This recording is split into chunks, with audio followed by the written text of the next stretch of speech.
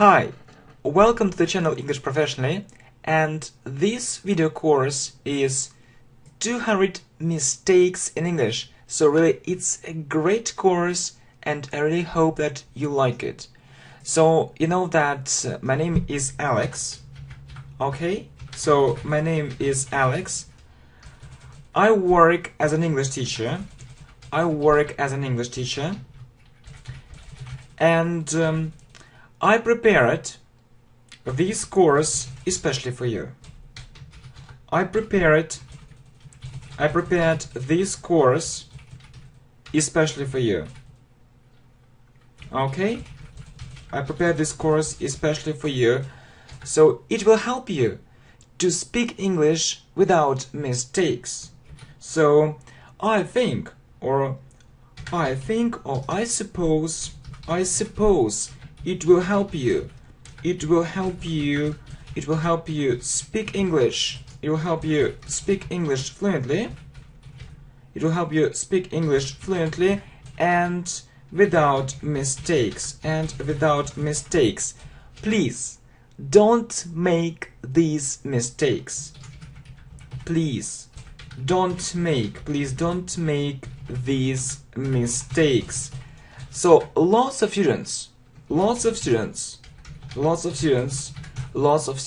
make them.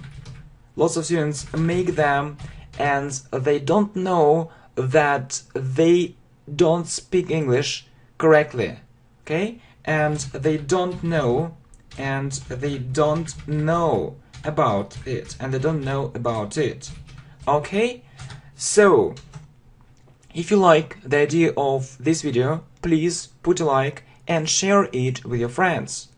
So if you like the idea of this video, if you like the idea of this video, please, or you can put a like, yeah, you can put a like and share it with your friends,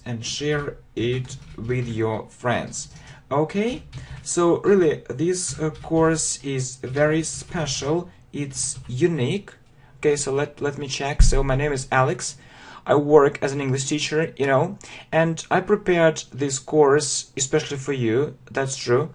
I suppose it will help you speak English fluently and without mistakes. So you know that you can say help you to speak or help you speak. So both variants are okay. Please don't make these mistakes. Lots of students make them and they don't know about it. Yeah, it's terrible. Okay, if you like the idea of this video, you can put a like and share it with your friends. Why not?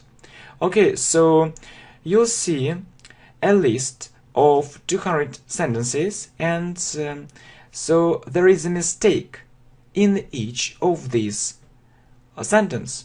For example, look at the first sentence. I recommend you this hotel. So it isn't correct, it isn't right. But you need to understand why it isn't right, why it isn't correct. You need to find this mistake. Okay? So really, and you need to understand why it isn't right. Okay? So I know that many students say it. I recommend you this hotel, or I recommend you this book, but it isn't correct. So what's the reason? Why is it? Who knows? Okay, if you don't know, don't worry. We'll talk about it and you will understand it. So that's why we are recording this video right now. So this video is for you, for lots of students, for all students around the world. Okay, so I recommend you. So we say recommend. So we say recommend something. We say recommend something to someone. So you need to say, recommend something to someone. So you need to say, I recommend this hotel or this book to you. So only this way. Please remember it. Recommend something to someone. Next, I won't do it. So when I hear other students I think if they have a low level, beginner, elementary, they often say, I want do it, I want buy it. Please, don't forget. So where is the mistake?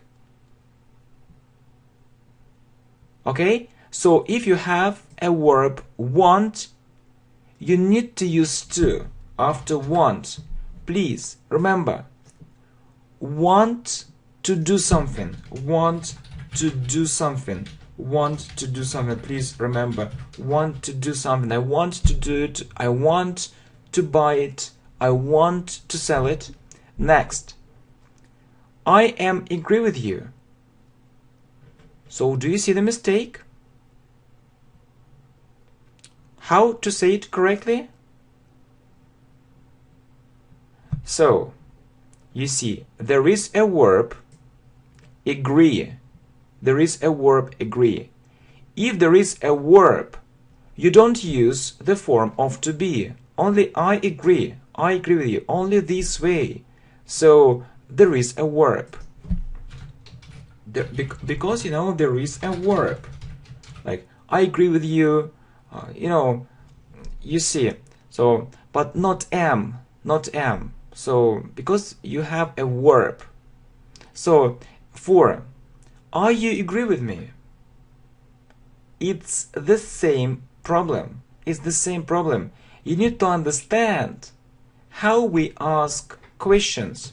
So, if you have a verb and you need to ask a question in present simple, so you ask it with do or does, with do or does. So you say does with he, she, it, and do. So with we, you, they, I, you. So if you have you need to use do. Do you agree with me? Only this way. Do you agree with me? Okay? And this. Look, I understand. Okay. It's the same thing. You have a verb. So it's understand. If you have a verb, yeah, you don't use the form of to be. It's a rule. I understand, I go, I see, I buy. No to be. Please remember it. Okay, so recommend this. I recommend this hotel to you. I recommend this book to you. So let's read it again. Correct variants. I want to do it. So want to do something. I agree with you. So there is a verb. Do you agree with me? Do or does. I understand. And please remember, recommend something to someone. Okay? Okay, next. So the next sentence. Do she understands? So where is the mistake? So we have she. So you know that if you want to ask a question in present simple, we use do or does. He, she, it does. So does she understands? Is it correct or not? Not. So we don't use as in questions. We don't use as in questions. So does she understand? Okay, next. She isn't work. She isn't work. So work is a verb, and you know that if you want to say a negative sentence in present simple, so you put what? Don't or doesn't. Don't or doesn't before a verb. So don't or doesn't plus verb. So she, he, she, it doesn't. She doesn't work. Okay? Next. It interesting. So really, many students say it this way. It interesting. So we need to add one more word. So there is a rule. I think you know this rule. So if we don't have a verb,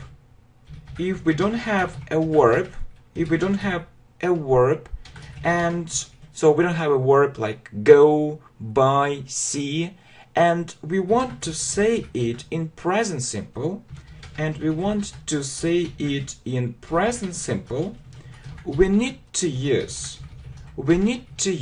what? The form of the verb to be.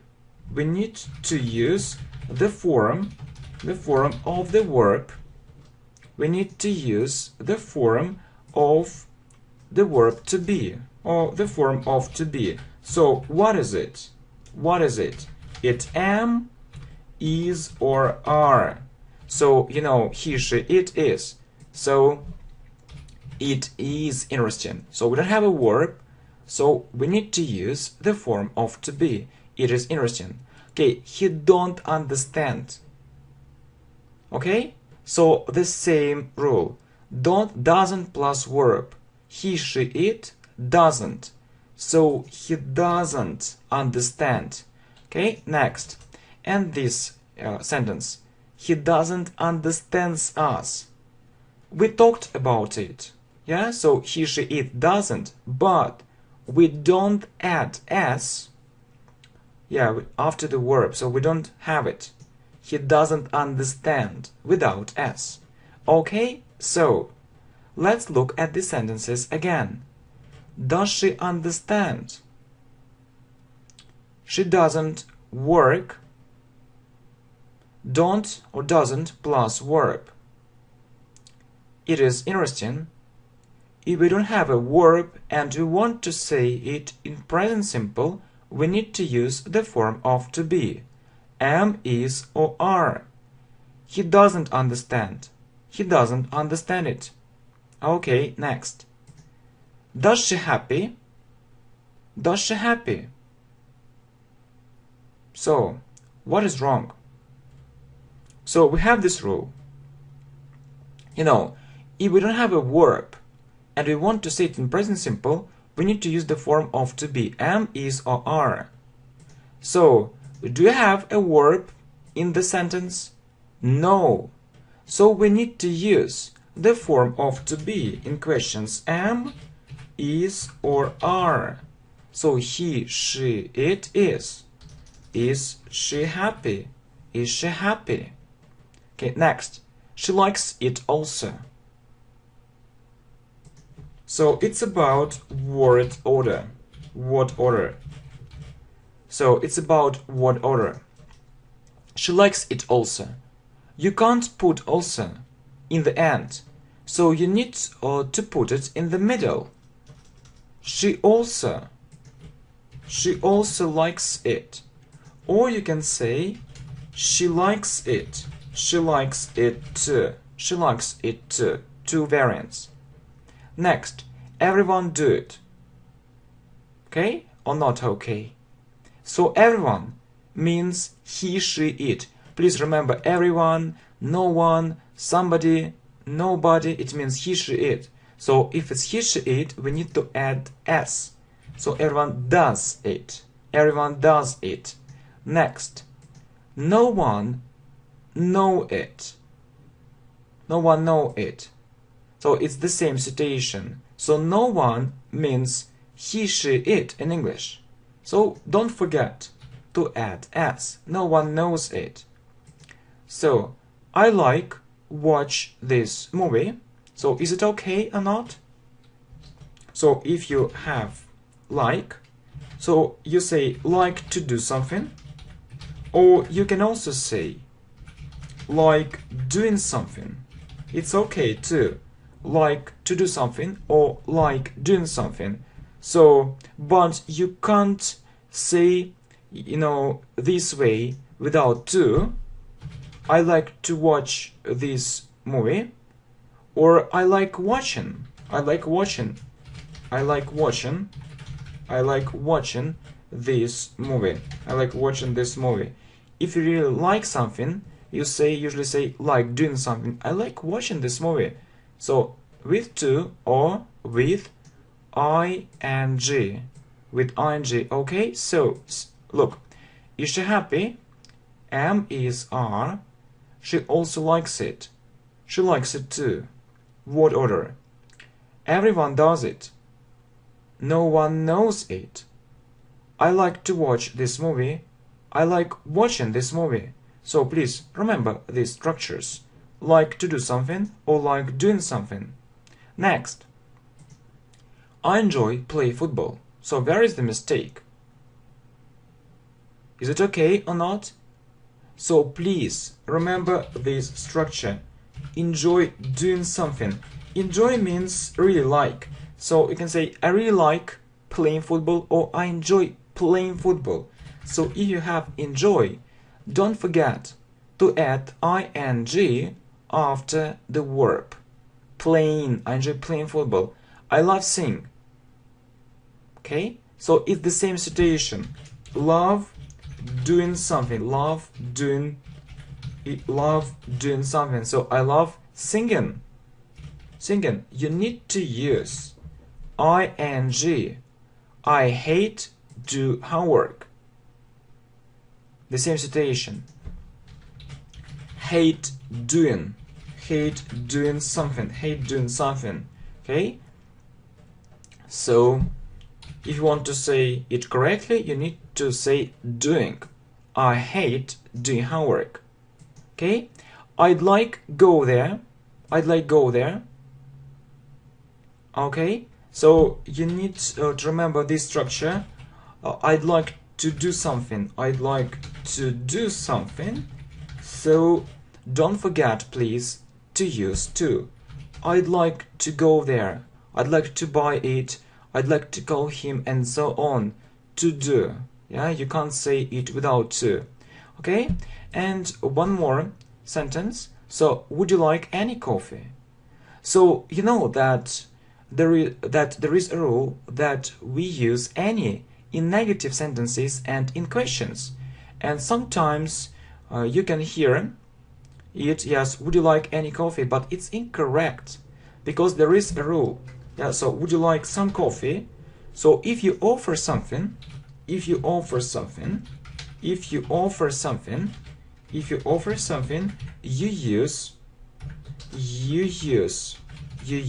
some. You use some in questions. You use some in questions. You see. So would you like some coffee? Would you like some coffee? It's a very common phrase. It's a very common phrase. So I'm sure that this information is very important. So you see, I enjoy playing football, enjoy doing something. I love singing, love doing something. I hate doing homework, I hate doing something. I'd like to go there. I'd like to do something. Would you like some coffee? If you offer something, use some in questions, so it's a very common phrase. Okay, next. So, the company very successful. The company very successful. So there is the mistake. So I hope that you remember our rule that if we don't have a verb, so do you have a verb in the sentence? No, we need to use the form of to be. Am, is, or are. The company means it, he, she, it is. So the company is very successful. Next. This organization is very powerful. So, do you see the mistake? Do you know the difference between this and these? So this, it's one, this, and these. So it's a long sound. And you hear z, these, it's a long sound, e, and you hear z, these. And this, it's a short sound, and you hear s, this. So these, it's more than one. It's more than one. So this organization is one, so this organization is very powerful. Next, I haven't a car. So, you know that you can use a negative form with don't or doesn't. Don't or doesn't. So, for example, I don't have a car.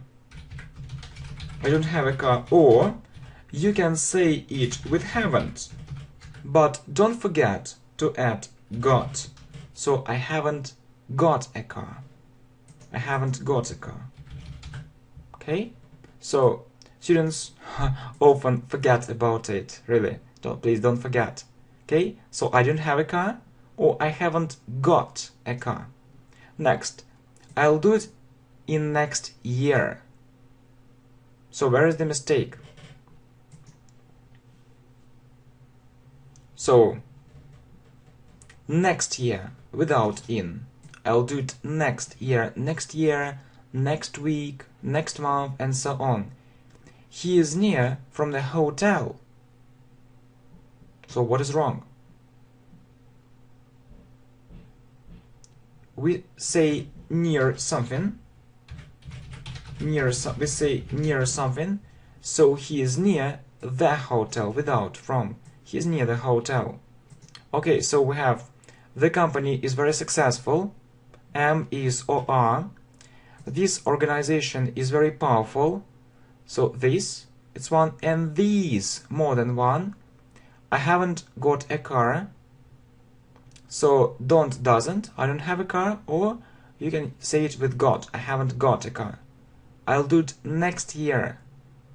He's near the hotel. Near something. Okay. I went to home. How can you correct it? So remember this phrase. Go home. So I went home. Most women think so. So woman. So if it's most, it means many. So one woman, but many women. So most women think so. Most women think so. Okay, let's look at the next sentence and at the next mistake. I need more knowledges. I need more knowledges. So where is the mistake? So you know that knowledge in English is uncountable. Uncountable. You can't count it, so you can't say knowledges. Only knowledge. Only knowledge. I need more knowledge. Okay, do you like it? So it's a question.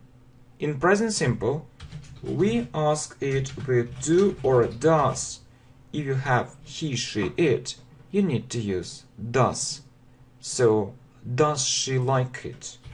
Okay, next. This book is your. This book is your. So, you know that you can say, for example, your book, for example, your, so your car, and so on. You have a noun. You have something after it. So you have a noun.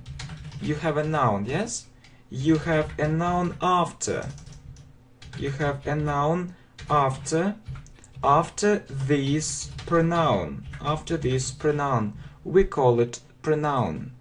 So you have a noun. So first, so in this situation, pronoun plus noun. So you see your, it's a pronoun, and then you have a noun. Your book, your car. If you don't have a noun after a pronoun, like here, yeah, it's not after, it's before. So you need to say yours. This book is yours. Okay? So let's look at it again. So I went home. Go home. Most women think so. Women. I need more knowledge. So knowledge is uncountable in English. Does she like it? So do or does. We use does with he, she, it. This book is yours. Your book. Your car. You have a noun after this pronoun. Pronoun plus noun. Next, I do real progress. Where is the mistake? We say make progress. I make real progress. I do many mistakes. We say make mistakes. So I make many mistakes. Look, it snows. So it's about now, and if it's about now, you use present continuous. We use present continuous for now. So you know how we form this tense. Am is are plus, okay, plus verb. Am is are plus verb plus ing, because look, it's now. So look, it is. So he, she, it is plus verb snow plus ing. So look, it is snowing. Look, it's snowing. Next, they are there. So it was they are there, isn't it? So no. So if you have they are there, you look at this thing and you need to ask, aren't they? Aren't they? Aren't they? So you look at it and you need to make the negative form. They are there, aren't they? They are there, aren't they? For example, okay, I'll give you one more example. It is good. It is good. So you look at this thing and you need to form a negative. Isn't it? Isn't it? So we say isn't it when we have is. If we don't have is, for example are, we use another form, negative form, so aren't they? Okay, did she go to cinema? Please remember this phrase, go to the cinema. Don't forget about articles. Articles. Article. So choose the correct article. Go to the cinema, go to the theater. So I make real progress. I make many mistakes. Look, it's snowing. It's present continuous. So now am is are plus verb plus ing. They are there, aren't they? It is good, isn't it? Did she go to the cinema?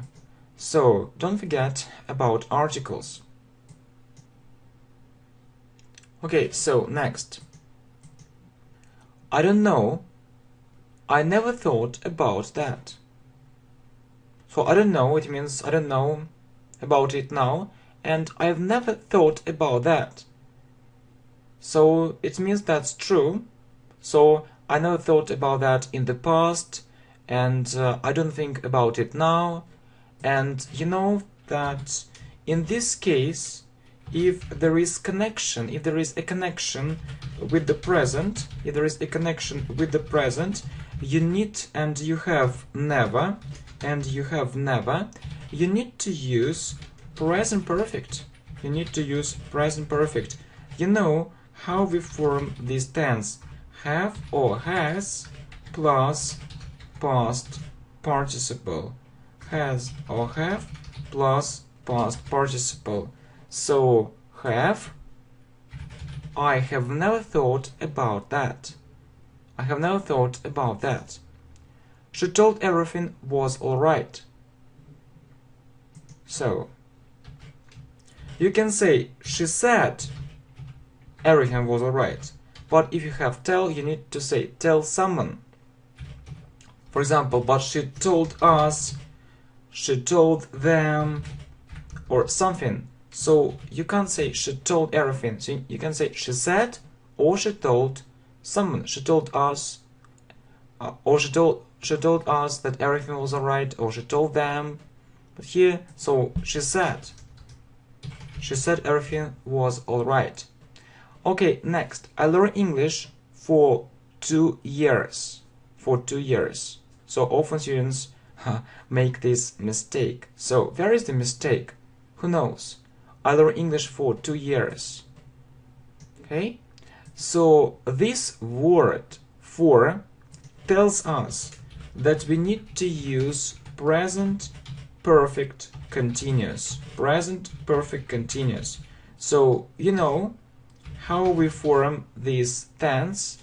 So it's have or has plus been plus verb plus ing plus ing. So only this way.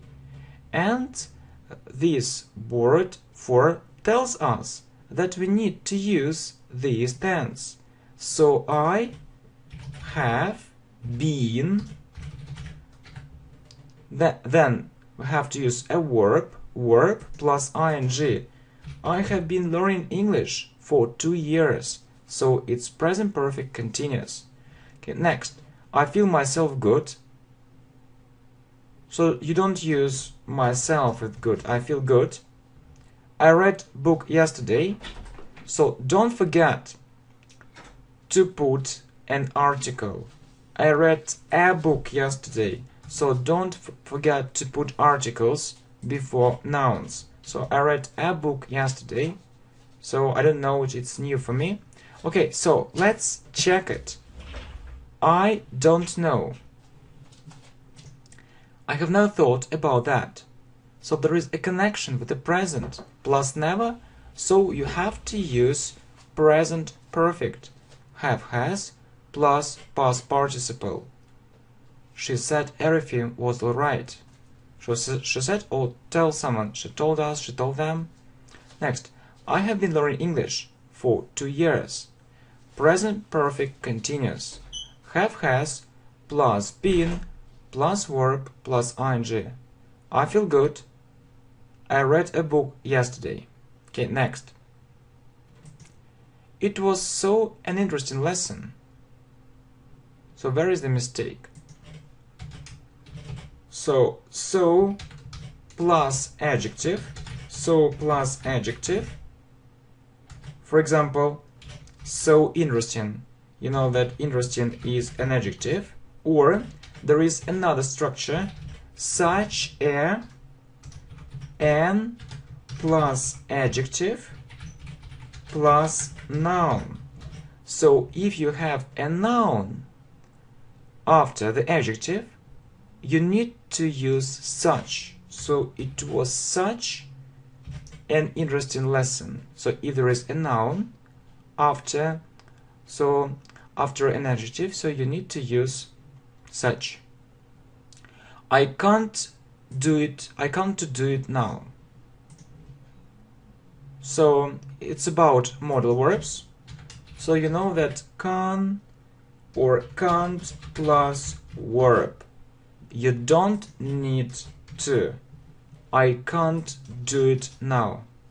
I like listening the radio. So where is the mistake? So listen to. I like listening to the radio. I listened it in the news. It means that one time. So listen, it's when you try to concentrate. So it's about concentration. So just one time. So you need to use heard. I heard it. I heard it in the news. I must to do it now. So you need to know how we say something with modal verbs. So can't plus verb or can plus verb and must plus verb. So don't use to. I must do it. I must do it. Okay? So let's look at these sentences again. So it was such an interesting lesson. So plus adjective, for example, interesting, and such plus a or an plus adjective plus noun. I can't do it now. I like listening to the radio. So listen to. I heard it in the news. I must do it now. Must plus verb. Next. It cost $4,000 now. It cost $4,000 now. So if it's now, so it means that it's about the present. It's about the present. So, and you can think that we need to use present continuous, or maybe present simple. So, how will you say it? So, what will you choose? Present continuous or present simple? You know that we need to use present continuous, but this verb doesn't have a continuous form. Doesn't have a continuous form. So you need to say it in present simple. He, she, it. Yeah, don't forget to add s. It costs. It costs $4,000 now. Okay. Next, we need to respect everyone, regardless race, nationality, and social status. Regardless means no matter. So it doesn't matter. So it doesn't matter such things as race, nationality, and social. It isn't important. We need to respect everyone. So where is the mistake? So it's about prepositions. Like from, of, and so on. To. So regardless of. So please remember this phrase, regardless of something. So we need to respect everyone, regardless of race, nationality, and social status. Okay, next, I not agree with you. So there is a verb, it's present simple, and you know that we say a negative form, yeah, don't or doesn't. So don't. I don't. You can say a full form, do not, but we usually say a short form, I don't agree with you. Okay, who know it? Okay, so who means he, she, it. So if we have he, she, it, we add s. Who knows it? Next, who live there? It's the same thing. We add s. Who lives there?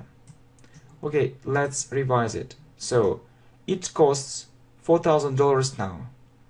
Present continuous or present simple? Present simple, because this verb doesn't have a continuous form.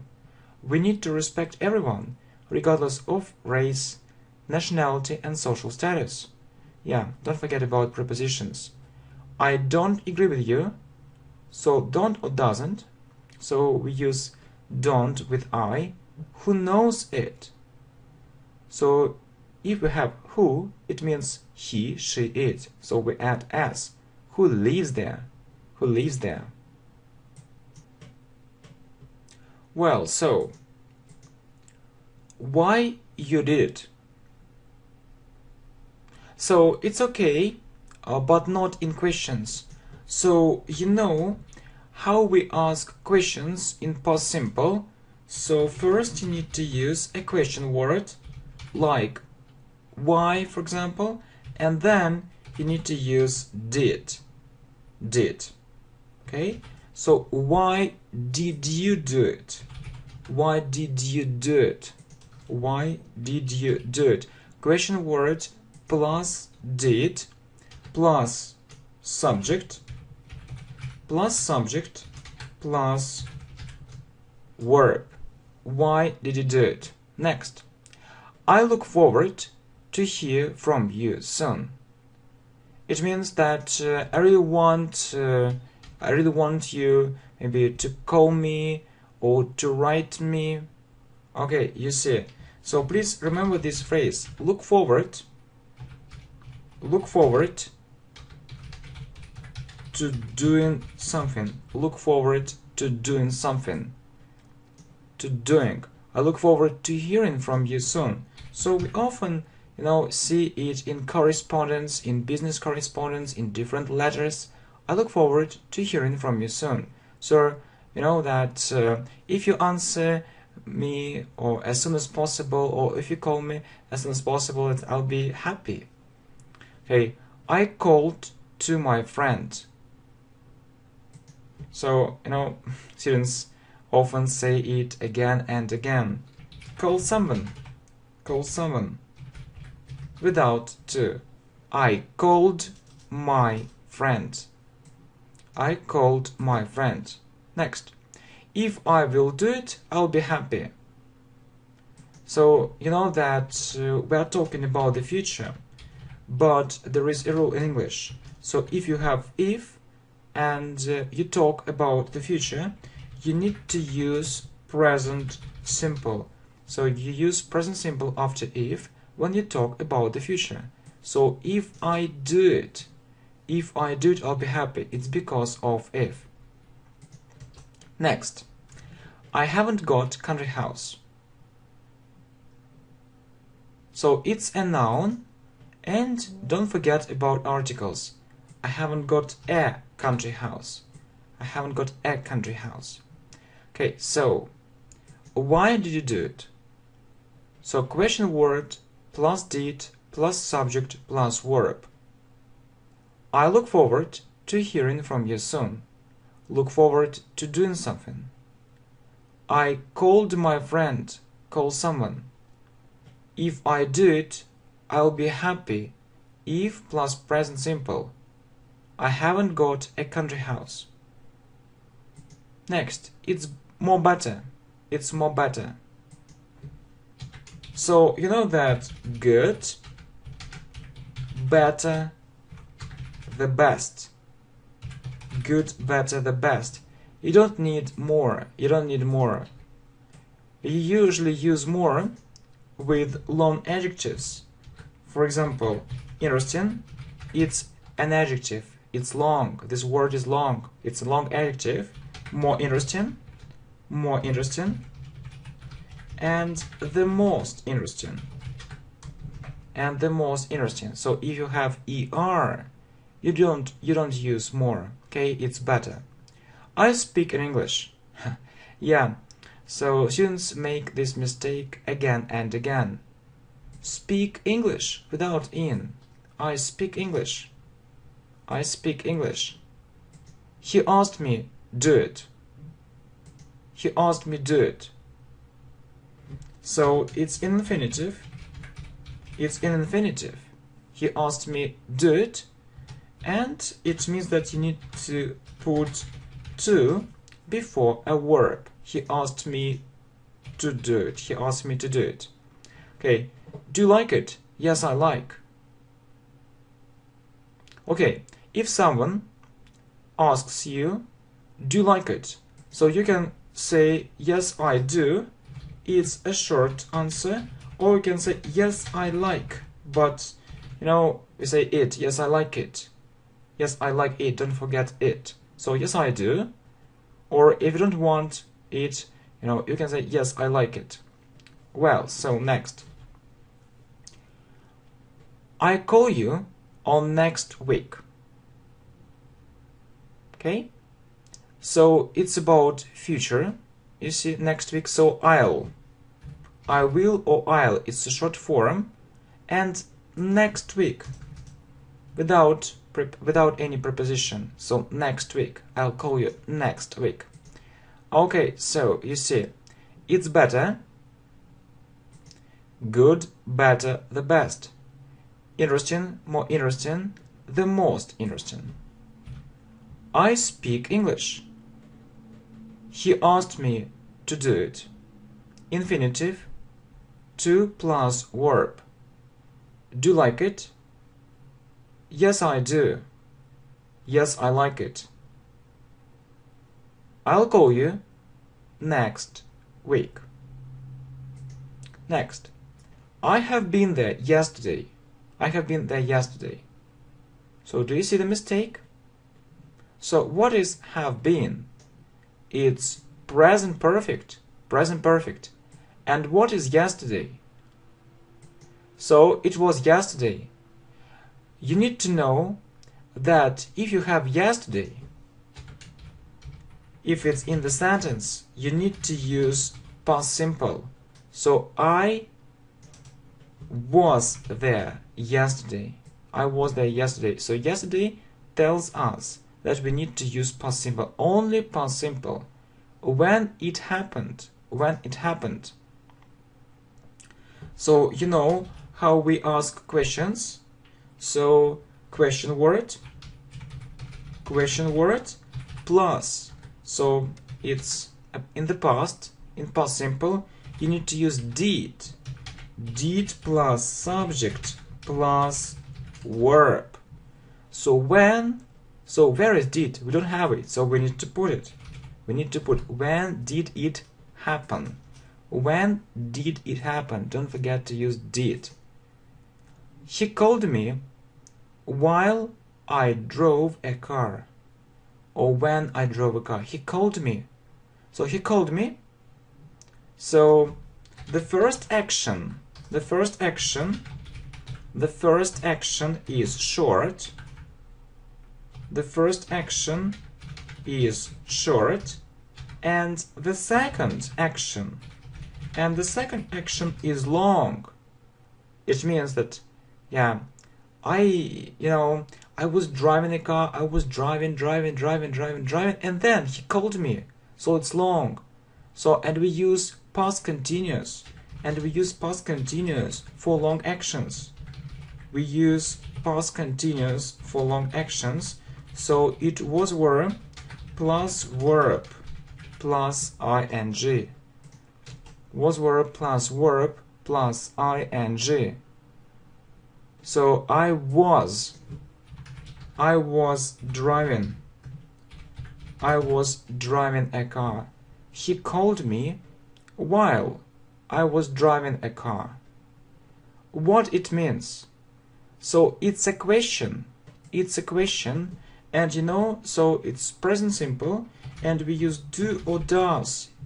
So in present simple, if we have a verb, so mean is a verb. So what? So if we have it, it's does. What does it mean? Okay, and one more. I'll do it when she will come back. So it's the same rule that if you have if or when, you use present simple. You can't use future simple. So I'll do it when she come back or not? Not when she comes back. Because she, he, she, it, don't forget to use at when she comes back. Okay, so I was there yesterday. It's past simple. When did it happen? So question word plus did plus subject plus verb. He called me while I was driving a car. So the first action is short, the second is long, it's past continuous. We use it for long actions. Was were plus verb plus ing. What does it mean? Do, does. I'll do it when she comes back. So you need to remember that if or when plus present simple when you talk about the future. Okay, next. So the next sentence is I should do it yesterday. So it means it was a good idea for me to do it yesterday. So do you know how to say should in the past? It should have plus past participle. Should have plus past participle. So if you are talking about the past and you want to use should, you need to say I should have done it yesterday. I should have done it yesterday. Next, if I were you, I did it. If I were you, or if I were in your place, I did it. So you know that really we use past simple after if, but we need to use would or could plus verb in the second part of the sentence. So would or could. I would do it. I would do it. If I were you, I would do it. I would do it. Okay, please remember this grammar. Next, explain me the rules. So we say explain. Explain something. Explain something to someone. So explain the rules to me. Explain the rules to me. Okay, next. He is capable to do different things. He is capable means he can do different things. But don't forget about prepositions and ing. So you know that we use of after capable. He is capable of and ing after the verb in this case. So he is capable of doing different things. I'm very good in sport. We say good or bad at something means that you can do it really well. So I'm very good at sport. I'm very good at sport. Okay, so I should have done it yesterday. Should have plus past participle. If I were you, I would do it.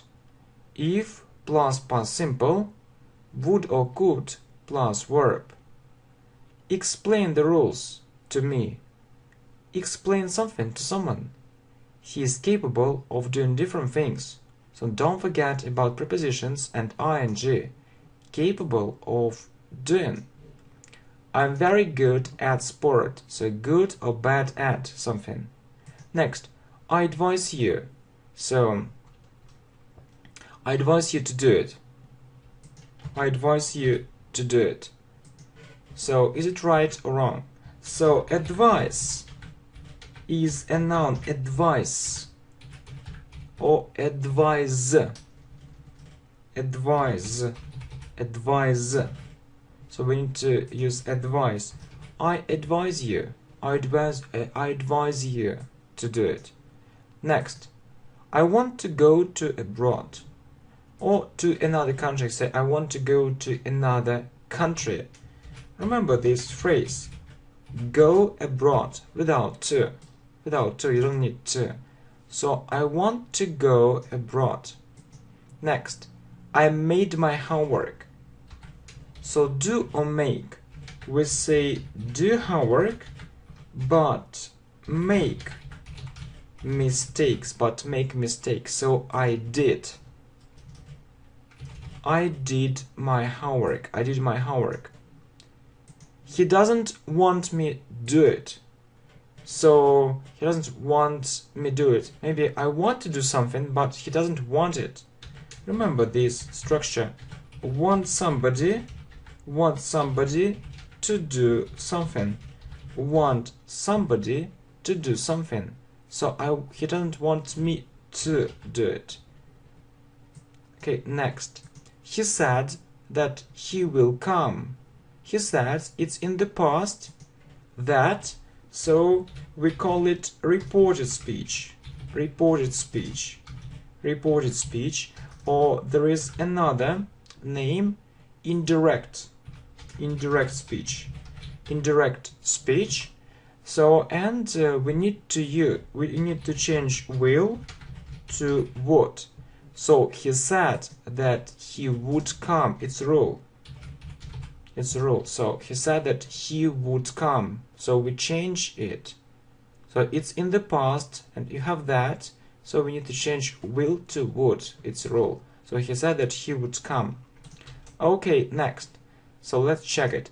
I advise you to do it. Advise is a noun and advise, it's a verb. I want to go abroad. Go abroad. I did my homework. So do homework and make mistakes. He doesn't want me to do it. Want somebody to do something. He said that he would come. It's reported indirect speech. We change will to would. Next, it's more bigger. So it's about comparative forms. Comparative forms. Comparative forms. So big. If it's a short adjective, we add er, bigger. The biggest. So without more, it's bigger. It's bigger without more. It's better. So bad, it's an exception. Worse and the worst. So not better, it's an exception. An exception, so you need to remember it. It's worse. It's worst, and it's the baddest thing. No, it's an exception. Please remember, bad, worse, the worst. It's the worst thing. It's the worst thing. Okay, next. It's very good idea. It's very good idea. So, it's about articles. A plus noun, yes. A plus adjective plus noun. Remember the structures, and a plus very plus adjective plus noun. Don't forget a before very. So it's a very good idea. It's a very good idea. It's interesting offer. So you have an adjective and a noun. Don't forget a or n. A or n. Yeah, a or n. So interesting.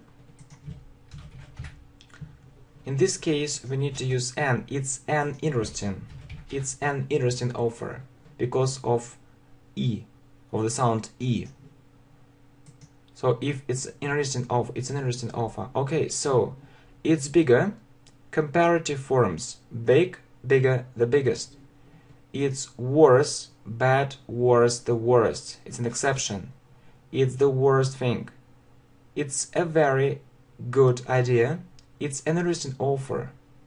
A or n plus noun, a or n plus adjective plus noun. A or n plus very plus adjective plus noun. Next. I interested in sport. It means sport is interesting for me. Remember this phrase. To be interested. To be interested in something. To be interested in something. So if it's about present, am, is, or are, plus interested. Plus interested. I am interested in sport. Remember, I'm interested in sport, and you need to remember ed. I am interested in sport. I wish I am a millionaire. I'm not a millionaire, but it's my wish. Remember this structure. If you have this structure, I wish, you need to use past simple. You need to use past simple.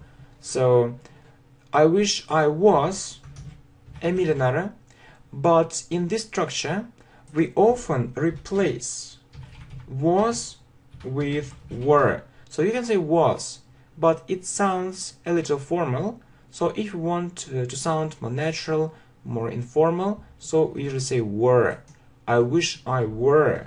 I wish I were a millionaire. Okay, next. The love is a wonderful feeling. The love is a wonderful feeling.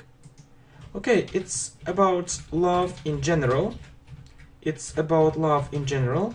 So I don't need this article. Okay. So love is a wonderful feeling. Next. I met him long time ago. Last time. Met him long time ago, last time. You need to remember this phrase. A long time ago. A long time ago. I met him a long time ago. Here. I wish I can speak English very well. So it's this same rule. So I wish, I plus past simple, plus past simple, plus past simple. So what is the past form of can? Could. So I wish I could speak English very well. It means that it's my wish. I don't speak English well, but I want it. I want to speak it well. So I am interested in sport. To be interested in something. Am, is, are plus interested. I wish I were a millionaire. I wish I plus past simple, and to be often change was to were in informal English. Love is a wonderful feeling, so love in general. You don't need an article. I met him a long time ago last time. I wish I could speak. I wish I could speak English very well. Okay, next. So, he suggests to go to the cinema. What is wrong in this sentence? Really, what is wrong? You need to remember, suggest doing something, So suggest plus verb plus ing. He suggests going. He suggests going to the cinema. Next, I suggest you did it. So I want you to do it. So you can say I suggest doing something, suggest going, for example, or I suggest that you do it. Or you can also say it with should, that you should do it. So these two formats, okay? So not this one. So I suggest that you do it, or I suggest that you should do it. Okay, good. So we'll decide the problem. Please remember this phrase, solve a problem. So we'll solve the problem, not decide. You decide something in your mind, but you say solve a problem. Too much people know about that. Too much people know about that. So what is the difference between much and many? Much and many. So we use many with countable. We can count it 1, 2, 3, 4, 5 people, and much with uncountable, and much with uncountable. So too many people know about it. So people is countable. We can count it 5 people, 10 people. Too many people know about that. I go to the church, and you, are religious. It means are you religious? So we say go to church. Go to church. This phrase, go to church. So I go to church, and you, are you religious? Good. So he suggests going to the cinema, suggests doing something. I suggest that you should do it. We'll solve the problem. Too many people know about that. Much is uncountable, many is countable. I go to church, and you, are religious? Next. She is close to him. They are in love. So they are in love means they love each other, and she is close to him means that she is near him, but not close to. It means near. She is close to him. They are in love. He is from United States of America. Please don't forget to put the. He is from the United States of America. The United States of America. I was in the United Kingdom last year. So it's the same thing here. In the United, there. Don't forget to put there. I was in the United Kingdom last year. I want to visit UK. If you say it, the UK, the United Kingdom there. So the United States, the USA, so United Kingdom. So it's a 5 stars hotel. So this hotel has 5 stars, but if it's one word, so you say it's a 5-star hotel without S. It's a 5-star hotel. So she is close to him. They are in love. He is from the United States of America. I was in the United Kingdom last year. I want to visit the UK. It's a 5-star hotel. 5-star hotel. Next. So, I had a 3 weeks holiday. So it's the same thing here. So you can say my holiday lasted for 3 weeks. My holiday lasted for 3 weeks, but if it's one word, so 3-week holiday without s. Without s. I had a 3-week holiday. Okay? I lied down. I lied down. Or maybe I was tired and I lied down. So you know, lie, lay. Lie, lay. So it's about horizontal position. Horizontal position. Okay? Horizontal position. So you see, so I was tired and I decided to lie down. So lie, lay, I lay down. Okay, so this word is irregular. This word is irregular, and she laid to him. So lie can have another meaning. It means not tell the truth. Not tell the truth. Not tell the truth. And in this case, this verb is regular. Lie, lied. She lied to him. She lied to him. She lied to him. So she didn't tell him the truth. She didn't tell him the truth. So I came to home very late. You know this phrase, come home, without to. So I came home. I came home very late. Okay? It's worth to read this book. It means it's a good idea. It's a good idea. Do you know the structure? Worth, but we say worth doing something. Worth doing something. So you can say it's worth reading. It's worth reading. Or this book. This book is worth reading. It means it's a good idea to read this book. This book is good. So worth doing. It's worth reading. Or this book is worth reading. Okay, without to. It's a good idea. So I had a 3-week holiday. I lay down, lie, lay, horizontal, about horizontal position. So this verb is irregular. She lied to him. So lie, not tell the truth. Not tell the truth. Not tell the truth. So she didn't tell. She didn't tell. She didn't tell the truth. She lied. I came home very late. Come home without any preposition. It's a good idea. So worth doing something. It's worth reading. This book is worth reading. Okay, next.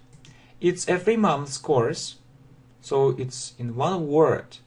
So you don't need s. It's a 3-month. It's a 3-month course. It's a 3-month course. Hey, our turnover raised greatly. It's how much money we got, or how much money our company got. So do you know the difference between raise and rise? Rise. Raise and rise. Okay? So usually someone raises. Someone raises. Someone raises something. For example, we raised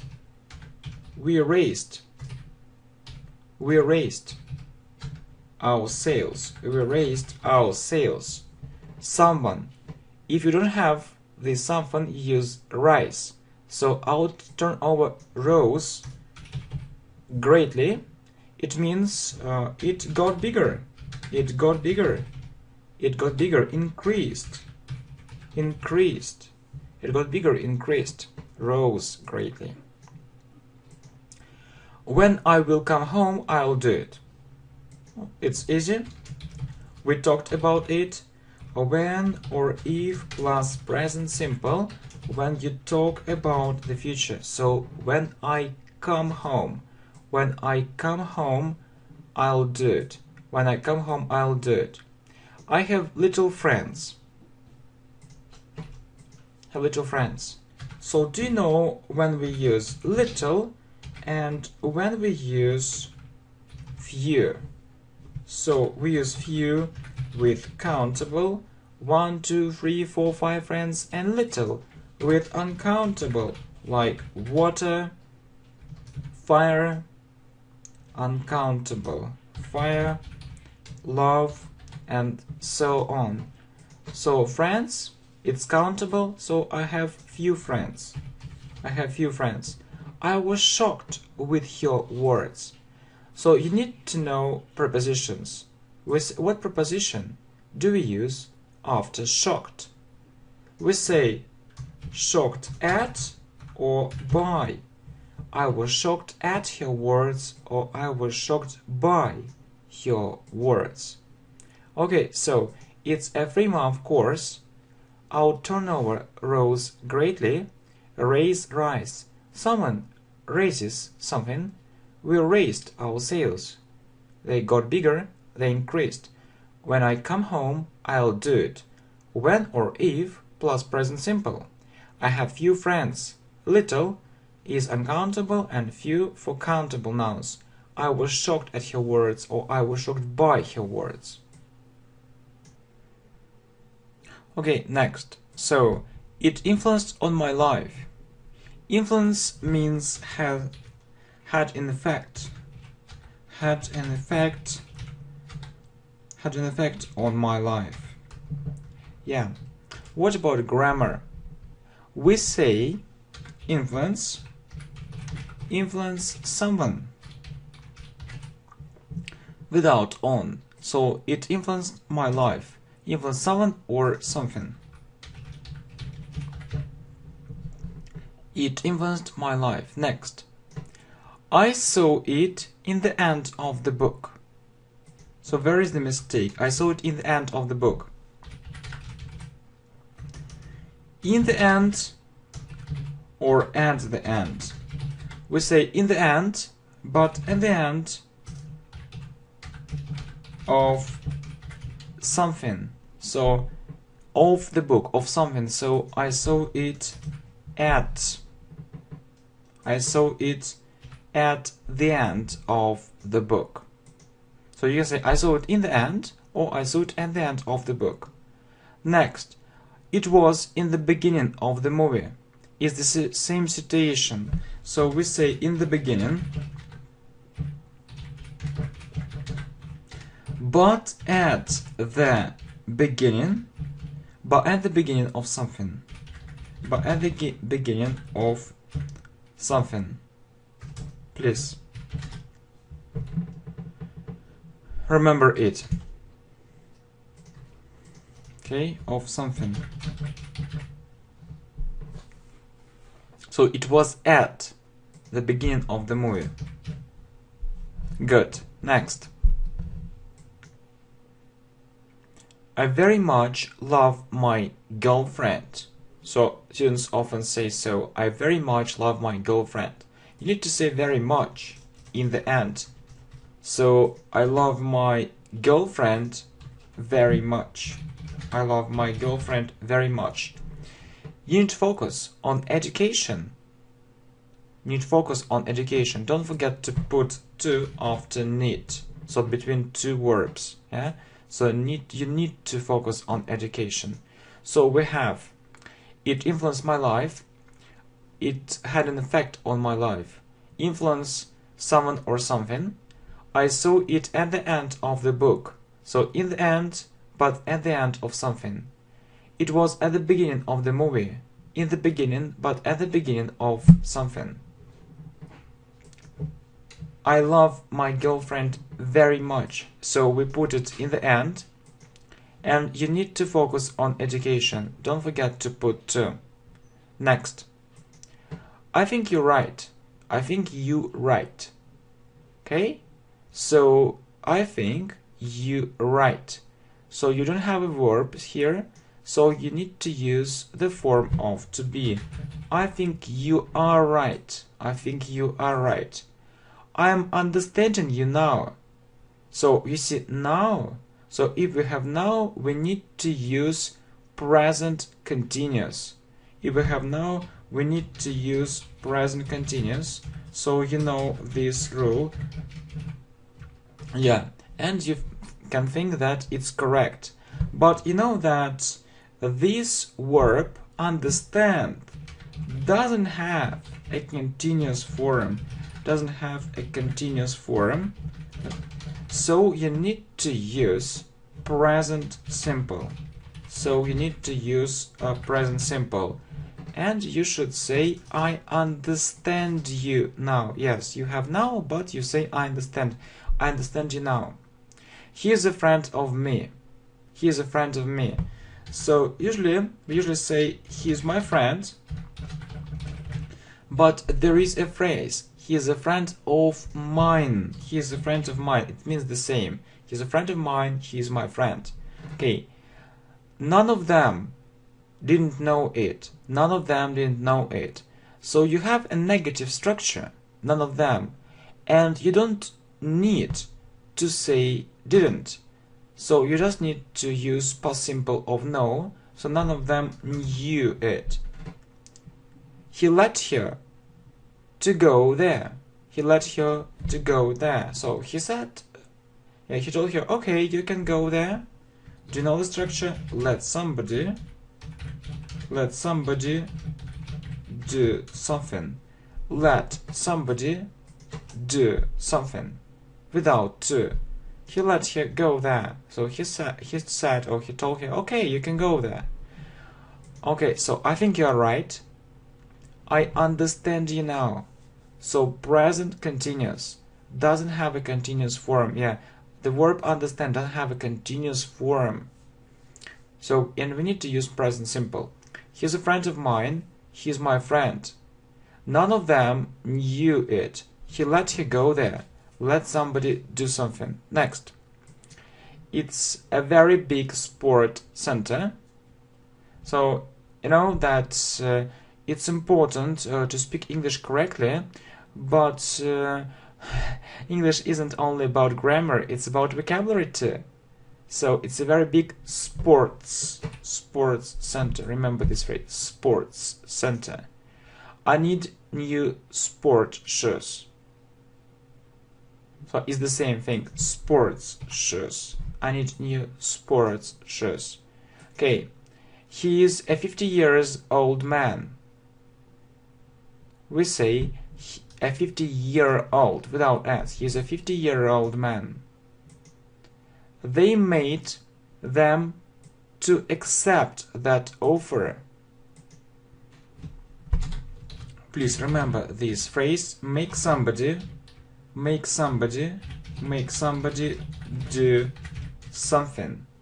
So without to, they made them accept that offer. It means they forced them to do it. So they did it because of them. It interests me, so it's easy. So interest is a verb here, and you know that if we have a verb and we add s with he, she, it interests me. So it's a very big sports center. Okay, so I need new sports shoes. He is a 50-year-old man. They made them accept that offer. Make somebody do something. They force him to do it. It interests me. He said me one interesting thing. So we talked about it. So you can say he said one interesting thing, or he told me one interesting thing. He said one interesting thing, or he told me one interesting thing. Tell someone. Okay, I'll do it despite she doesn't want it, or although. Yes, we can say I'll do it although she doesn't want it. Okay, but we have despite. Do you know this structure? We can't say it. We need to say despite the fact. Please don't forget to use the fact. So you can say I'll do it despite the fact she doesn't want it, or although she doesn't want it. Okay, I will go there in spite I am tired. So the same thing, in spite of the fact, in spite of the fact that I'm tired, in spite of the fact. So despite or in spite of, so the structures are the same, or although I'm tired, in spite of the fact and despite the fact. Okay, he refused help us, so help is in infinitive, and it means that you need to use to plus verb. He refused to help us. He was made stay at home. So what is it? So you know that we talked about the structure, and you can say they made him stay at home. So we have this structure, you know, make somebody, we talked about it, you see, make somebody do something, make somebody do something. But if it's passive, we say be made to, be made to, be made to. Okay, be made to do something. Be made to do something. So he was made to stay at home. So they forced him to stay at home. Okay, so he told me one interesting thing. You see, I'll do it despite the fact she doesn't, despite the fact that, despite the fact that, don't forget that, she doesn't want it, or although she doesn't want it. I will go there in spite of the fact that I'm tired, or although I'm tired. In spite of the fact that I'm tired, or although I'm tired, he refused to help us. Yeah, to plus verb, it's an infinitive. He was made to stay at home, so it's passive. And you know that you can say they made him stay at home, so make somebody do something. But if it's passive, you say be made to do something, be made to do something. Well, so what is next? He asked me what was I doing? What was I doing? So it's indirect question, and you need to say a subject first and then an object. An object. So if you didn't have this, if you had only this, so what was I doing? Yeah, it's okay. But if you have something before, we call it an indirect question, and first you need to use a subject, I, and then was. So he asked me what I was doing. Good. So next, whenever you will come, I'll be glad to see you. Whenever, so you know that we use present simple after when and if, and it's also true about whenever. So whenever you come, it means that you can come anytime, and I'll be glad to see you. Okay, I don't know where is the nearest supermarket. Okay, so it's a question, and it can be okay. So where is the nearest supermarket? Yeah, but it's an indirect question again, because you have something before it. Yeah, you have something before it. So I don't know, and you need to use the right what order. You need to use the right or the correct. You need to use the correct what or order. So subject and object. So do you know where the nearest supermarket? It's a subject, and object is. Do you know where the nearest supermarket? I don't know where the nearest supermarket is.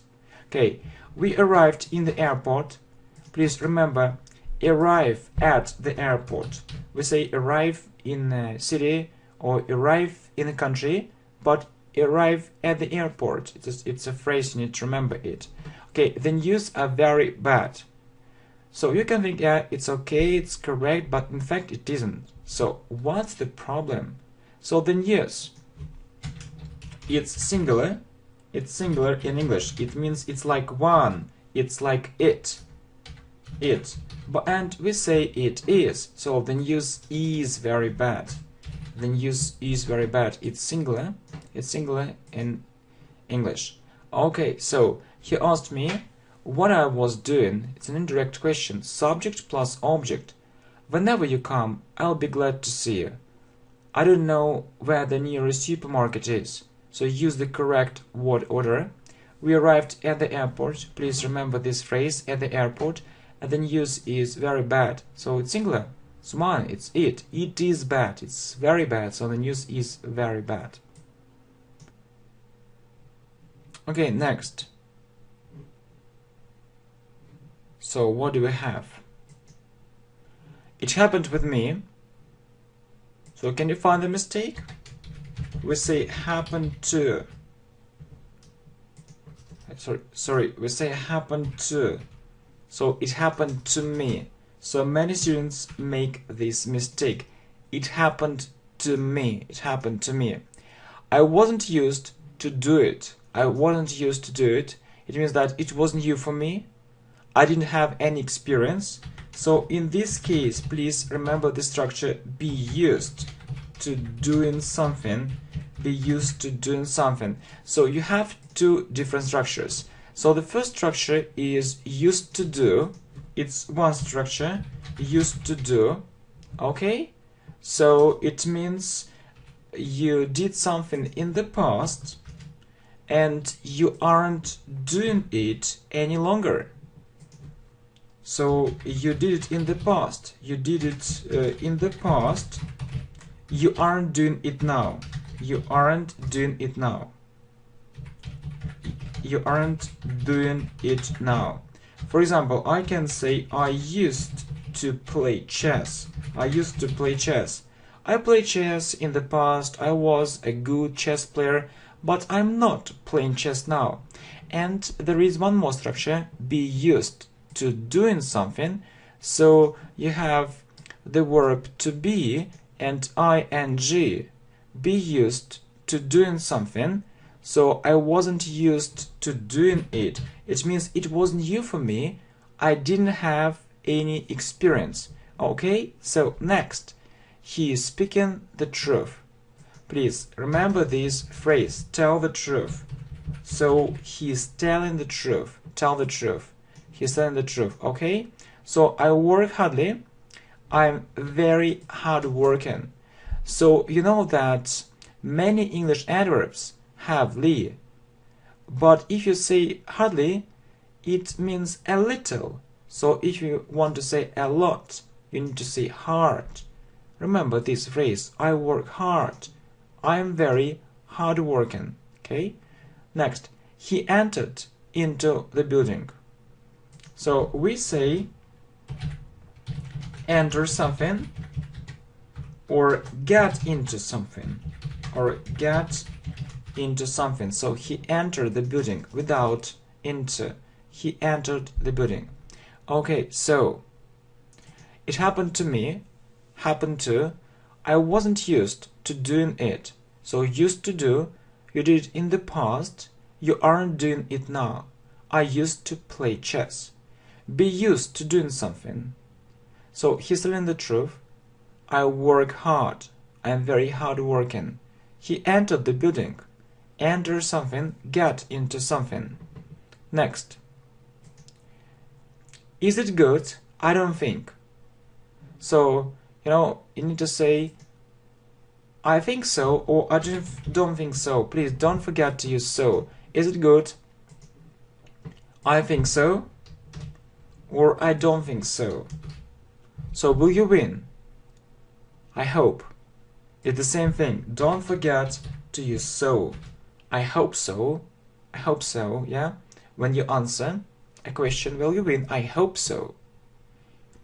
You need to consider economical factors. So, you know that we say economic factors. So it means related to the economy. So you need to consider economic factors, not economical. Okay? But let me give you one more example. The machine is very economical. The machine is very economical. So it means it saves energy. So if it saves something, energy, so it's economical. So it's about economy. Yeah? For example, the economy of our country, so it's economic factors, political factors, technological factors, social factors, and other factors. Okay, it's new thing for me. Don't forget about articles. It's a new thing for me. I grow up vegetables in my garden. We say grow vegetables, grow fruit. So I grow vegetables in my garden. Grow up is a phrasal verb. We use it so when we talk about our childhood. For example, I grew up in America. It means that I lived in America when I was a child. I grew up in America. Okay, so is it good? I think so. I don't think so. Will you win? I hope so. You need to consider economic factors related to the economy. The machine is very economical, saves energy. It's a new thing for me.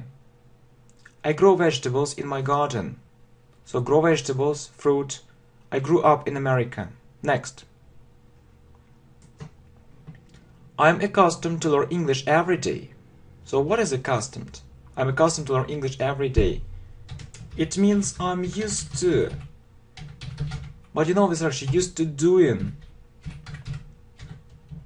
I'm used to doing. And accustomed means the same. And we need to use ing. I'm accustomed to learning English every day. It means it's okay for me. It's normal. It's a normal thing. I learn English every day. It's okay. Maybe it was difficult for me in the beginning, but it's okay. It's alright. Okay, I forgot my keys. So you know that we forget something in our mind, but we leave things. So I left my keys. I left my keys. I know her for 4 years. So this thing, we talked about it, tells us that we need to use present perfect continuous. And sometimes students say, I have, you know how we form it. Have been plus verb plus ing. Have been, I sometimes hear it, have been knowing her for 4 years, but this verb know doesn't have a continuous form. So you need to use present perfect. Present perfect instead of present perfect continuous. And you know how we form it, so it's easy. Have, has plus past participle plus past participle. So I have, and past participle is the third form. Know, you, known. So I have known her for 4 years. It's okay now. I have known her for 4 years. Okay. He may do it yesterday. So it's about the past, you know. He may do it yesterday. It's like, it's like should. Do you remember? We talked about it. Should have done. So she may have done it yesterday. So may in the past, may have plus the third form plus past participle. We call it past participle. May have done. He may have done it yesterday. Okay, good. I'm afraid to do it. So what preposition do we use after afraid? Afraid of. So if you have another preposition, not to, you need to add ing. I'm afraid of doing it. I'm afraid of doing it. So, I'm accustomed to learn English every day. I'm used to doing it. I left my keys. I have known her for 4 years. So present perfect continuous have been plus verb plus ing doesn't have a continuous form. Present perfect have has plus past participle. He may have done it yesterday. I am afraid of doing it. Good. It was too good. I was happy. So what is it? I was too good. Too has a negative meaning. So you can say it was too bad or it was so good. If you want to say it stronger, you need to say it was so good or too bad. I was happy. It's very terrible. Terrible is a strong adjective. It means very, very bad.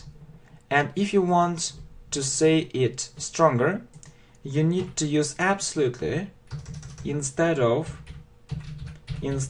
terrible. So it's absolutely terrible. It means it's really terrible. It's absolutely terrible. I'm here for 2 hours. For tells us that we need to use present perfect continuous. It's what we were talking about here. Present perfect continuous. Yeah, but you know that we say that be doesn't have a continuous form, so you need to use present perfect. I have plus be was verb being. I have been here for 2 hours. Good.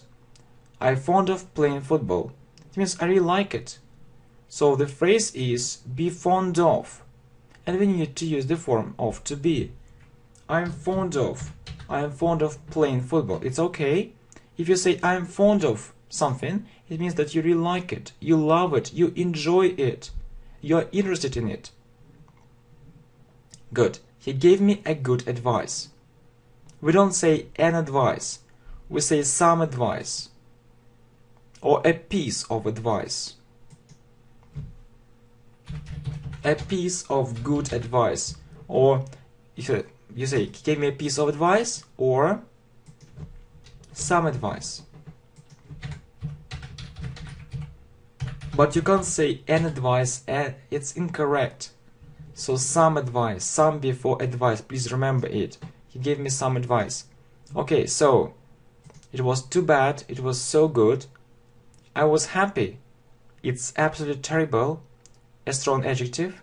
I have been here for 2 hours. I am fond of playing football. He gave me a piece of advice or he gave me some advice. Well, so next. I'm 20 years. Can you find the mistake? So you can say I'm 20 or I'm 20 years old. I'm 20 or I'm 20 years old. He was stolen. He is without money. So it means that some thieves maybe stole money, but so it's about vocabulary. So we steal money, but if for example, the thieves stole money and we talk about this person, we say he was robbed. He was robbed. It means his money was stolen. He was robbed. Or his money was stolen. So we use steal about things and rob about people. He was robbed. His money was stolen. He's without money. Everyone know it. So, we talked about it, that everyone means he, she, it. So we add s. Everyone knows about it. Tell me, what should I do? So yeah, you can ask me, or I can ask you, what should I do? Or what should I do? What should I do? But it's an indirect question. So because we have tell me before it, So you need to use subject plus object. So you need to use the correct word order. So tell me what I should. Tell me what I should do. Tell me what I should do. Okay? Next, I got used to do it. So what is it? What does this phrase mean? So we talked about this phrase, I'm used to doing it. It means it's normal for me. It's normal for me. It's normal for me. If you want to say it in the past, so you can also use I was used. I was used to doing it, or you can also use get or got, the past form I got used. I got used to doing it. Don't forget to use ing. It means it became normal for me. It was alright. So I'm 20, or I'm 20 years old. He was robbed. His money was stolen. He's without money. Everyone knows it. Tell me what I should do. It's an indirect question, subject plus object. I got used to doing it. I'm used to doing it, so it's normal for me. I was used to doing it, or I got used to doing it.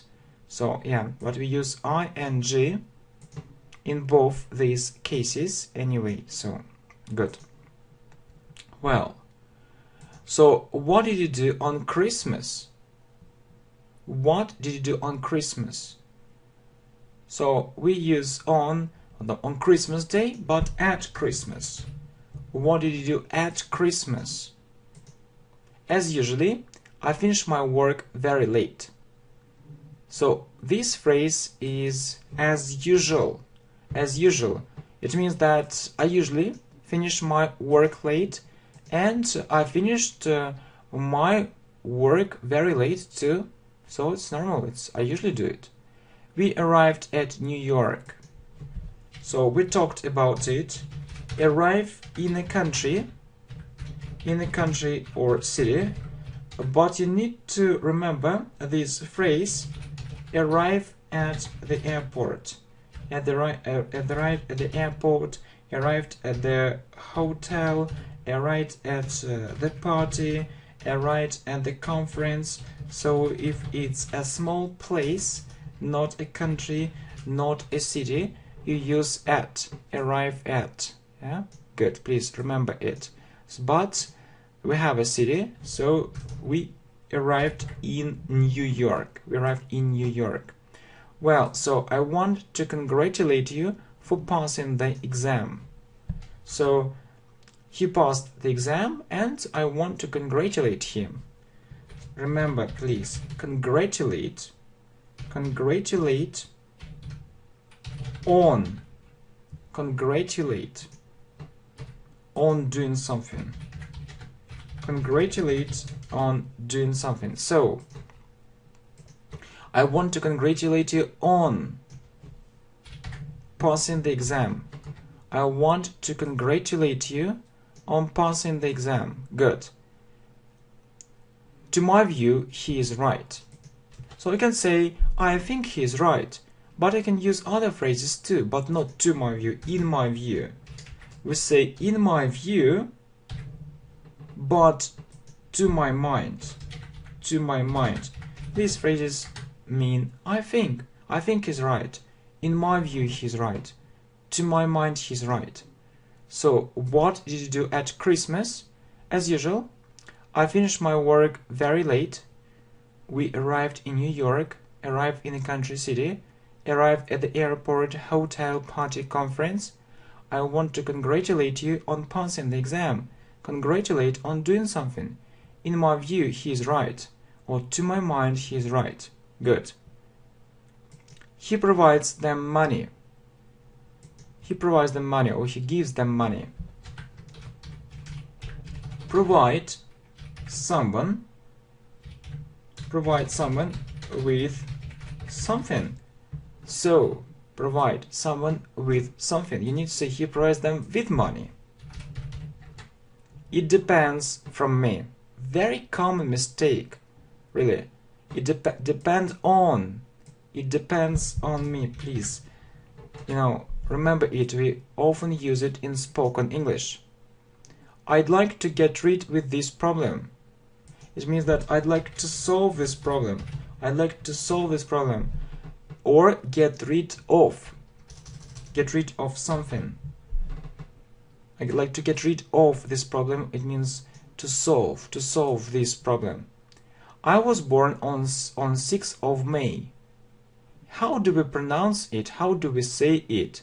On, then we use there, and we add th. On the 6th of May, on the 7th of May, on the 8th of May, on the 21st of May, on the 1st of May. But we add there, and not just, for example, 1, 2, but 1st, 2nd, not just 6, but 6, and so on. So I was born on the 6th of May. I like listening this kind of music. So what's wrong? Listen to. So I like listening to. I like listening to this kind of music. Okay, so he provides them with money, provides someone with something. It depends on me. I'd like to get rid of this problem, or I'd like to solve this problem. I was born on the 6th of May. I like listening to this kind of music. So listen to. Good. I think this thing related to his past.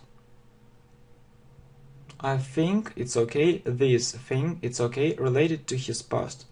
Okay? So you need to remember this phrase, is related to his past, or is connected, or is connected with his past.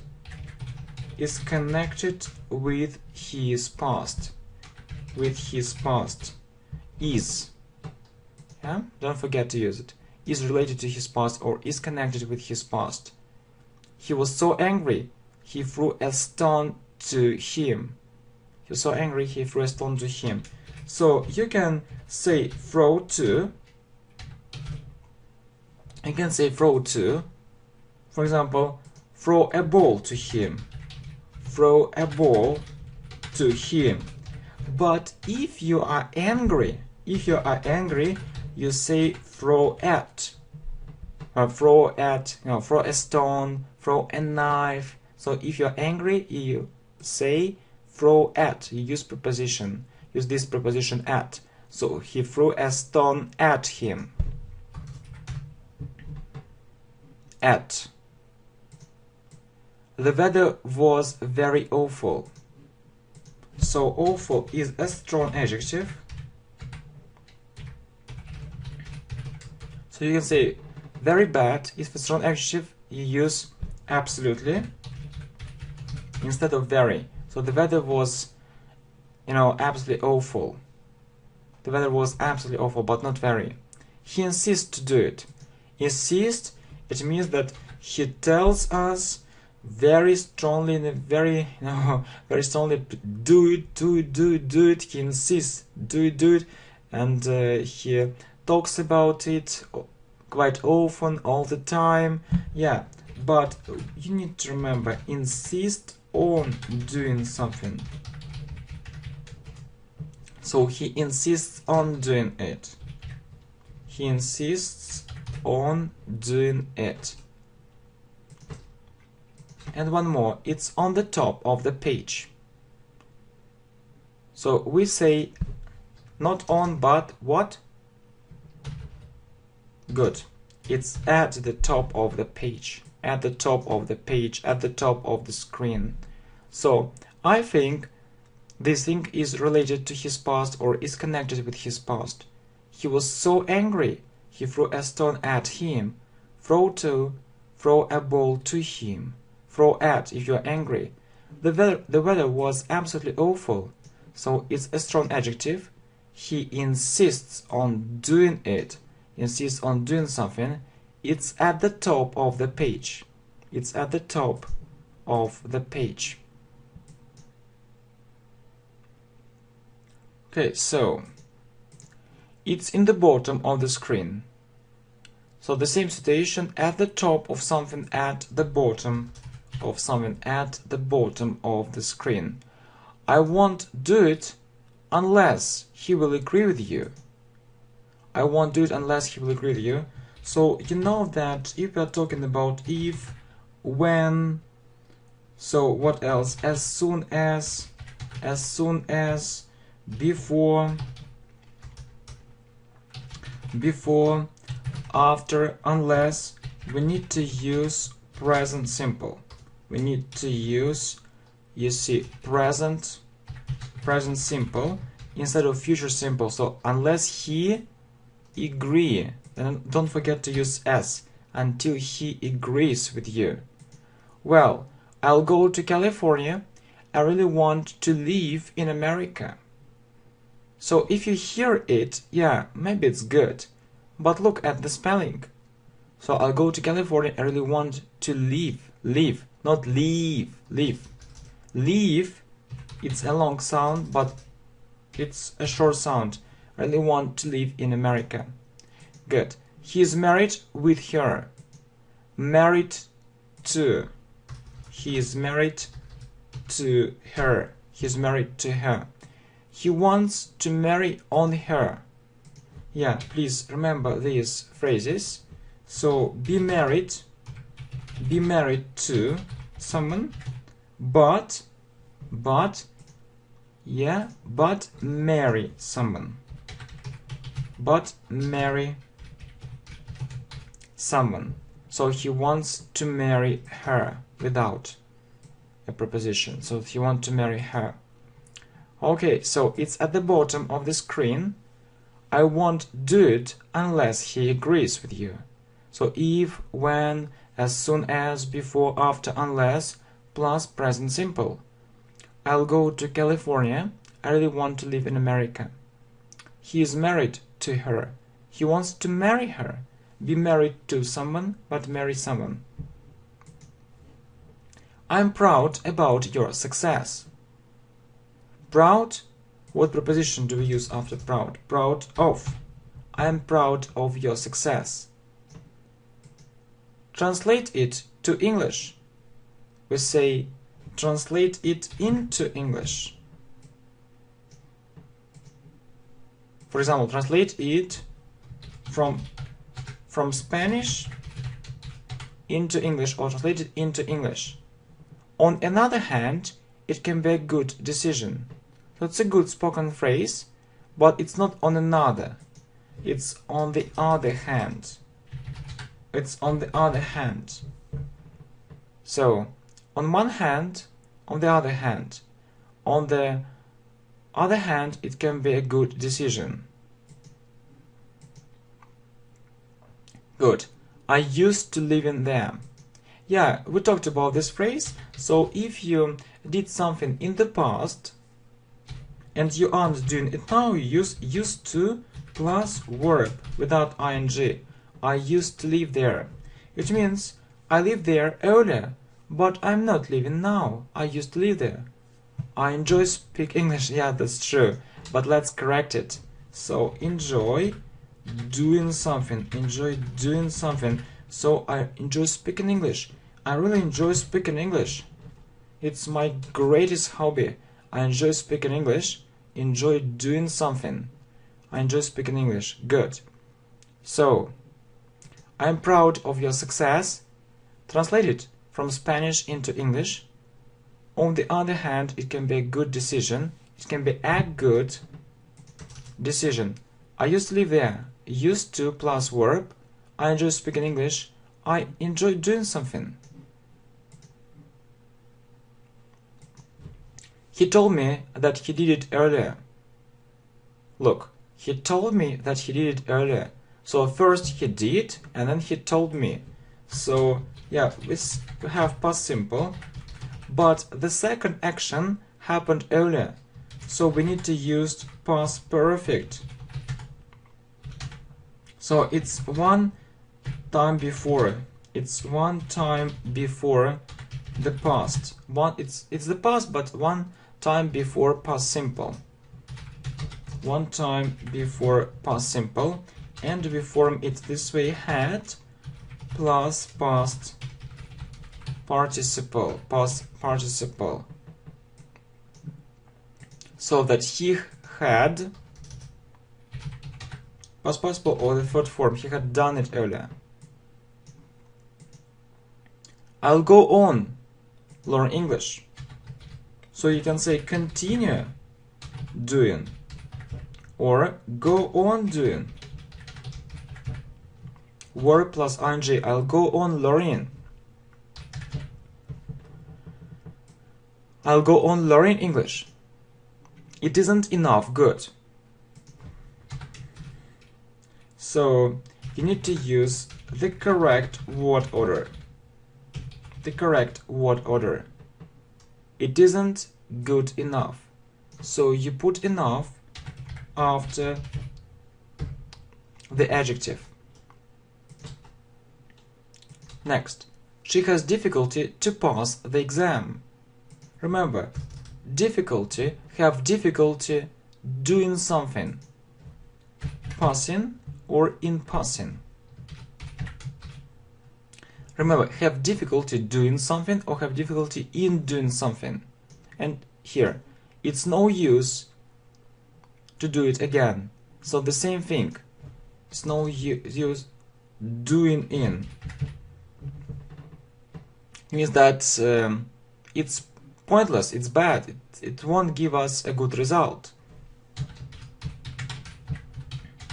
It won't give us a good result. It's no use doing it again. No use doing. Remember the structures. Yeah, they are very difficult, so they are at the end of this video course. There is no point to go there. The same thing. There is no point in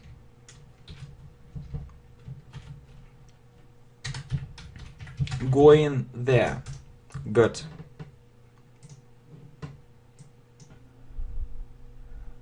Good. So we say there is no point going there, or there is no point in going there. And that's also true about this structure. I mean, no use. So we can say no use doing or no use in doing. Alright, so next. I want to make less mistakes. Yeah, I want to make less mistakes. So we can count mistakes. So we need to say fewer mistakes. Fewer mistakes. Little. Less water, less energy, but fewer mistakes. Fewer mistakes. He asked me, how was it? It's an indirect question, and you need to put a subject first. He asked me how it was. He asked me how it was. Good. It's one of the most interesting things. I often, hear this mistake. It's one of the most interesting things. It's one of the most interesting things. So you need to use plural. So not one. So please don't forget to put s. Remember, it's one of the greatest English channels. It's one of the greatest. It's one of the greatest English channels. Yeah, channels. Yeah, s. Channels. I went there by foot. So we say go on foot. I went there on foot. Okay, so what do we have? There is no point in going there, or there is no point going there. I want to make fewer mistakes. He asked me how it was. It's an indirect question. It's one of the most interesting things. It's one of the greatest English channels. I went there on foot. Good. He supposed he expected to win. Do you know the structure? to be supposed to, or to be expected to. So if you're talking about present, you need to use am, is, or are. So he is supposed to win. It means other people suppose that he will win. He is expected to win. Other people expect that he will win. I'll do it as soon as she will call me. We talked about it, that if you have as soon as, we need to use present simple. Yeah, we talk about future, but we need to use present simple. When she call or not, we add as, when she calls me. So I'll do it as soon as she calls me. What are you looking? What are you looking? Yeah, but we usually, we use look with prepositions. So what are you looking at? What are you looking at? Or what are you looking for? Maybe you lost your keys, or he lost his keys, and I can ask him, what are you looking for? Yeah, we put it in the end. What are you looking at? What are you looking for? I play piano. So you know that we say, for example, I play computer games. I play computer games. But if we have a musical instrument, for example, piano, it's a musical instrument, we need to add the. We need to use an article. I play the piano. I play the violin. So we actually use the with musical instruments. So I hope you know it. I play the piano, I play the violin. Next, needless say, this lesson is very informative. Do you know the structure? Needless to say. It's very good. We hear it in spoken English. It means there is no need to say. There is no need to say. There is no need to say. It means that's clear. That's clear. It's easy to see it. So needless to say, this lesson is very informative. It's full of useful information. So he's expected to win, to be supposed, to be expected to. I'll do it as soon as she calls me. As soon as plus present simple. What are you looking at? What are you looking for? I play the piano. I play the violin. So it's a musical instrument. I play computer games. Needless to say, this lesson is very informative. There is no need to say, that's clear. Good. I put my best clothes and went out. So I went out, maybe went to a party. So, it's about phrasal verbs. We have a great video, 250 phrasal verbs. Put on my body. So I put on. We say put on clothes, put on my best clothes and went out. The solution of that problem was very strange. Solution. We say solve a problem. Solution is a noun. The solution to. Remember the correct preposition. The solution to that problem was very strange. Good. The ship drowned. So, yeah, if we are talking about ships, boats, we use sink. Sink, sank. So the ship sank. The ship sank. It went under the water. Went under the water. The ship sank. It went under the water. He sank in the lake. You were talking about people.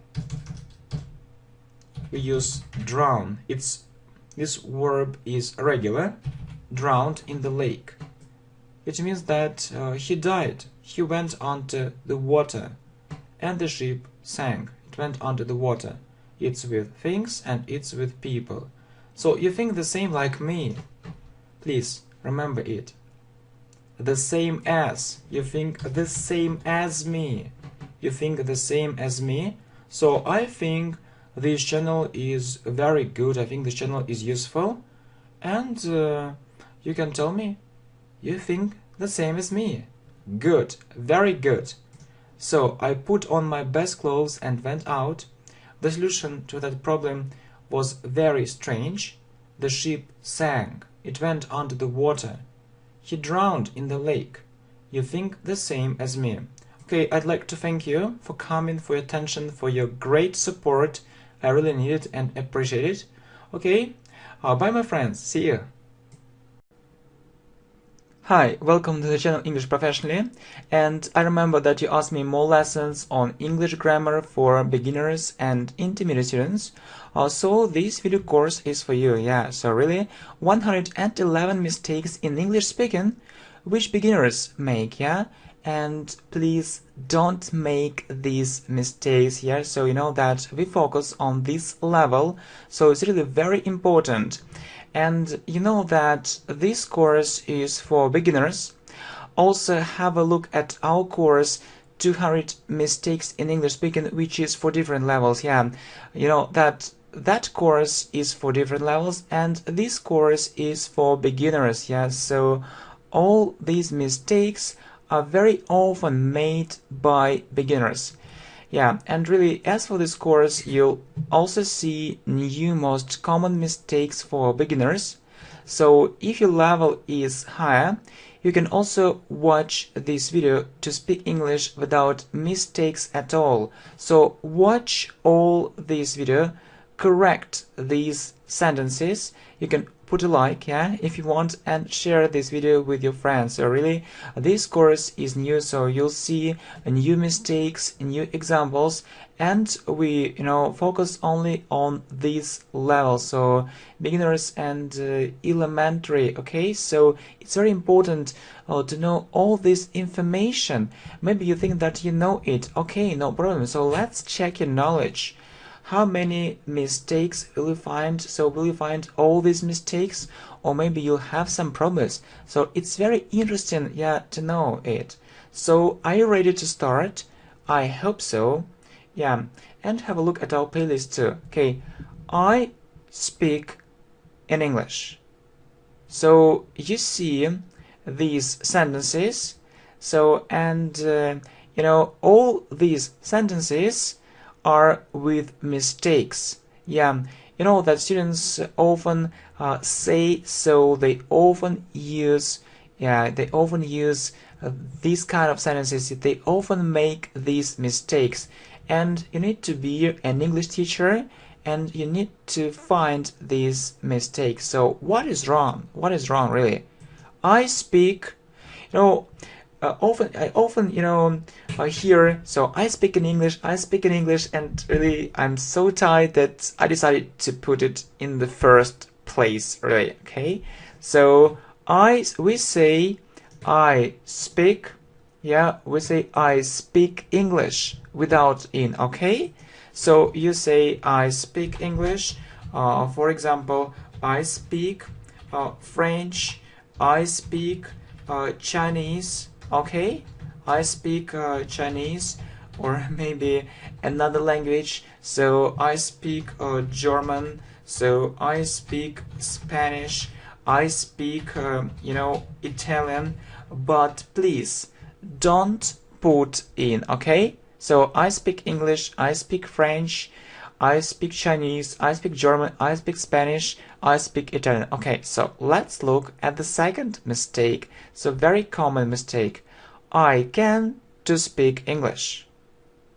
Okay, I can give you some time, no problem. Maybe you need more time, okay? So if you feel that so you need more time, you can also, you know, make a pause. You can stop here this video and then you can continue watching it, okay? Good. So do you see this mistake? So we say can plus verb.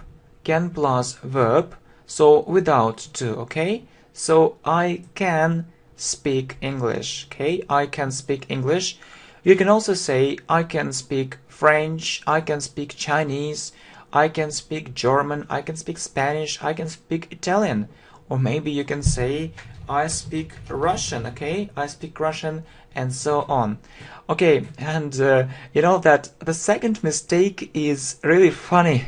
Your second mistake is really funny. You know, it sounds so strange. It sounds so strange. Really, just you know, I often hear this kind of mistake, and so really, I decided to include this mistake too. Look, sorry, I often do mistakes. Sorry, I often do mistakes. Yeah, you know how it happens. So that I correct someone. Yeah, and then he says, okay, sorry, I often do mistakes. Yeah, but he doesn't understand, he or she doesn't understand that it's a mistake again. So please, try to find this mistake. So do you see it? Sorry, I often. Yeah, we say make. Yeah, we say make mistakes. We say make mistakes, not do. So you need to remember this phrase. Yeah, I know that you may think that you remember it. Anyway, students continue making this mistake again and again. Yeah, or continue doing this mistake. Making this mistake. They continue making this mistake again and again and again. Sorry, I often make mistakes. I often make mistakes. Okay, so if you like the idea of this video, really, you can put a like, you can share it with your friends, and maybe we have one more great idea. We can make a similar video for intermediate students. So let's say for example 120 mistakes for intermediate students, and we'll focus only on this level, intermediate and upper intermediate. So maybe it's okay too. Okay, so good. Sorry, I often make mistakes. Well, next. So what is next? So he speak English. He speak English. Okay. So do you see it? Okay. So you know that we have this rule. So if it's he, she, it, we have verb plus s. Verb plus s in present simple. Okay, so we have verb plus s in present simple. So we need to say he speaks. Please don't forget about s. It's so important, really. It's so important. Don't forget about it. He speaks English. Good. Okay, so next. I speak English also. So what is wrong? So I speak English also. So do you know it? Okay, so you know that we put also in the middle. So you need to say I also speak English, or you can say I speak English too. It's the same. Okay, so you put also in the middle. So I also speak English, I also do it, I also know it, and so on. Okay, so you put it in the middle. Okay, good. And I speak English too. So you put it in the end. Very good. So next, it interesting. Okay, so what is wrong? So I think it's easy to answer this question, and we say it is interesting. Okay, so maybe that's right. But how can you explain it? That we need to say it is? How can you explain it? Okay, it's very important to understand every small detail in English grammar. Really, it's very important to understand. Every small detail in English grammar.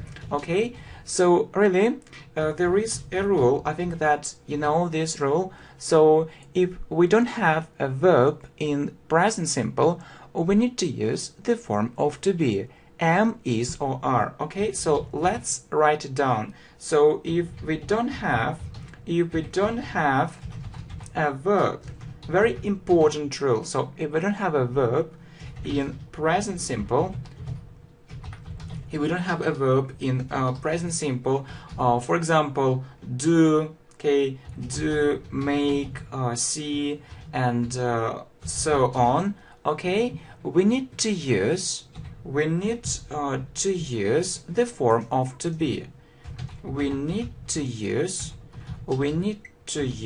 the form of to be. Okay, so it's really very important. We need to use the form of to be. So am, is, or are. Am, is, or are. So this rule is very, very important. Okay, don't forget it.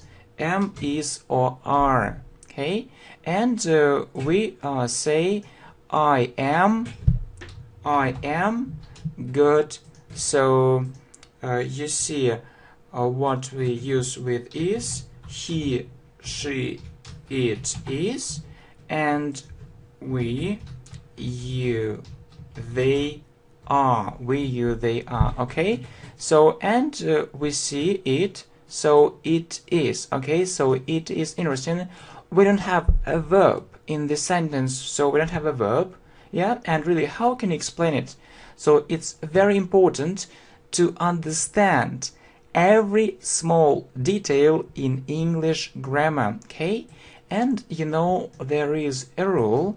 If we don't have a verb in present simple, so do, make, see, for example, yeah, and others, we need to use the form to be. We need to use the form of to be, or the form to be. Okay, the form of the verb to be, and we say I am, he, she, it is, we, you, they are. It's very important to understand it, to really believe me.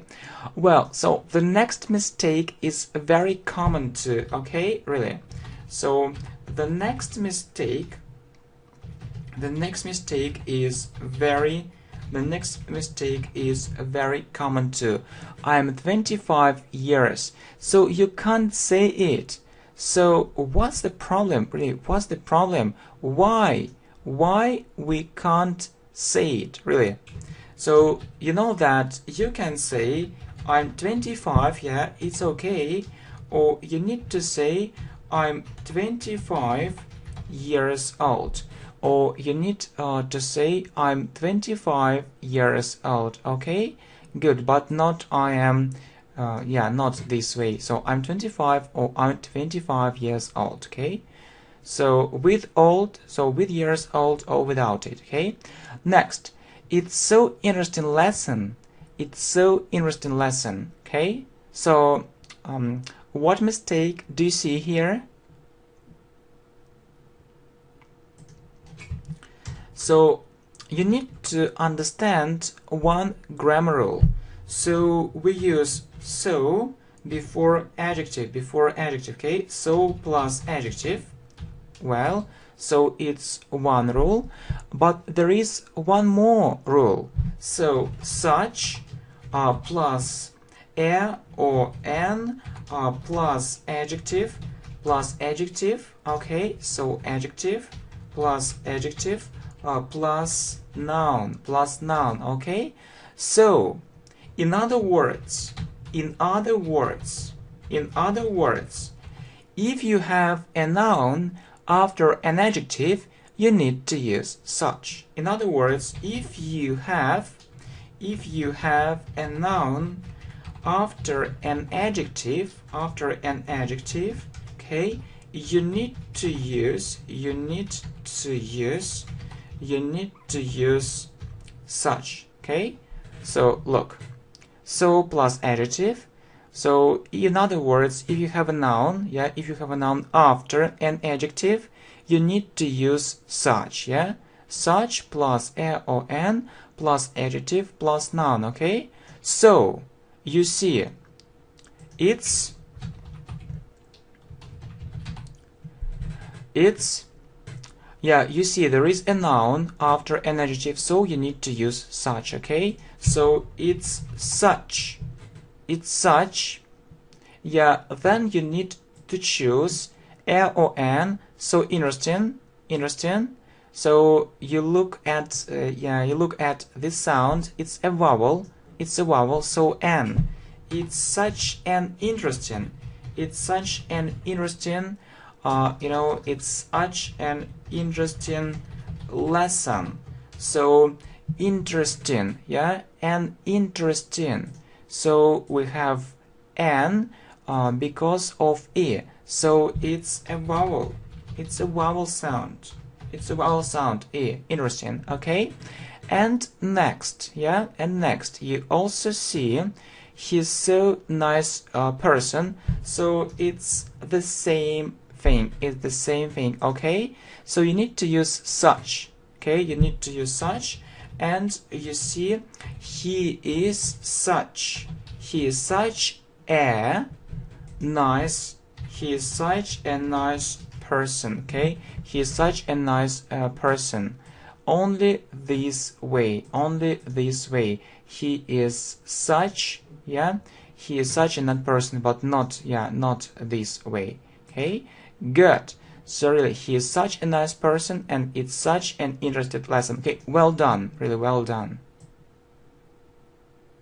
Yeah, please remember it. So plus adjective, or such plus a or an, plus adjective plus noun. Okay, well, so next, my friends live there. So can you see this mistake? So you need to say, so really, what do you need to say? You know that we have this rule, yeah? If we have he, she, it, so we need to use verb plus s.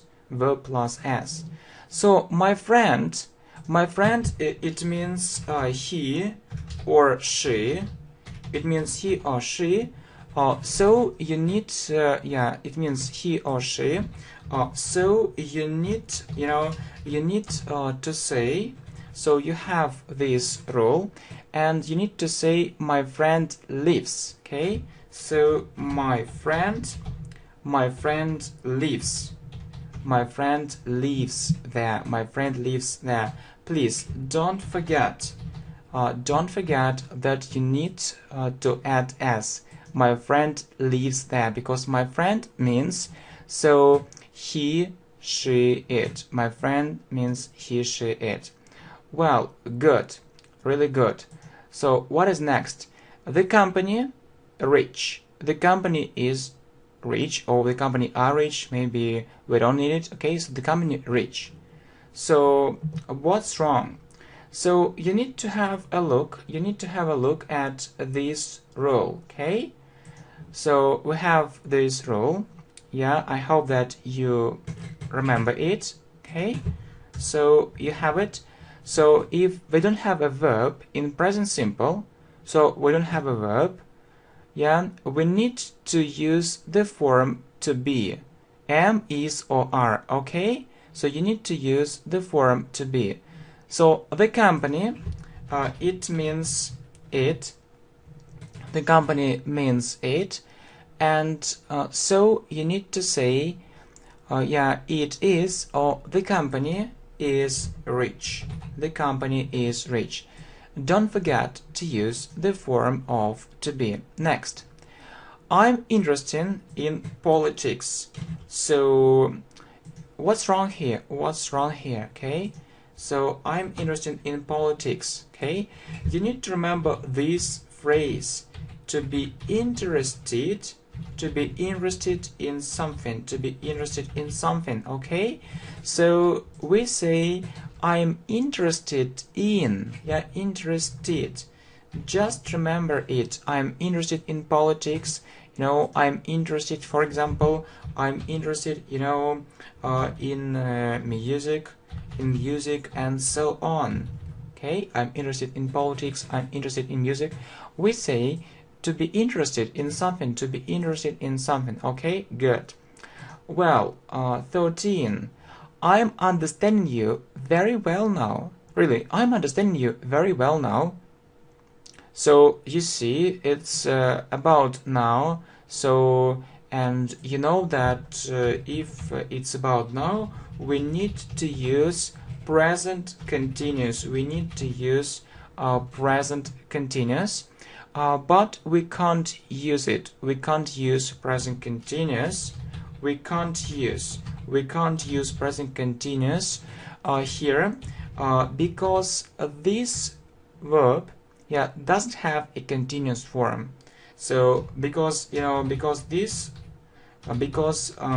this verb doesn't have a continuous form. So we need a continuous, doesn't have a continuous form. So we need to use present simple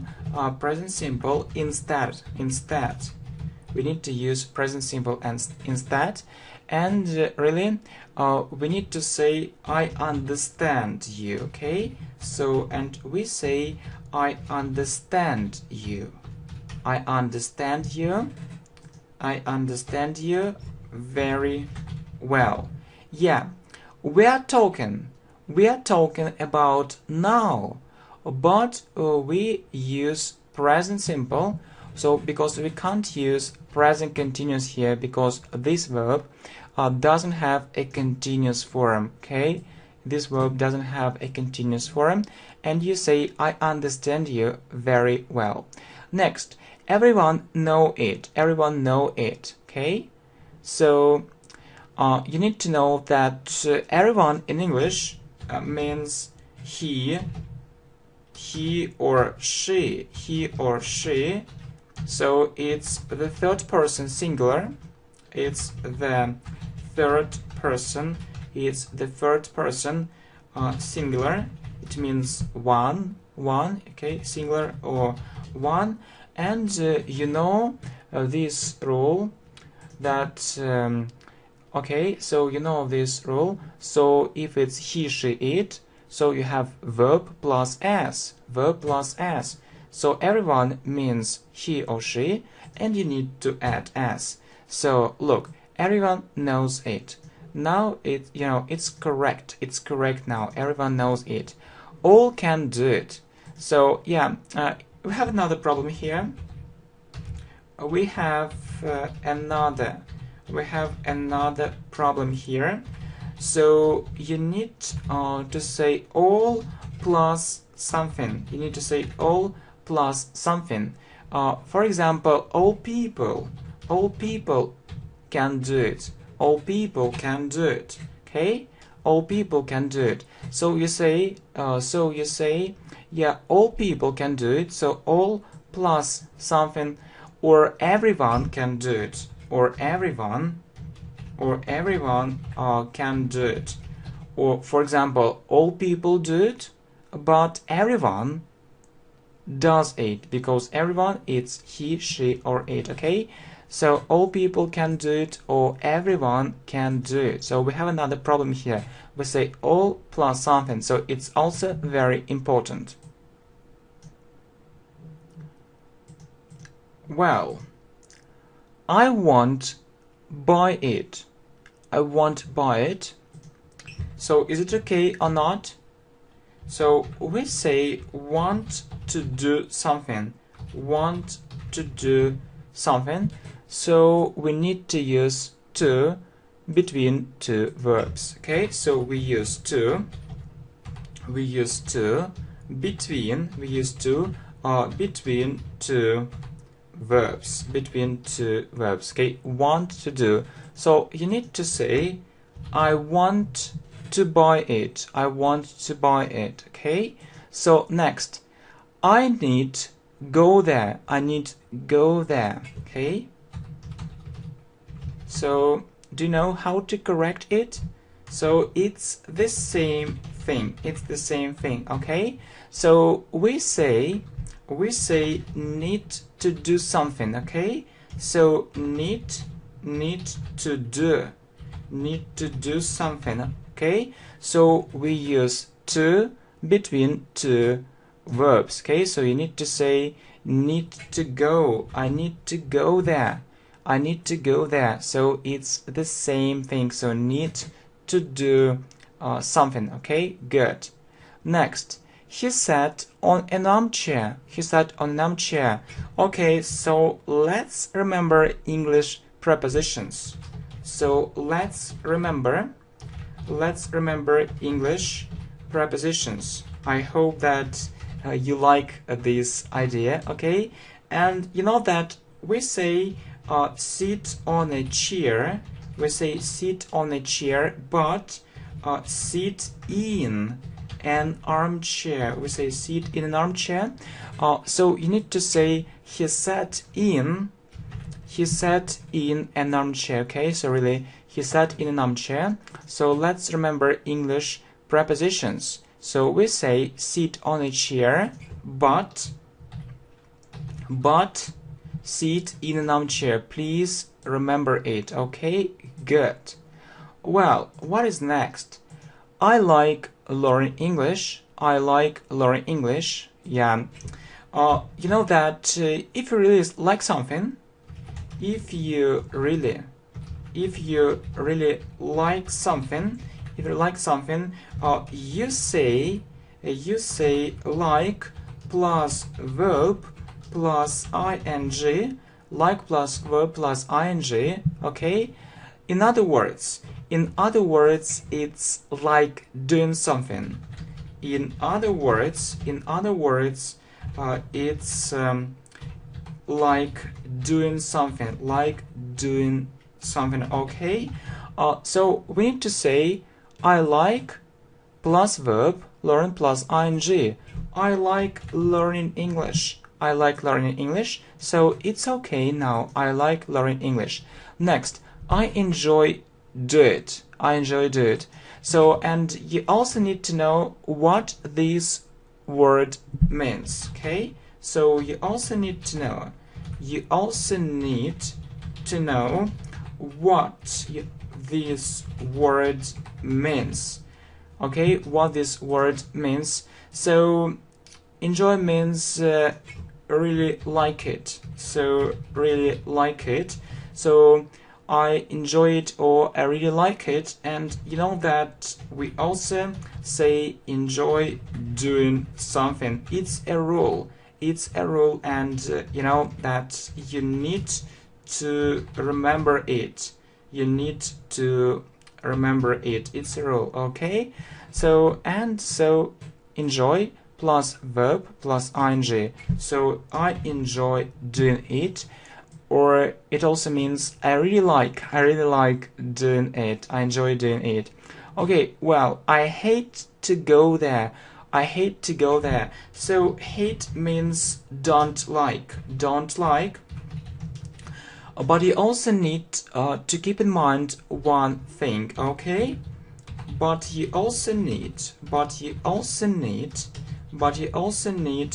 to keep in mind one thing, okay? So what is it? We say hate doing something. So, and you should say I hate. So go plus ing. I hate going there, or I don't like going there. Please remember these phrases. Like doing something. Yeah, I like learning English. Enjoy doing something, and hate doing something. It's very important to know it. Okay, I enjoy doing it and I hate going there. Okay, well, so we also see usually, you know that when I talk to different students, I often hear, yeah, let's say usually I work 5 times a week. Or often So usually I work 5 times a week. So it's about the word order.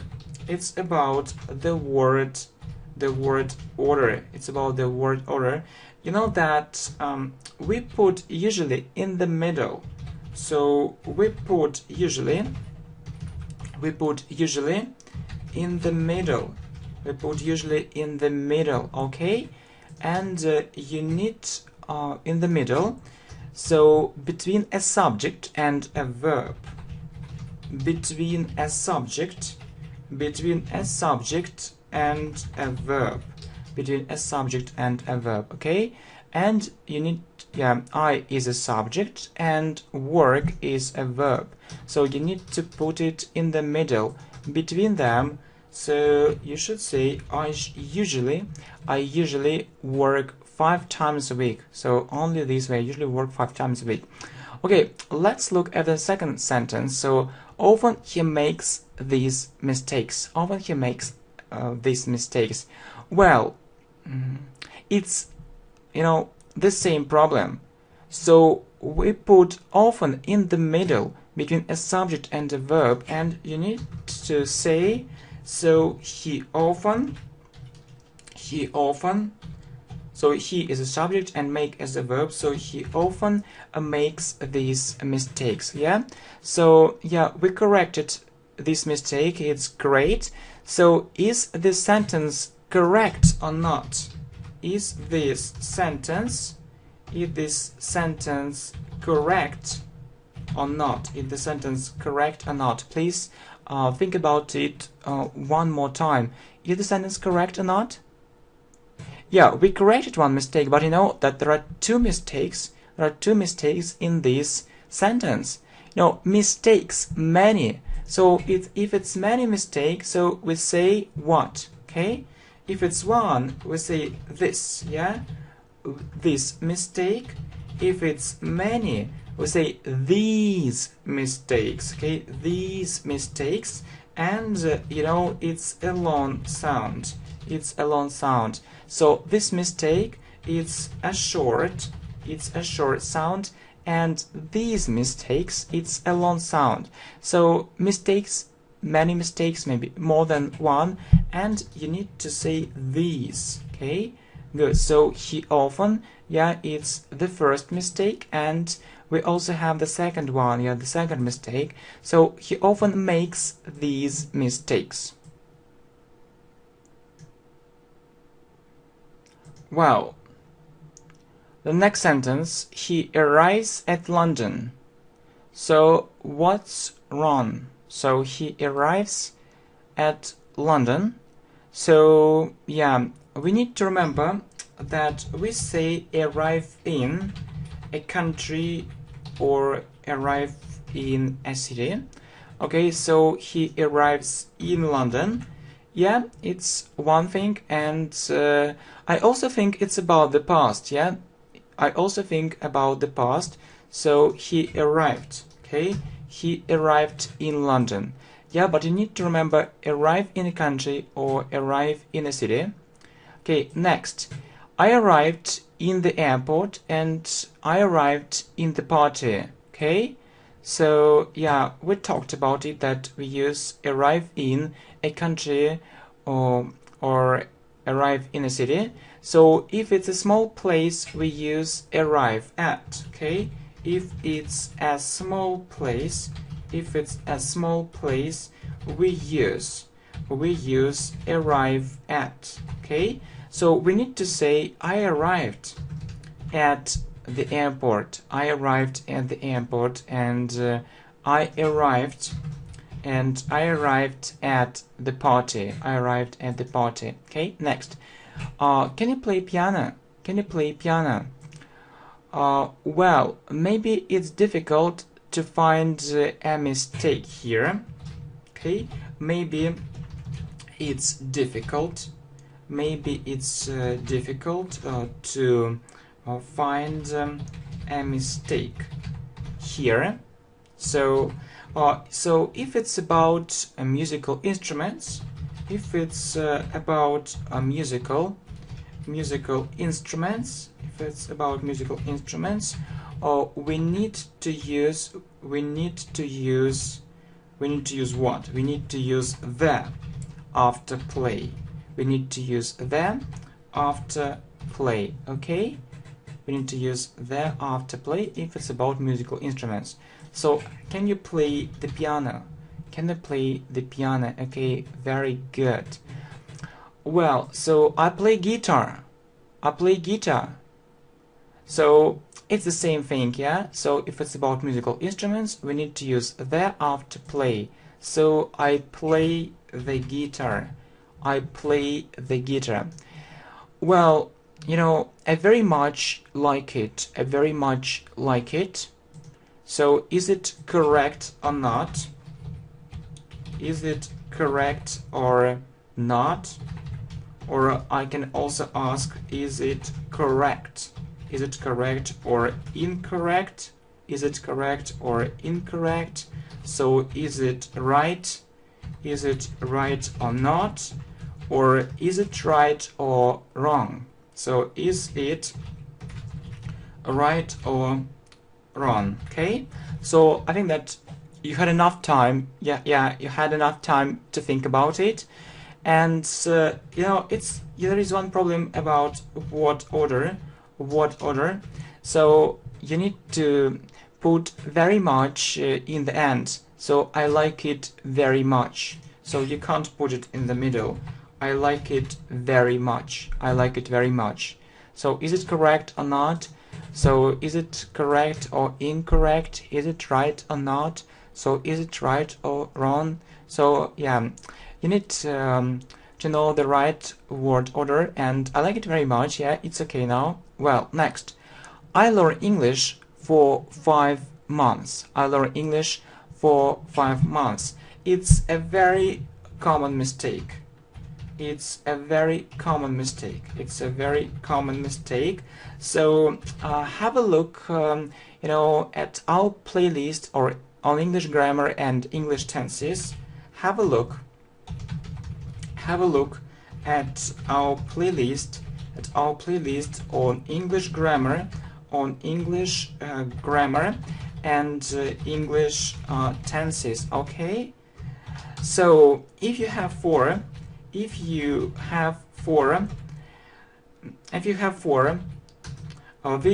action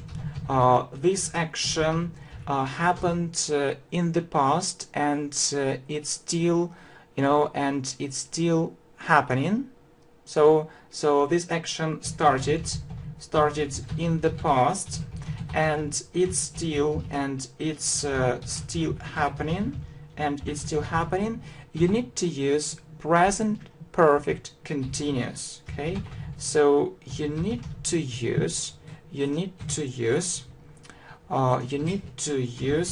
present perfect continuous. So present perfect continuous. Okay, continuous. Well, very good. You need to use present perfect continuous. Please have a look. Have a look at our playlist on English grammar and English tenses. We talked about it. So what is present perfect continuous? It's have or has. So I have been plus verb plus ing. So I have been learning English for 5 months. I have been learning English for 5 months. So it's have or has plus been plus verb plus ing. It's present perfect continuous. Okay, so you see, I work here for 3 years. So it means I started working here 3 years ago, and I'm still doing it. So I started working here 3 years ago, and I'm still doing it. Okay, and we have four, and you know that if you have four, this action started in the past and it's still happening, you need to use present perfect. You need to use present perfect continuous. Present perfect continuous. Have or has plus been plus verb plus ing. So I have been plus verb work plus ing. So I have been working here, for 3 years. Yeah, it's okay. And if you have Yeah, how long do you work here? How long do you work here? So it's a good question, and you know that if you have how long, so we use it in questions. You also use so present perfect continuous. You also use present perfect continuous, and you need to ask how long have you been? How long have you been? Have you been work plus ing? How long have you been working here? How long have you been working here? Okay, so if you have how long, you need to use present perfect continuous. How long have you been working here? Well, have you ever been in England?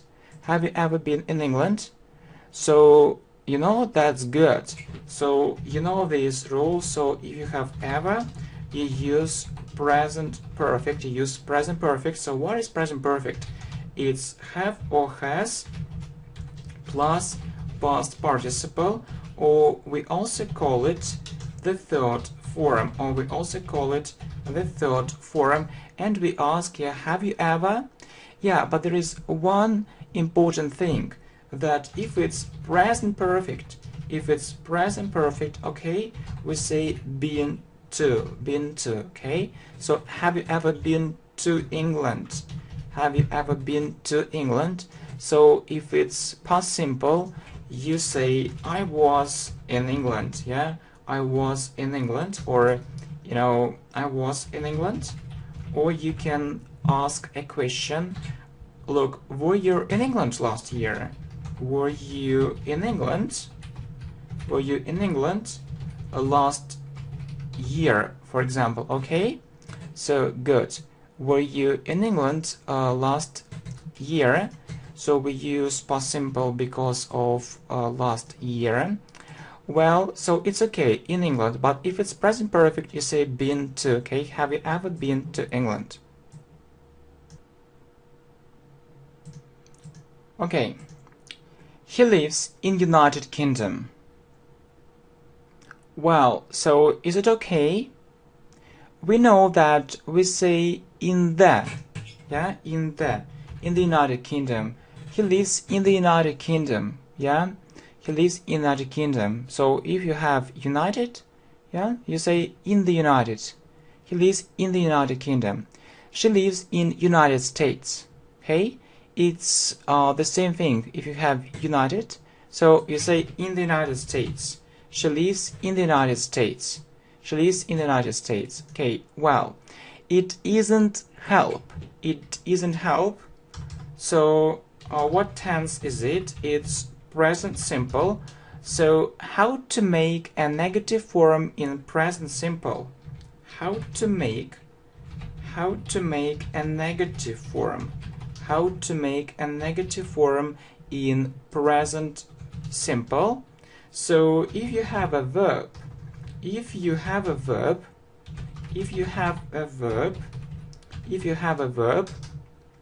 so it's if you have a verb, it's don't or doesn't plus verb. Okay, don't or doesn't plus verb. So you need to say it doesn't help. It doesn't help. So there is a verb help. He, she, it doesn't. It doesn't help. Good, really good. She isn't understand this subject. She isn't understand this subject. So it's present simple. We have a verb understand, yeah, and we have this rule. So how to make a negative form in present simple? So if you have a verb, it's don't or doesn't plus verb. Yeah, we have a verb, he, she, it doesn't. So she doesn't understand this subject. Okay, they don't happy. Yeah, okay, don't or doesn't if we have a verb, but we don't have a verb here. Yeah, we don't have a verbs here. So if we don't have a verb, we use am not, we use am not, isn't or aren't, isn't or aren't, isn't or aren't. It's it's the form of the verb to be. It's the form of the verb.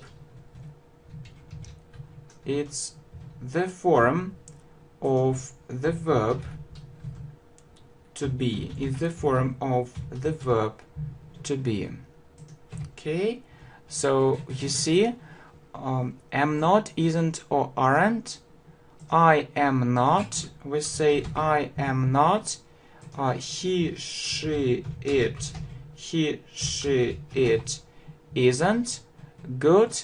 And we say we, you, they aren't. Okay, they, so aren't. We need to say they aren't. They aren't happy. They aren't happy. Good. My friend isn't live there. So we see live it's a verb. It's a present simple. And how to make a negative form in present simple? So if you have a verb, here we have it is don't or doesn't plus verb. So my friend means he or she. So my friend doesn't. Okay, we need to say my friend doesn't live there. My friend doesn't live there. Good. The news are interesting. The news are interesting. Okay, I think really it's difficult. The news are interesting. So yeah, we don't have a verb and we use the form of to be.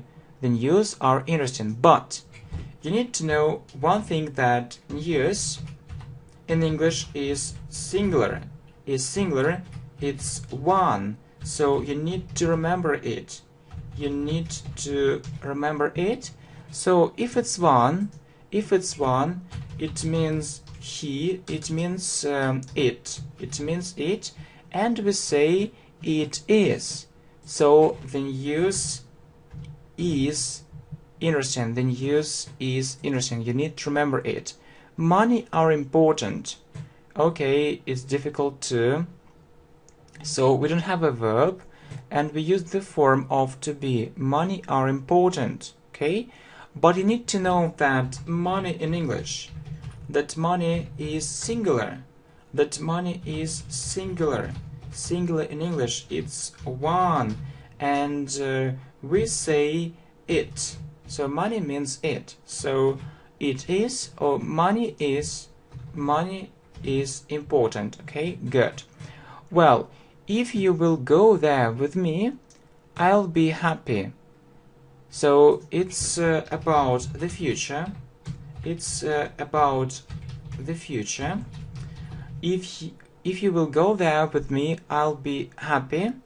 And you know that if we have if, we use present simple. We use present simple after if.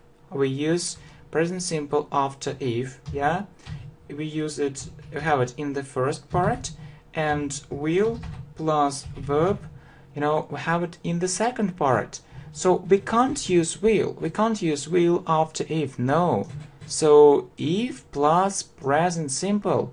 So if you go there, yeah, it's because of if. If you go there with me, I'll be happy. So it's about the future, but we know if plus present simple and will plus verb. Very good. When I will get this information, I will be happy. Okay, when I will get this information, I'll be happy. So it's about the future. Well, let me have a look. If plus present simple, will plus verb. So we have this rule, but it's also true about when. So if or when plus present simple, yeah. So you talk about the future, but you use present simple after if or when. Okay. Really? Okay, so if we have if or when, yeah, or we use present simple if we talk about the future, and then will plus verb. So when I get, okay, when I get this information, I will be happy. So present simple because of when. Well, look, when she come, I'll meet her. When she come, I'll meet her. So you see that we use present simple after when and future simple. So is it correct or not? Not. Why? Now, when she comes, yeah, he, she, it comes. So students often forget to add s, especially in these questions. Okay? Well, so if it rain, I will stay at home. So if it rain, I will stay at home. So it's about the future. We use present simple after if. Yeah, if it rain, I will stay at home.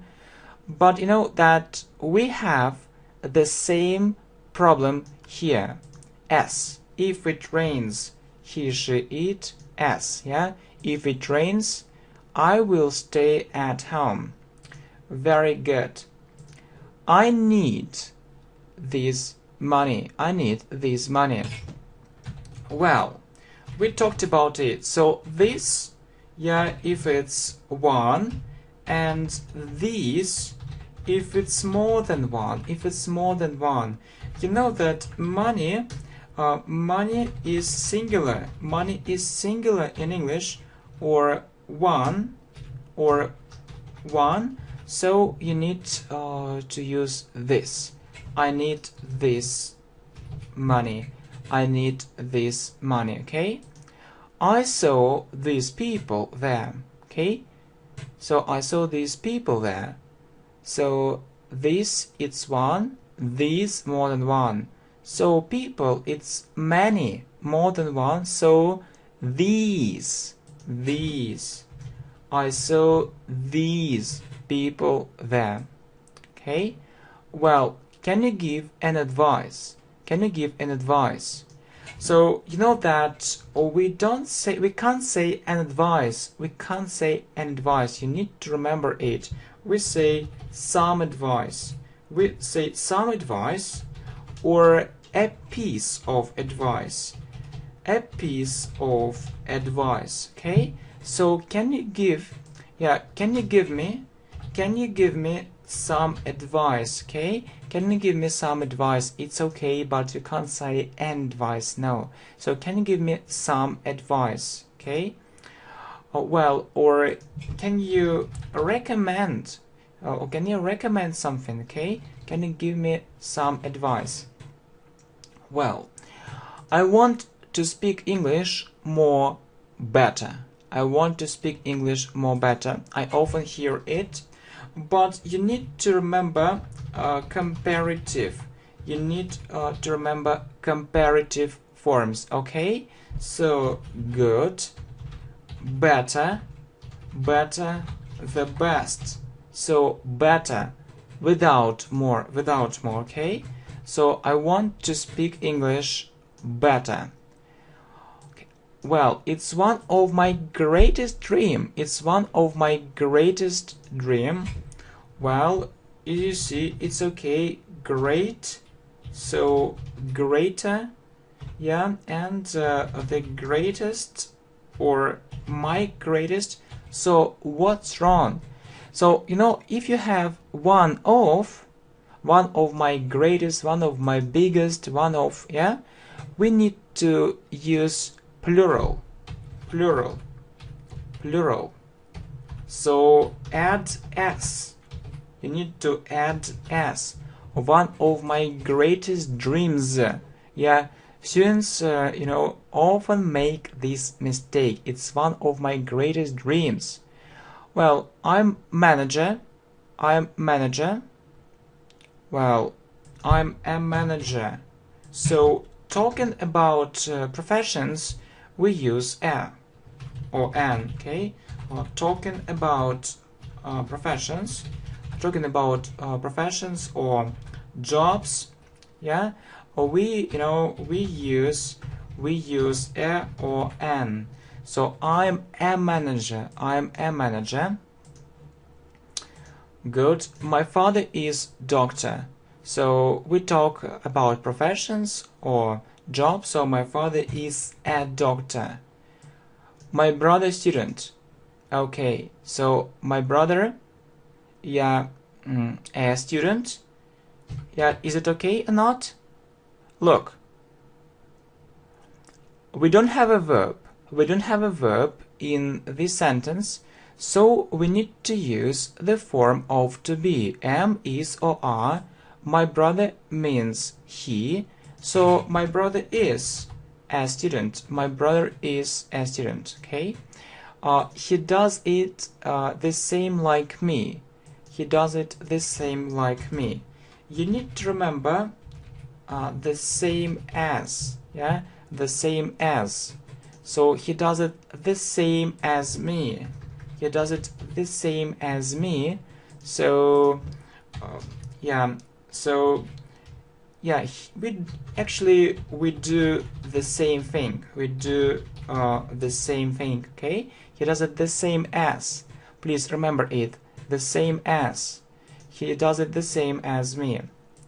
Well, how many money do you have with you? How many money do you have with you? Well, we say much money. We say much money. We say much money. You need to remember it. And so, how much money? How much money? How much money? How much money do you have with you? Do you have car? Do you have car? So we usually, you know that we usually put an article. We usually put an article if it's one before a noun.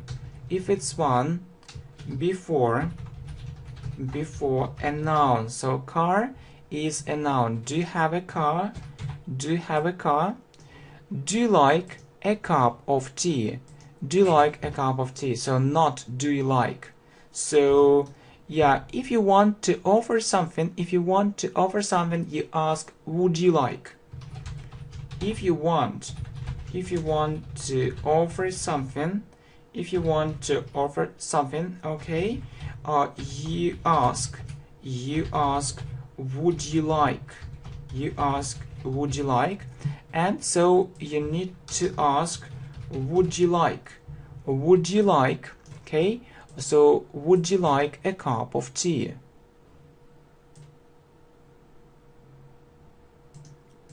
Okay, I'd like buy it. So can you see this mistake? We say I'd like to do something, okay? I'd like to do something. So you need to say I'd like to buy it, okay? I'd like to buy it. I'd like order it. Yeah, we say I'd like to do something, so I'd like to order it. I'd like to order it. Well, I have seen him yesterday. I have seen him yesterday. You know that have seen is present perfect, but you know that we use past simple. We use past simple with. We use past simple with yesterday. So the day before yesterday. We use past simple with yesterday, the day before yesterday, last week, for example, last month, okay, and different phrases with ago. So 3 days ago, 3 days ago, 4 months ago, 4 months ago, and okay, and so on. So we have yesterday, and you know that we use past simple with yesterday, yeah, the day before yesterday, phrases with last and ago, and you need to use past simple. So she saw, okay, she saw, I saw him yesterday, okay. She has done it 2 days ago. She has done it 2 days ago.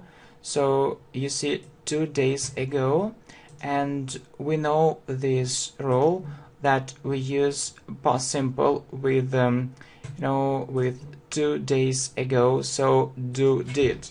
She did it. 2 days ago. She did it 2 days ago.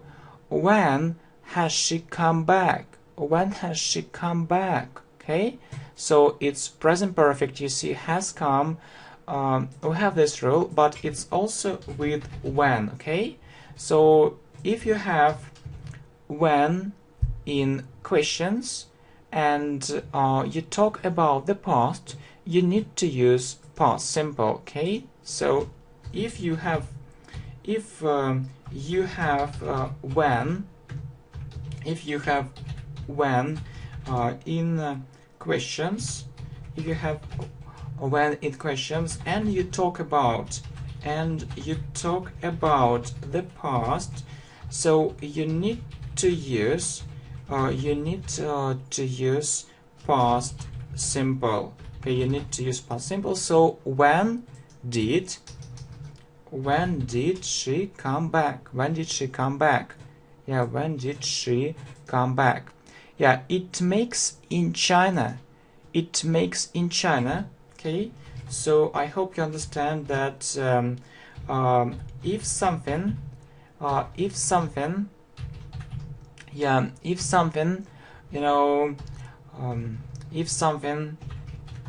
is made,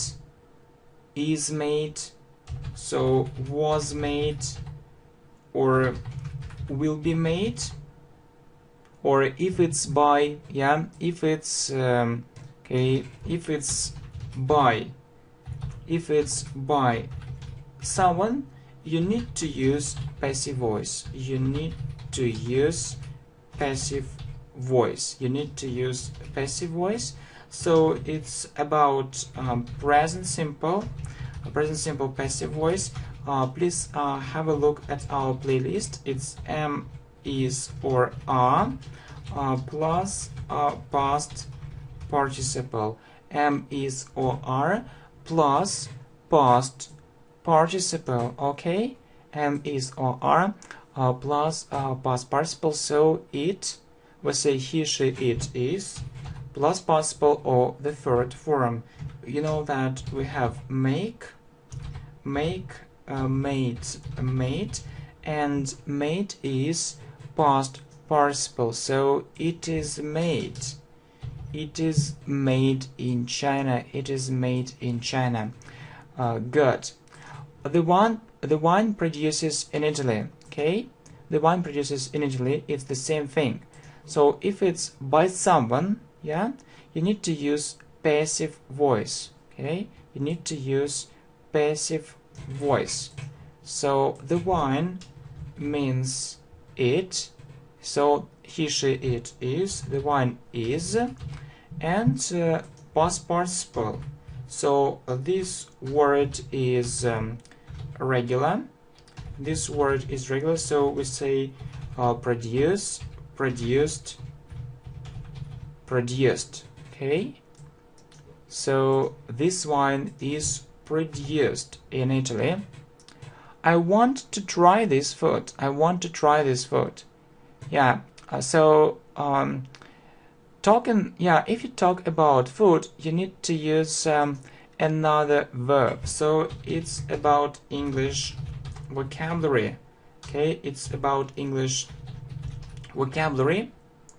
So we say taste food. Yes, taste food. So I want to taste this food. Okay, so I grew in a big city.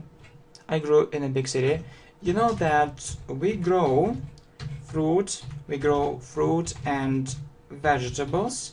We grow fruit and vegetables. So if it's about people, you need to use a phrasal verb. You need to use a phrasal verb. You need to use a phrasal verb. So grow up. Grow up, it's a phrasal verb. Please have a look at our playlist on phrasal verbs. So I grew up, you need to say I grew up in a big city. So really, we grow fruit and vegetables. If it's about people, you need to use a phrasal verb. Grow up. Okay, very good. Next, his car often breaks. His car often breaks. So it's also about phrasal verbs. Phrasal verbs. So if it's about a car, we say break down. So his car often breaks down. So you need to remember it. Okay. I think you should to go to the gym. I think you should to go to the gym. So it's about modal verbs. It's about modal verbs. You say, should plus verb. It means it's a good idea. It means it's a good idea for you. So should plus verb without to. Without to. Okay. So I think you should go to the gym. I need to do it urgently. Urgently means as soon as possible. As soon as possible. Okay, so you know that, okay, we say need to do something. So we put to between two verbs. I need to do it urgently. I need to do it urgently, okay? Need to do it urgently or as soon as possible. Well, he works very hardly. He works very hardly. Okay? So can you see this mistake? So you know that if you say he works hardly or he works very hardly, it means little. Little. It means very little. But if you say hard, he works very hard, it means a lot. It means a lot. So you need to say he works very hard, not hardly. Okay? So very little, hardly. Okay, so she could do or she could to visit us very often. Okay, so it's about modal verbs and about this modal verb could. So we say could plus verb, so without to. So she could visit us very often. I must to learn English. So it's about modal verbs, and you know that we use must plus verb without to. I must learn English. I must learn English. Okay, so yeah, he works very hard. She could visit us very often, and I must learn English without to. You don't need say it. You don't need say it. Okay, so we talked about need. So need to do something, or if it's a negative form, so don't. So it's about present simple. Don't or doesn't need to do something. Don't or doesn't need to do something. So I don't need to say. So we put to between these two verbs. You don't need to say it. Okay, next. You needn't to say it. Okay, so you can say don't or does. Yeah, if it's about present simple, you can say don't or doesn't need to do something, or look, you needn't to say it. So what's wrong? Or you can say needn't plus verb. Needn't plus verb. So two possible ways. two, yeah, so two possible ways. Okay, so don't, doesn't, you need to do something, or needn't plus verb without to. Okay, so you see, you didn't say it. I'll call to her soon. I'll call to her soon. Yeah, I often hear it, you know. So call someone. You say call someone without to. I'll call her soon. I'll call her soon. Well, I have little friends. I have little friends, okay? So is it correct or not? So we use a little, so before uncountable, so a little water, little love, okay, and so on. And we use few before countable, so we can count it. 1, 2, 3, 4. So few, for example, few friends, yeah, few friends, few mistakes, okay, few mistakes. So you need to use I have few friends, okay, I have few friends, so it's countable. Friends is countable. I should do it yesterday. So I think really it's rather difficult to find this mistake. It's rather difficult to find this mistake. It's rather difficult to find this mistake. You know that we say should plus verb. If it's about the present. If it's about the past, we use should have plus past participle. So if it's the past, we say so. So I should have plus past participle, or the third form, I should have done it yesterday. Really, if it's about the past, you need to say it. Okay, so you see. Next, who does know it? So who does know it? So you know, if it's a question with who, so you don't need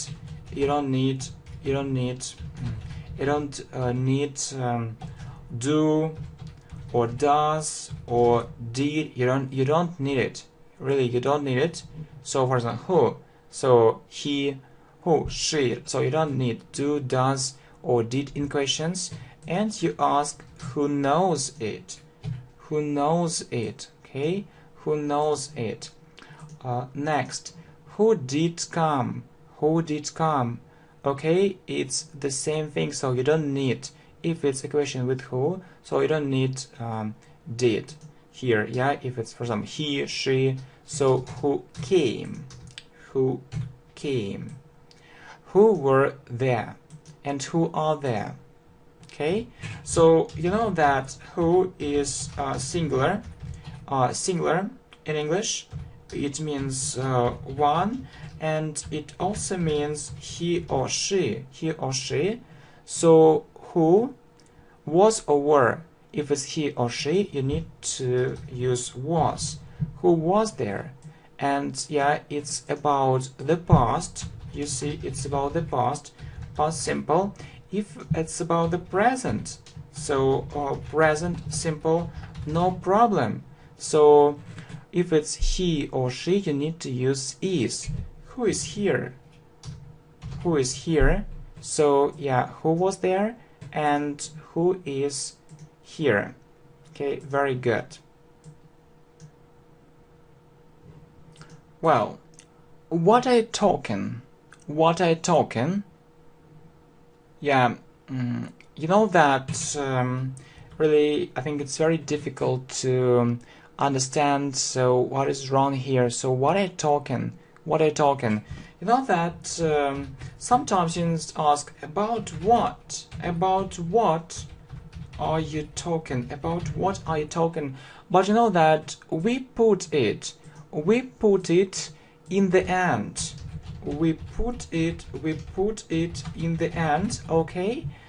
And so we have what are you talking about? What are you talking about? What are you talking about? Well, next. So who are you talking? Who are you talking? Yeah, you know that sometimes students ask with whom are you talking? With whom are you talking? Or to whom are you talking? You know that we can say talk to or talk with. Yeah. If we say whom, we can say who or whom. It's the same. And to, so we often use to. Who are you talking to? Who are you talking to? You put it in the end. So we often use to. Who are you talking to? Okay. Next, it's near from this place. It's near from this place. So we say near something. It's near something. So it's near this place. It's near this place without from. You see. Next. So the next thing. I want you stay with us. I want you stay with us. Okay? So do you know this structure? Really? I think you do. Good. Okay, so what is wrong? I want you stay with us. You need to know this structure. Want somebody to do something, okay? Want somebody to do something. So I want you to stay with us. It means that if you stay, I'll be happy. If you stay with us, I'll be happy, or I'll be really happy. She asked me do it. So you know that we need to use an infinitive. So to plus verb. She asked me to do it. She asked me to do it. He told me call her.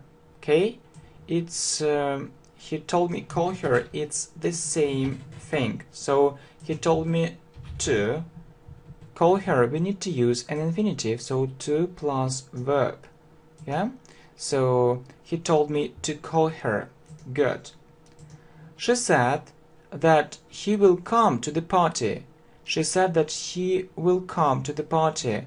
So it's future in the past. It's future in the past. And you know, if it's future in the past, so we change will to would. We change will to would. And we need to say, she said that he would. He said that he would come to the party. He said that he would come to the party. Okay? So future in the past, will, we change will to would. She said that he already been there.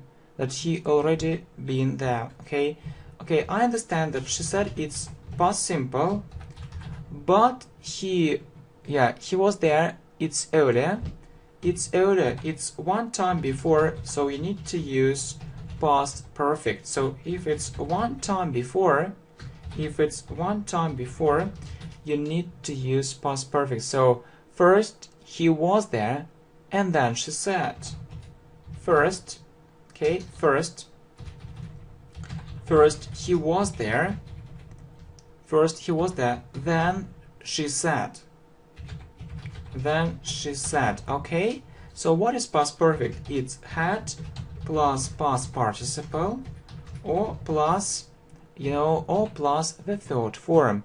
She said that he had already, we put it in the middle, he had already plus past participle, he had already been there. Okay? Next, you can't put off this coat. So it's about phrasal verbs. It's about phrasal verbs. You know that we say put on.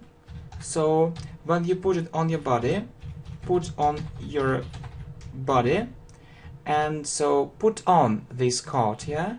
Put on this coat. So what's the opposite phrasal verb? What's the opposite phrasal verb? It isn't put off. It isn't put off. It's take off. It's take off. It's the opposite phrasal verb, but not put off. So students often confuse these phrasal verbs. So you can take off, not put off. Yeah, when you talk about clothes, yeah, it's put on or take off. Two opposite phrasal verbs. So you can take off this coat. Good. Well, I made all my homework. I made all my homework. You know that we say do homework. Do homework. So I did. I did all my homework. I did all my homework. This book is my. This book is my. Right. We say my book. My book.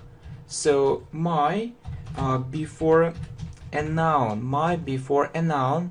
So if you don't have a noun after it, if you don't have a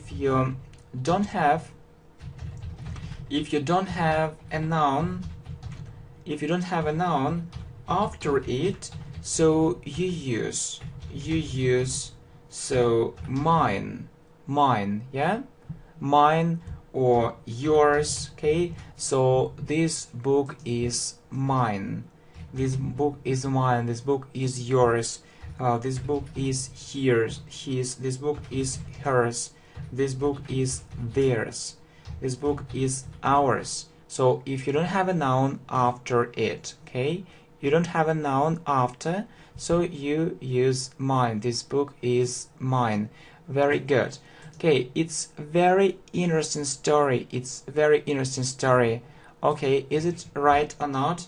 So please don't forget about articles. So you say LON plus very plus adjective plus noun. Okay, so it's a very interesting story. It's a very interesting story. Okay, LON plus very plus adjective plus noun. Well, would you like any coffee? Would you like any coffee? You know that we use any in questions. We use any in questions, right? However, you know, when we offer something, we use some. When we offer something, we use some. So, would you like some coffee? Okay, would you like some coffee? Good. So, no one doesn't want to do it. So, no one doesn't want to do it. Okay. So, if you have no one, or nobody, or never, you don't need the second negative form. You don't need a negative form. Yeah, you don't need a negative form. Okay, so you say no one wants. No one means he, she, it. So wants, no one wants to do it. Yeah, and it's best choice. It's best choice. You know that if it's about superlative, we always use the. Yeah, so the, it's the best, or it's the worst. Yeah, it's the most interesting. So we use that. It's the best. It's the best choice. Yeah, it's important. It's the best choice. Well, he knows a lot things. He knows a lot things. Okay, you know that we can say many things, or a lot of, okay, or a lot of things, okay, a lot of, please don't forget of. He knows a lot of things.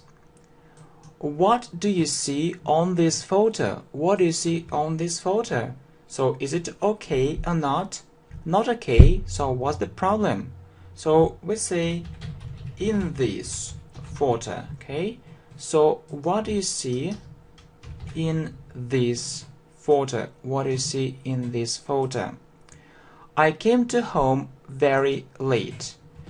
I came to home very late. Please remember these phrases. So go home or come home. So without to. I came home very late. I came home very late. Well, I will go on learn English with you. So you see that go on is a phrasal verb. Go on is a phrasal verb, and we say go on doing something. So I will go on learning English with you on the channel English Professionally. Yeah, English Professionally. I'll go on learning English with you. Well, I stopped to work there. I found another job. I stopped to work there. I found another job.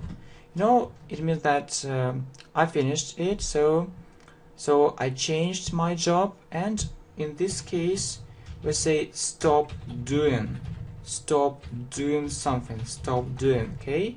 So I stopped working. I stopped working. I found another job. So I changed it. I changed it. I stopped working there. Okay. I want to make less mistakes. I want to make less mistakes. Okay. So you know that mistakes is countable, and we use few mistakes. And we use few mistakes, yeah, and or fewer mistakes, or fewer mistakes. So I want to make fewer mistakes. So I know that students often make this mistake. I want to make fewer mistakes. Well, so I'll go to other country, and I chose another variance.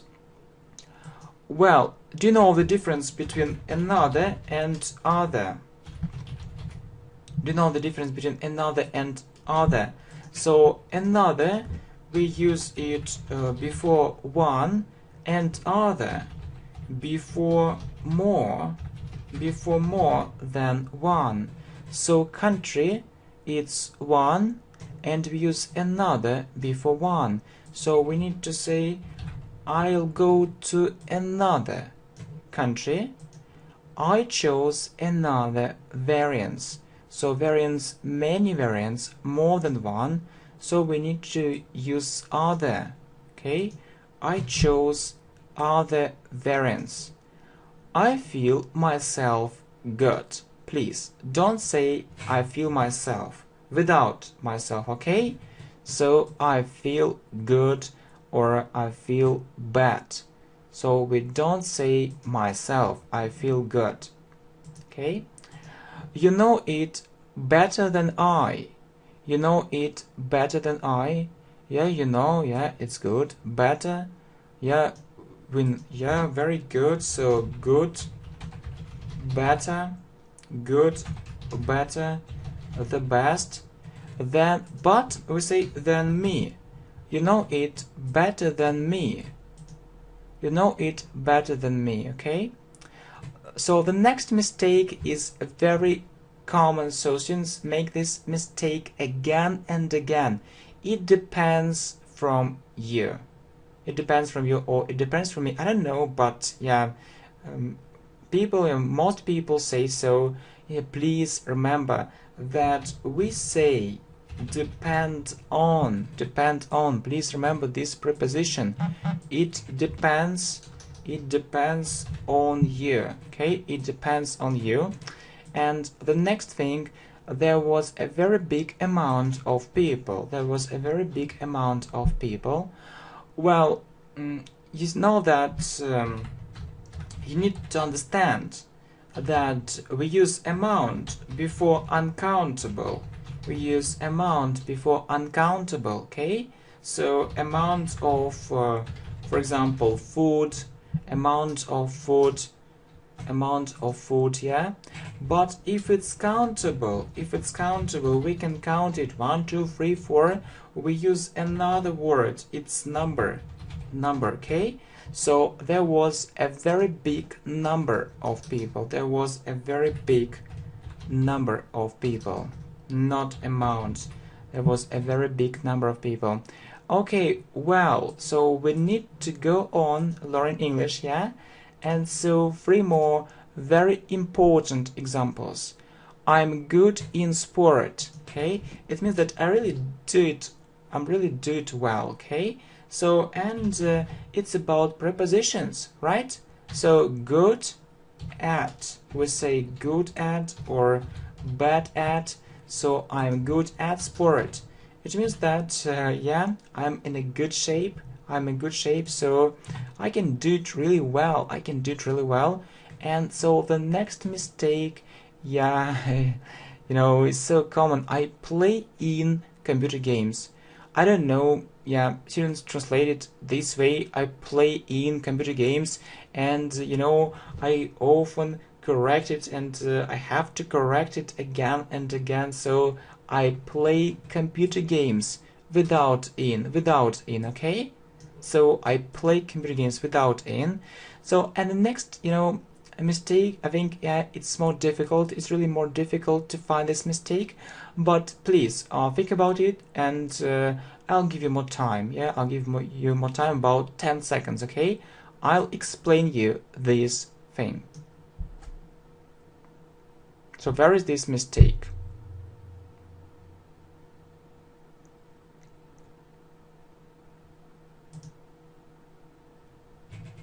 Okay, we say explain something. We say explain something to someone. So we need to say I'll explain this thing to you. So this way, yeah, I know it's difficult, and you know that I prepared this lesson especially for you, and I chose these most common mistakes especially for you from my experience. And I'm really happy that you're watching this video, and I'd like to thank you for your great support, or for your big support, for your huge support.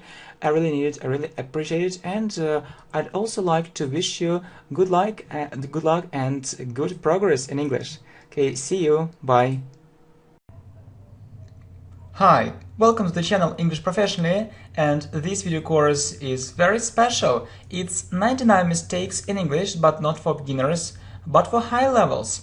Intermediate, upper intermediate, and advanced. So I remember that you asked more lessons for high levels, and if you support this idea, we can make a playlist for intermediate students on grammar and vocabulary, and also for beginners. Okay, and you know that we have a great video, 200 mistakes in English, right? And also have a look at 111 mistakes in English for beginners. However, this video is different. It's for higher levels. So really, you'll see new mistakes, new sentences, new examples for intermediate, upper intermediate, and advanced levels. Okay? So can you find all these mistakes? It's a very good and interesting question. So you know that you can make a pause, yeah, you can stop, yeah, the video, and try to do it. You can try to find these mistakes, yeah, check your knowledge. So let's speak English correctly. It's very important to do it, okay? So the first one. Okay, so I'll read it and try to find this mistake, try to correct it. So each of these sentences actually contains contains a mistake. So there is a mistake in each of these sentences. Okay, so if I would have $1 million, I would buy a house in the center of the city. Okay, look, if I would have $1 million, I would buy a house in the center of the city. Yeah, a good idea. So, do you have these, these $1 million? So if not, yeah, I think not. Yeah, so it's in our imagination. It's in our imagination, and if we imagine, yeah, we imagine it, and we talk about the present. So it's unreal. So if so, you need to use the second conditional. Conditional. Do you remember how we form it? So if plus past simple, yeah, in the first part, and then would or could, plus would or could plus verb. Okay, so it's the second conditional. Please remember. So if plus past simple, so the verb is have, yeah. So how to say it in past simple? Have. It's had. Okay, so it's had, and you need to say if I had. Okay, so if I had $1 million, I would buy a house in the center of the city. Right, would plus verb. It's correct. Okay, so it's correct now. If I had $1 million, I would buy a house in the center of the city. So we imagine, so it's present unreal, the second conditional, right? If plus past simple, would or could plus verb. Okay, next. So whenever you will be, I'll miss you. So what does it mean? Whenever? Who knows? So it doesn't mean where you are, or it doesn't matter actually. Where you'll be doesn't matter. So maybe you'll be in my city or in another city, so in this country or in another country. So I'll miss you, yeah, I love you. Yeah, so the idea is clear. The problem is grammar, right? So what is wrong? Who knows? Well, you need to remember that if you have whenever, so you need to use present simple. Although you talk about the future. So you need to correct it. So whenever you are, right? So you're talking about the future. We see it looking at the second part of the sentence, I'll miss you, but we need to use present simple in the first part of the sentence. So whenever you are, I'll miss you. Okay, well done. So what is next? I want you go to the party with us. Okay, I want you go to the party with us. So the idea is clear that I'm going to the party, and it's a good idea if you join me. Okay, so that is clear. So what's incorrect? So you need to remember the structure. Want somebody to do something. Okay, so want somebody to do something. So you need to put to before a verb. To, okay, so I want you to go to the party. Then you say I want you to go to the party. It means that, yeah, I'll be happy if you join me, if you go there. Okay, I want you to go to the party. Well, so number 4, he was breaking his leg while he was working in the garden. Well, it's in the past, you see. So it's past continuous. You see past continuous, yeah, in the first part of the sentence or in the first clause and in the second clause. Yeah, but we need to understand, really, is it really so? Okay, so he was breaking his leg while he was working in the garden. Okay, so he was working in the garden. So I think it's a long action. It's a long action. And he was breaking his leg. Well, you know that I don't think that it's a long action. I think it's a short action, yeah? So I can't say that he was breaking his leg. So it happened. Yeah, it happened, yeah, very quickly. So it's a short action. And, if it's a short action, we need to use another tense. Not past continuous, but past simple, right? So you need to say he broke, okay? He broke his leg while, so you see it's past simple. He broke his leg while he was working in the garden. So it's past continuous, okay? So he was working in the garden, and then suddenly he broke his leg, okay? Yeah, that's clear.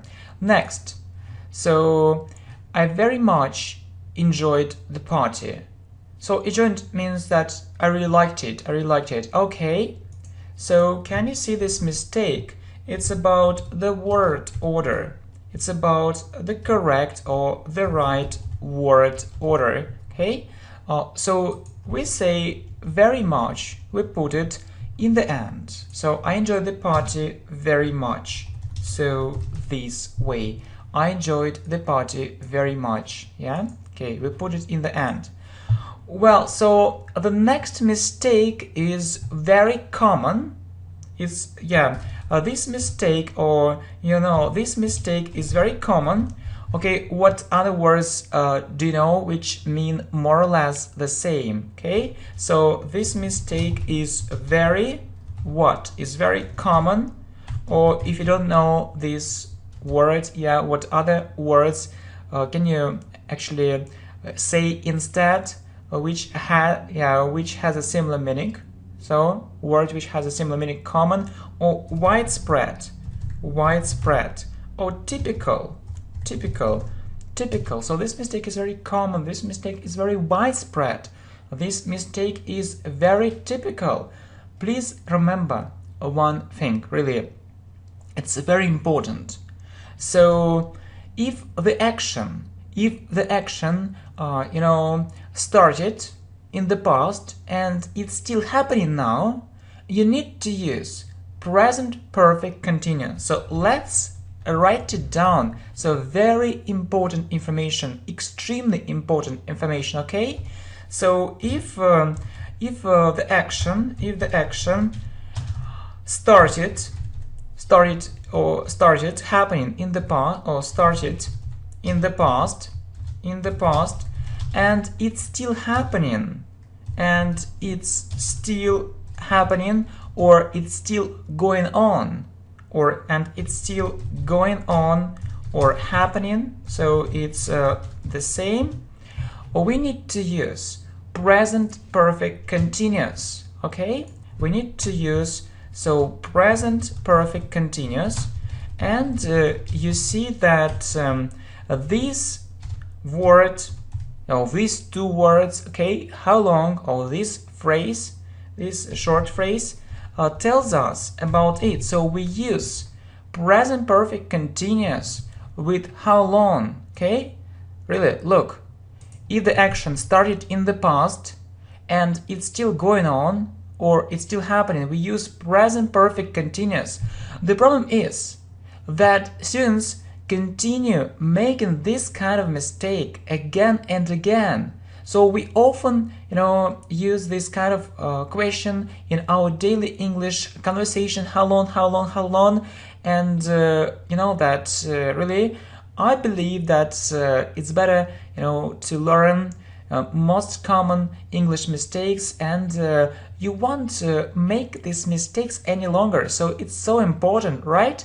So please remember one thing, how long. So if you have how long and the action started in the past, and it's still happening, so you need to use present perfect continuous, okay? So let's speak English, not only fluently, but correctly or accurately. Well, good. So, and we say, so how long have you been? how long have you been, then you need to add verb. Then you need to add a verb plus ing. Then you need to add a verb plus ing. Okay? So, as you see, as you understand, okay, as you guess, so as you might know, so how long have you been plus verb plus ing. Okay, so you see, how long have you been, if it's if it's about you, if it's about it, how long has it been. Okay, so how long has it been raining? How long has it been raining? Okay, really great job, my congratulations. Okay, how long has it been raining? Well done. Please remember it. Not this way, it's incorrect. I hope you understand it. You just need to remember this rule, okay? So if the action started in the past and it's still going on or happening, you need to use present perfect continuous. So we use it with how long. Okay? So how long did you wait for me? How long did you wait for me? So it's the same situation. So you need to use how long have you been plus verb plus ing. So you need to use this structure, okay? So how long have you, how will you say it? Please tell me. How long have you, what is next? Been, verb, wait, plus ing, waiting. How long have you been waiting for me? Okay, only this way, okay? Next, how long did you stay here? It's the same mistake, okay? So how will you say it correctly? How long have you been staying here? How long have you been staying here? So it's correct now. Well, so what is next? So how long are you here and how long do you work here? So you know that this sentence number 9 is a little bit more difficult, and you will see why. So I hope that you understood this rule and you can use it very effectively. Anyway, try to say it correctly, okay? So how long have you? Look, some students try to say it this way. How long have you been plus verb? So what verb? Be in. Yes, here. But we can't say so. So normally we don't use, be in continuous. So if we don't use a verb, if we don't use this or that verb in continuous, we need to use present perfect instead. Okay, so we use present perfect if a verb doesn't have a continuous form, doesn't have a continuous form.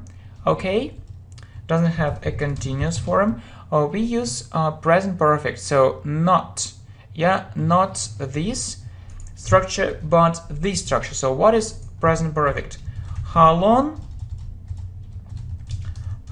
have you plus the third form, or we also call it past participle. So it's a very important thing. Okay, so how long have you, and past participle of be is been. So how long have you been here? Only this way. So it's very important to understand English grammar, but to be honest, I think it isn't so difficult, yeah? So the rules are quite simple, you just need to understand them. Well, the next sentence, how long do you work here?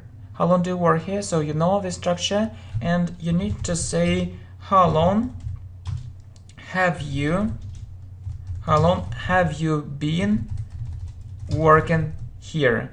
How long have you been working here? So you see, only this way. How long have you been working here? Well, next. So what is next?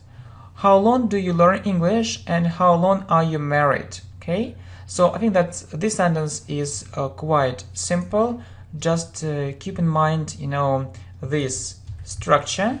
Okay, so you see, and I hope you understood it very clearly, that we need to say how long, then have you been, plus verb, so what verb? Learn, plus ing.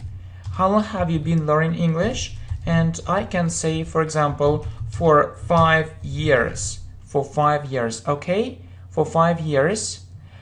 Well, so the second sentence, how long are you married? So can you correct this sentence? Can you correct this sentence?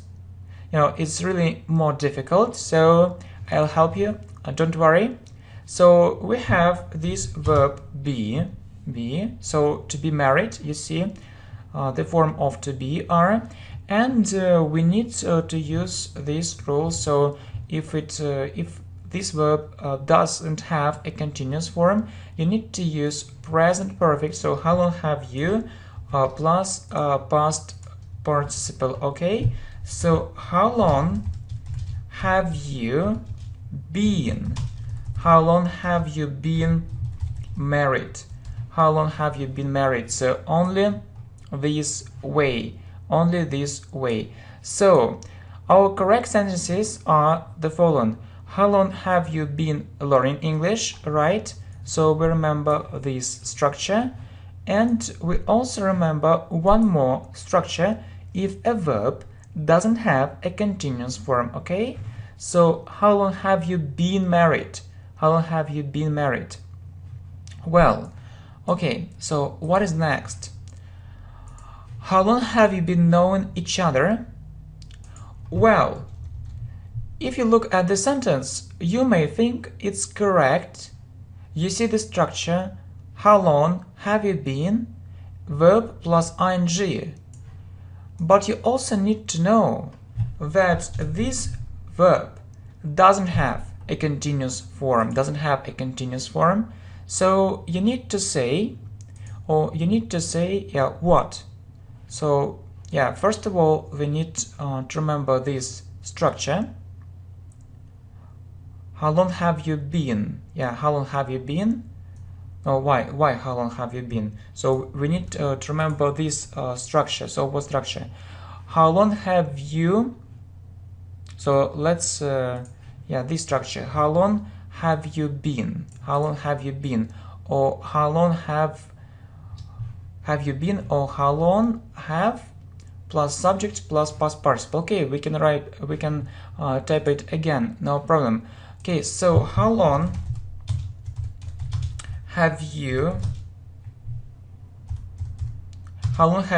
plus past participle or plus the third form, plus past participle or plus the third form. So no is the first form. So what is the second form? New. And what is the fourth form? It's noun, or we also call it past participle. So you need to use this structure, and let's correct it. So how long have you known? How long have you known? Okay, how long have you known each other? Well done. Well, the second sentence is I learned English for 7 months. Well, it's the same rule. So you need to remember that such phrases, such words as how long, for, and since, so often tell us that we need to use present perfect continuous. But the most important thing is the following. So if the action started in the past and is still going on, we need to use present perfect continuous. So this is the most important rule. Okay, so really, I started learning English 7 months ago, and I'm still doing it. I'm still learning English. So we see the idea of present perfect continuous. We also see for these words often tell us that we need to use this tense, so let's correct it. We just need to know how we form present perfect continuous. I think it isn't so easy. The most difficult thing is to understand that we need to use this tense. So the formation of this tense isn't so difficult, has been plus verb plus ing. So, and you will say, I have been, the verb learn plus ing. I have been learning English. I have been learning English for 7 months. Okay, well done. So it's correct now, but not this way. Not this way. As you understand, it's incorrect. So not present simple. We need to use present perfect continuous. Well, so 15. I didn't see you from last year. Okay, so what is wrong? So we need to say since last year, since last month, okay, since last week, and so on. And you know, it's also true, and so you see that we need to use another tense. Yeah, right. So it's also true now. So we see with the connection with the present, so we see this word since, and this word tells us that we need to use present perfect. Present perfect. I hope you remember how we form this tense. Have or has plus past participle. Have or has plus past participle. Okay, so I haven't seen you. I haven't seen you since, yeah, not from, since last year. I haven't seen you since last year. I haven't seen you since last year. So haven't seen and since. So two mistakes. We see two mistakes in this sentence. Well, as usually, I went to bed late. Yeah, you know, it's a good phrase, but you need to be more precise. So we say as usual, not as usually. We say usually, but as usual. Okay, as usual. As usual, I went to bed late. 17. It's a very huge building. So is it okay or not? So what does huge mean? It means very big. It means very big. So huge means very big. So it's a strong adjective. Strong adjective. And I also hope that you remember this rule that we can't use very with strong adjectives. So you can't say very wonderful, okay? You can't say very wonderful, okay? You can't say very amazing. So you can't say it. So you use another word instead of very. So what is this word? It's absolutely, okay? It's absolutely. So you need to use absolutely if you want to make it sound stronger. So absolutely wonderful, absolutely amazing. So this building is absolutely huge, or but generally we just say huge. It's a huge building without very. If you want to make it sound stronger, we say absolutely, but not very. It's a huge, it's a huge building. Well, next. She burst into laughing. Okay, so let's get back to one of our favorite topics, phrasal verbs. So if you need more videos on phrasal verbs, please let me know, and we'll make a new great playlist on different phrasal verbs. Get with 15 prepositions or take with 10 or 12 prepositions. It's so easy, and we'll cover all these phrasal verbs. And I also have one more interesting idea. So let me tell you what this idea is all about. To actually record some videos on phrasal verbs related to some topics, for example, money, relationships, and so on. Okay, so if it's interesting for you, please let me know. Okay, so she burst into laughing. So what does it mean?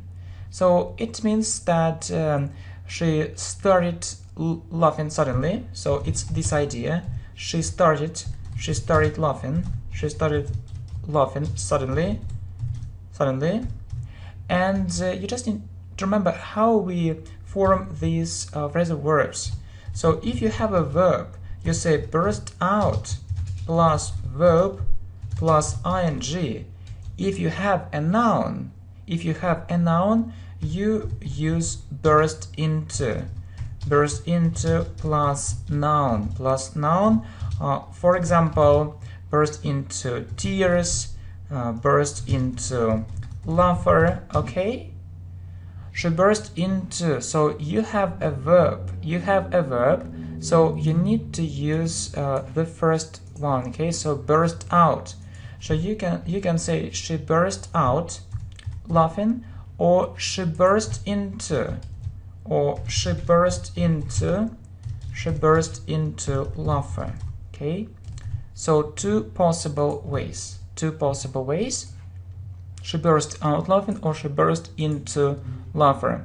Burst out plus verb plus ing, or burst into plus noun. For example, burst into tears, laughter. Next, she burst out tears. Okay, so we know this rule.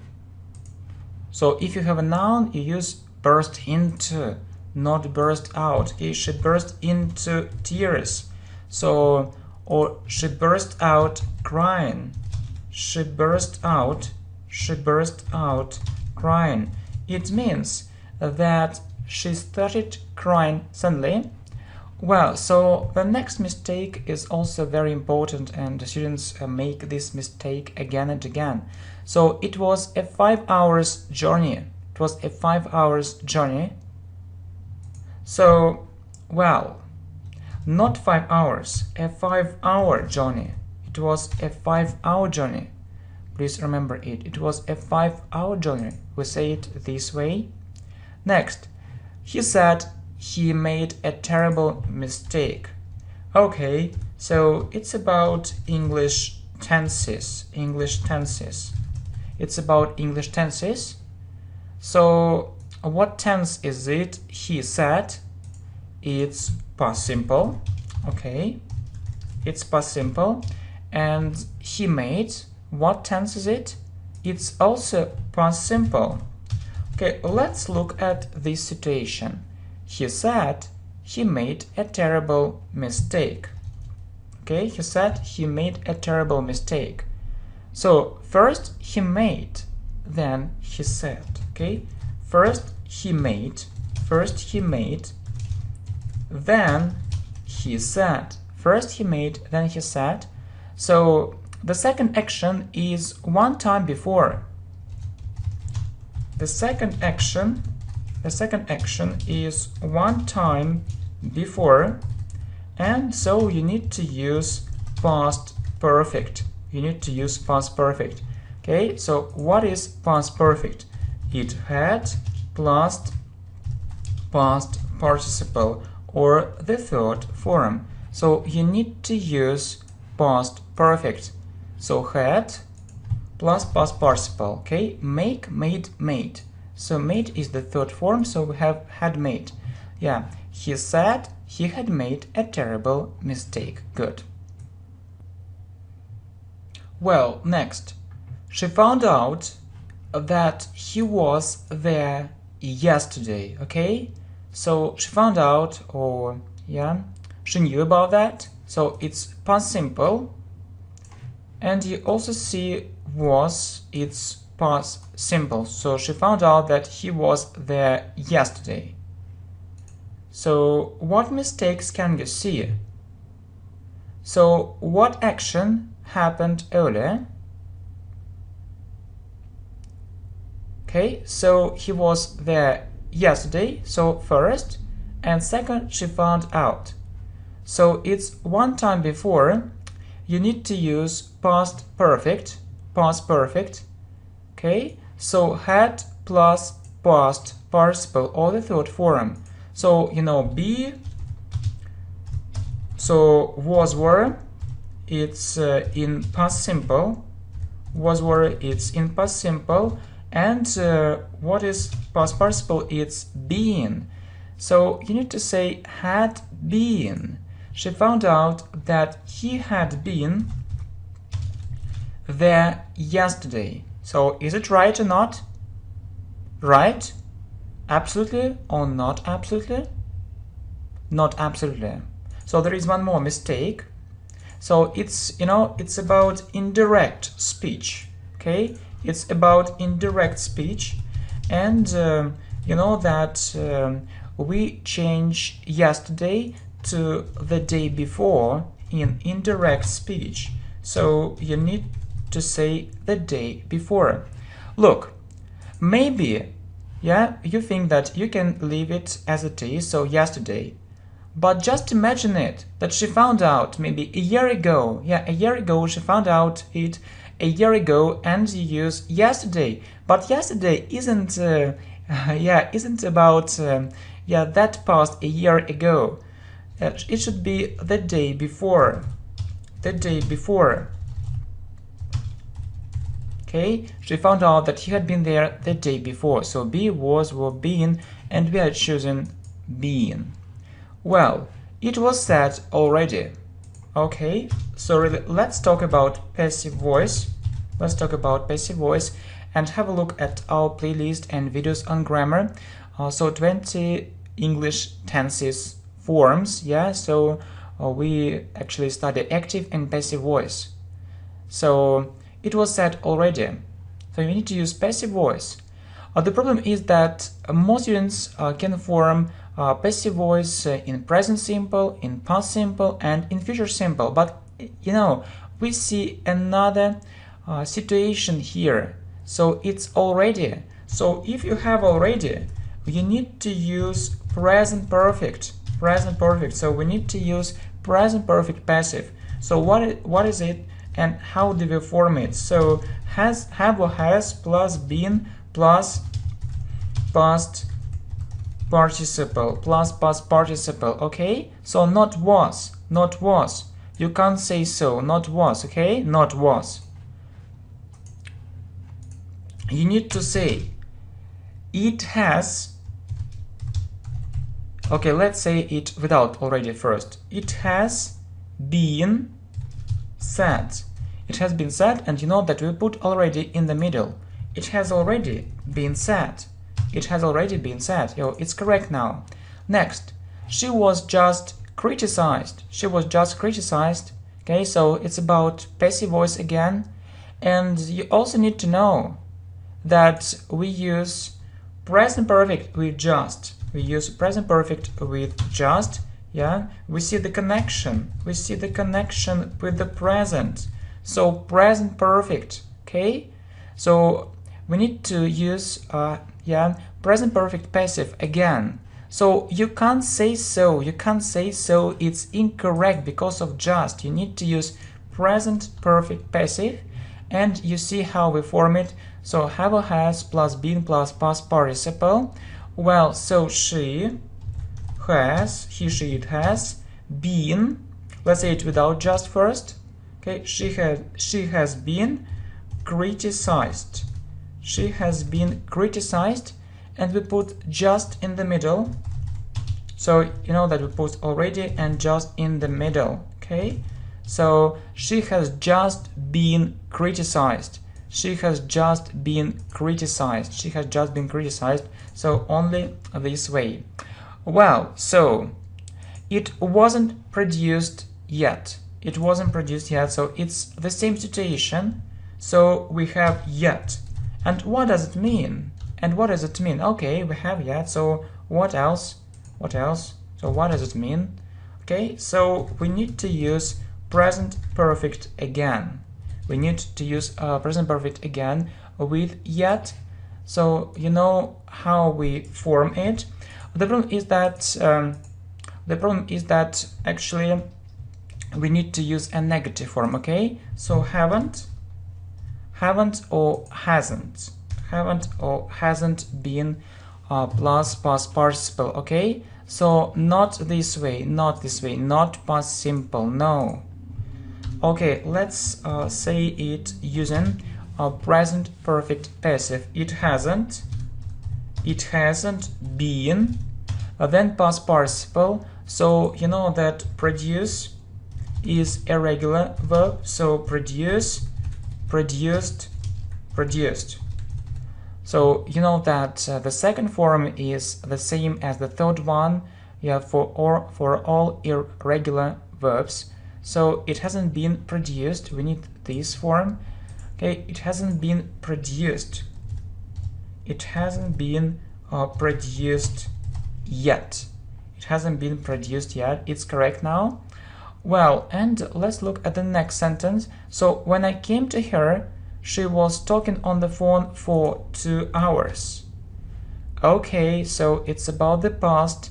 When I came to her, it's a short action, and I was talking on the phone, it's a long action. Yeah, past continuous, past simple, and past continuous. So what's wrong, really?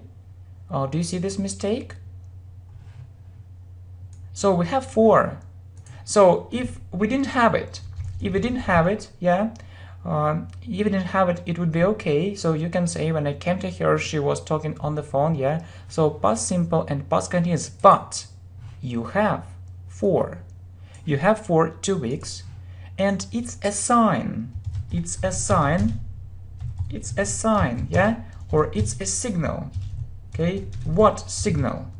That we need to use another tense, not past continuous, but past perfect continuous. So if it's one action in the past, yeah, and we have, and you see 4, so you need to use past perfect continuous. Past perfect continuous. So had been plus verb plus ing, not she was talking. She had been talking on the phone for 2 hours. Only this way, okay? When I came to her, she had been talking on the phone for 2 hours. So it's a long action in the past, and you have 4, so it's this condition, and yeah, only this way. Good. Good job. Well, I'm used to learn English every day. I'm used to learn English every day, and I used to go cycling quite often when I was a kid. Well, to correct these mistakes, you need to know 2 different structures, okay? So be used to something, or be used to doing something, and used to do something. 2 different structures. So what does it mean? Yeah, to do something. Be used, or to be used to doing something. It means that it became normal for you. So it became normal to you. It's okay for you now. It became normal. It became normal to you. It became normal. It's okay. It became normal. It's okay. Yeah, and used to do something, yeah, to be used to, the form of to be, it's usually am, is, or are. It's if it's about the present, okay, am, is, or are, and used to do something, it's about the past.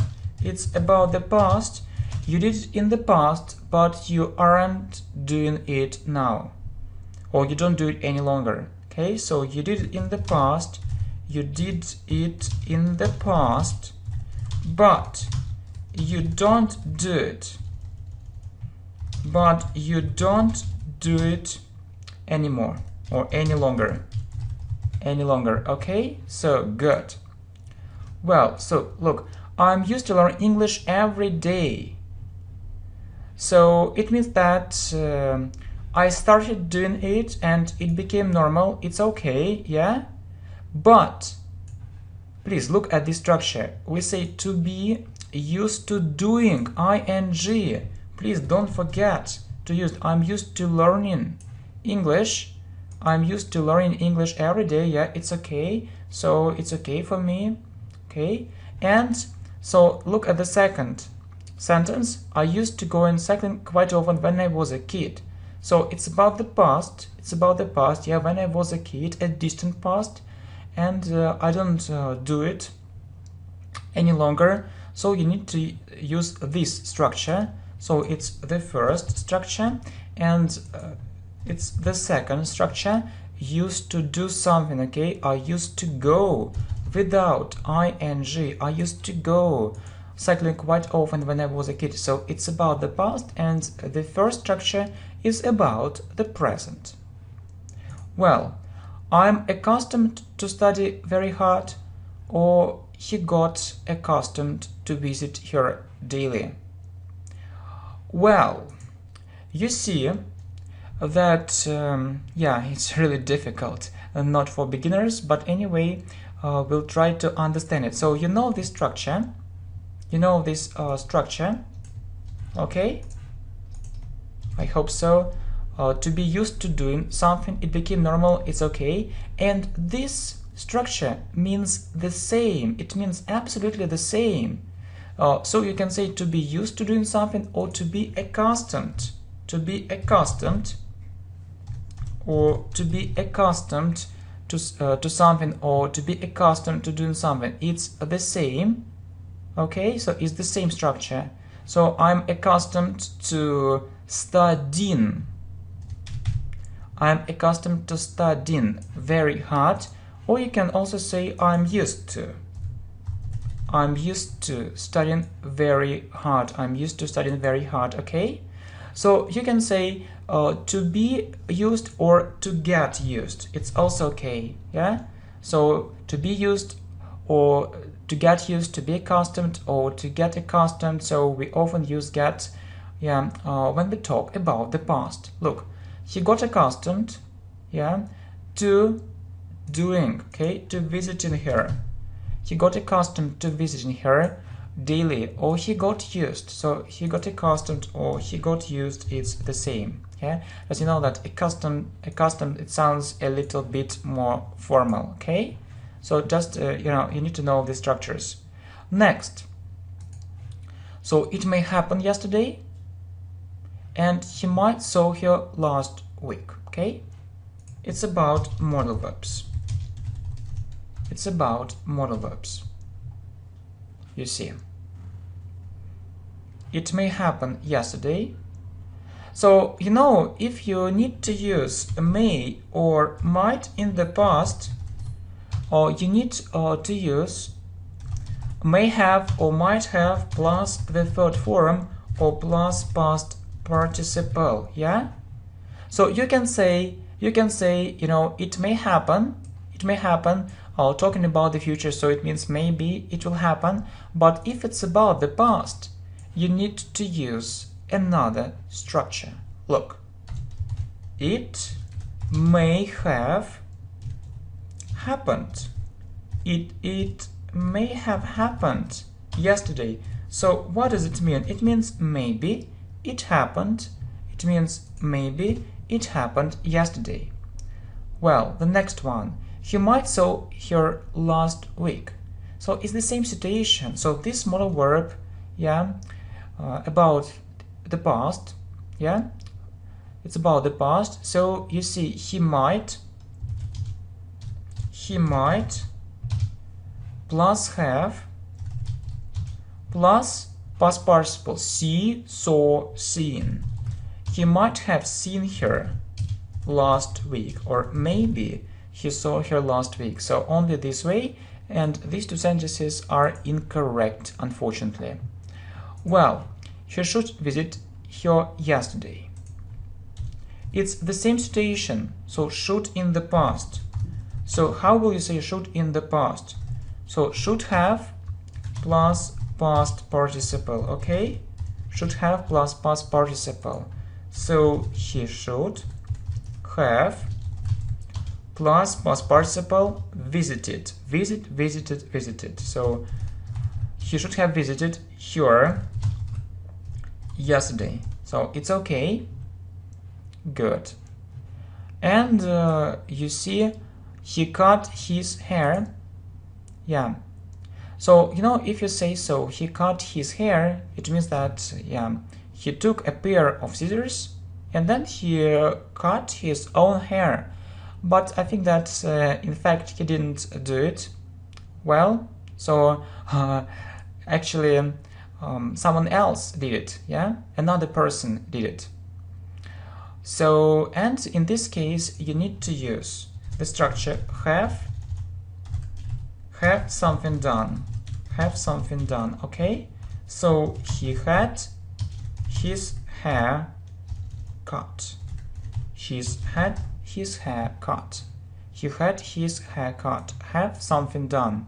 So not he cut his hair, but he had his hair cut, okay? Very important structure. And he repaired his car. So maybe his car broke down, yeah? He repaired his car, but not with his own hands, okay? Not with his own hands. So someone did it for him, and if someone did it for him, you need to use have something done. So he had, how we say it, he had his car repaired. He had his car repaired. Okay, very good, really very good. He had his car repaired, but it isn't correct, as you see. Well, next, you would better stay at home. So I want to give you some advice, and you need to remember that we say you'd better. It's okay to use a short form.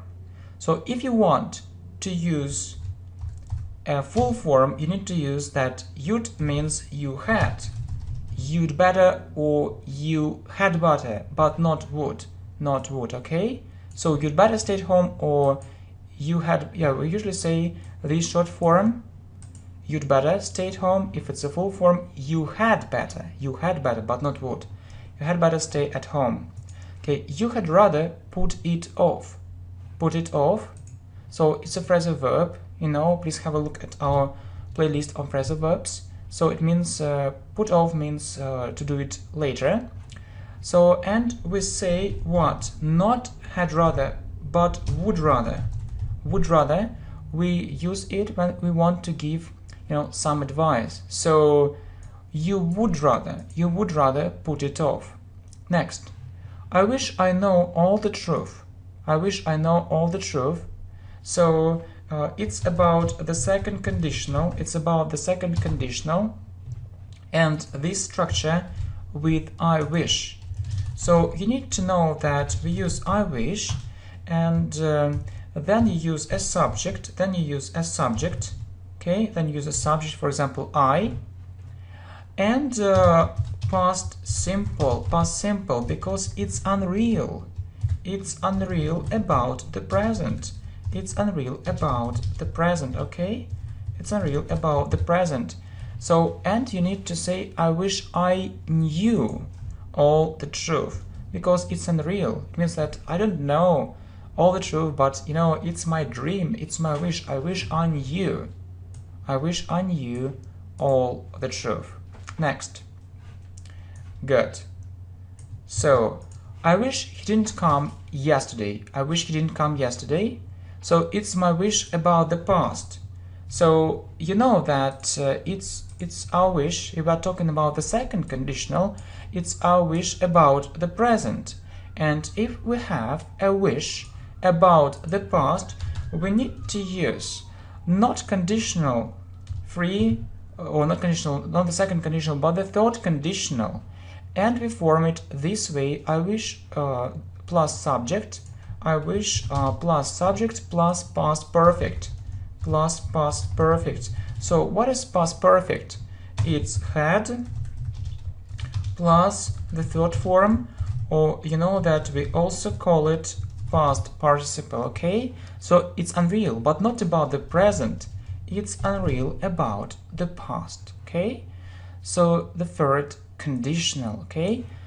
You see, I wish he didn't come yesterday. It's my wish about the past. It means that he came yesterday, but really I wish he what? Had plus past participle or hadn't. I wish he hadn't come. Yesterday, okay? Next, the money were paid. So it's okay, yeah, it's passive voice. It's, you see, it's passive voice, past simple, it's okay. But there is one small, or maybe not small, mistake. So the problem is that the money is singular. The money is singular in English. The money is singular in English. So the money is, or the money was, yeah? He, she, it was. The money was paid. The money was paid. Okay, next.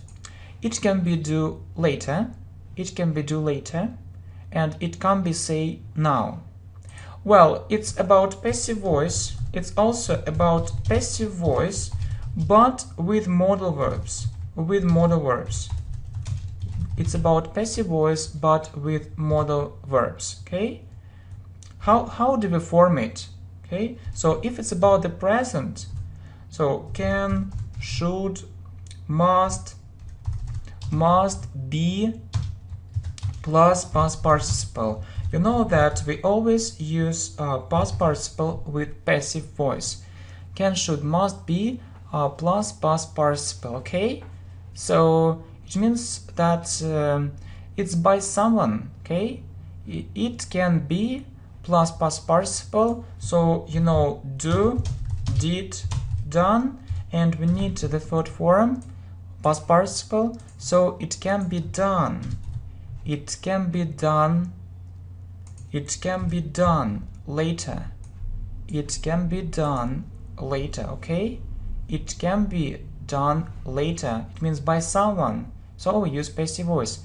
It can be say now. Yeah, you know that it's passive voice, we always need these, yeah? Past participle. Say, so say, said, said, okay? And we need said. So it can be said. It can be said now. It's okay. Well, next, it should be mentioned. It's the same situation. It's the same situation. Passive voice with modal verbs. You see, it should be mentioned. It means by someone. So should be plus the third form. So you know that mention is a regular verb. Yeah, this verb is regular. So the second form is mentioned, and it's the same as the third form. You see, this the same. We need this, so it should be mentioned. Yeah, don't forget about it. It's very important. Ed. It should be mentioned. Next, he said he will come tomorrow. Yeah, he said he will come tomorrow.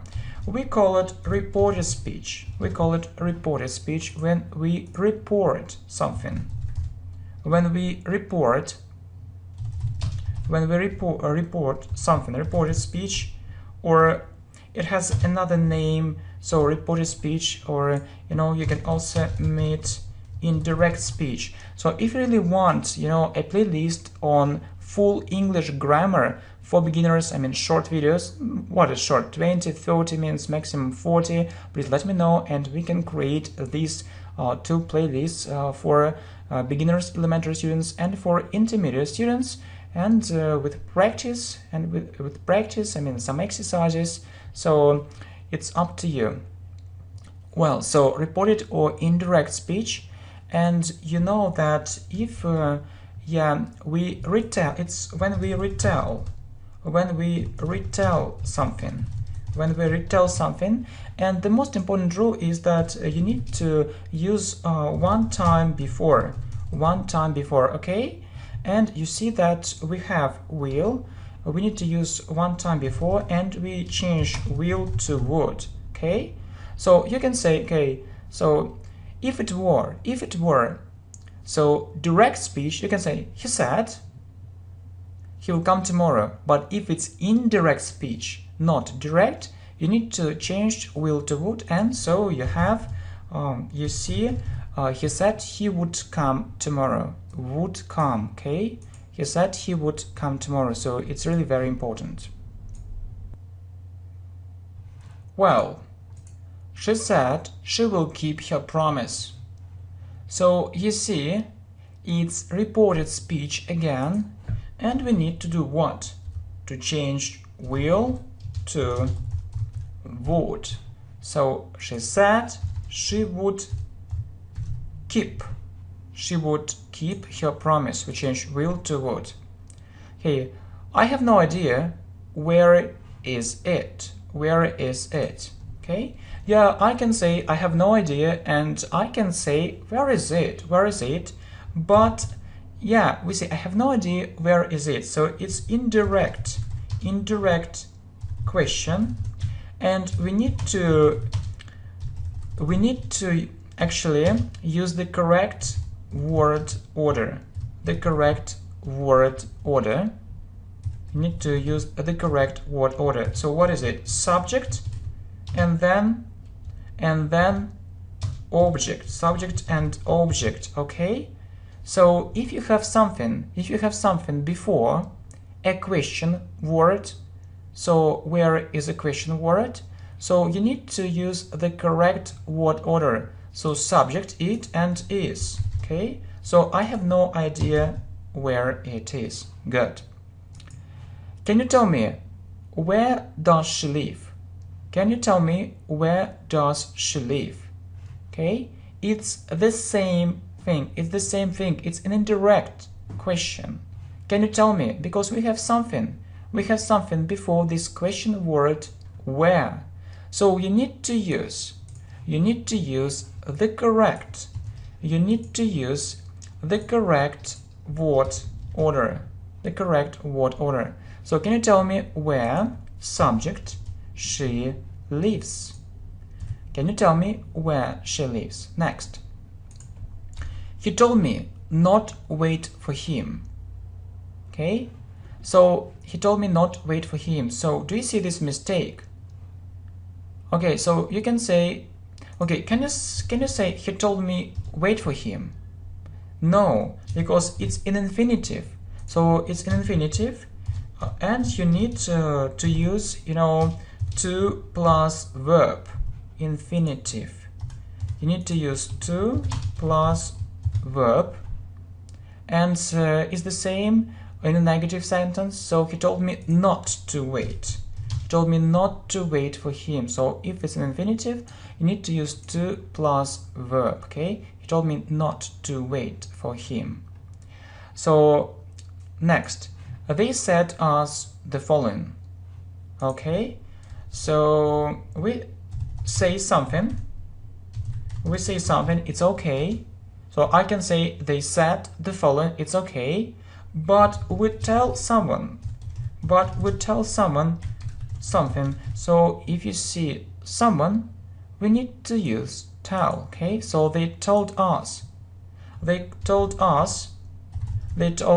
following. So you can say they told us the following, or they said the following.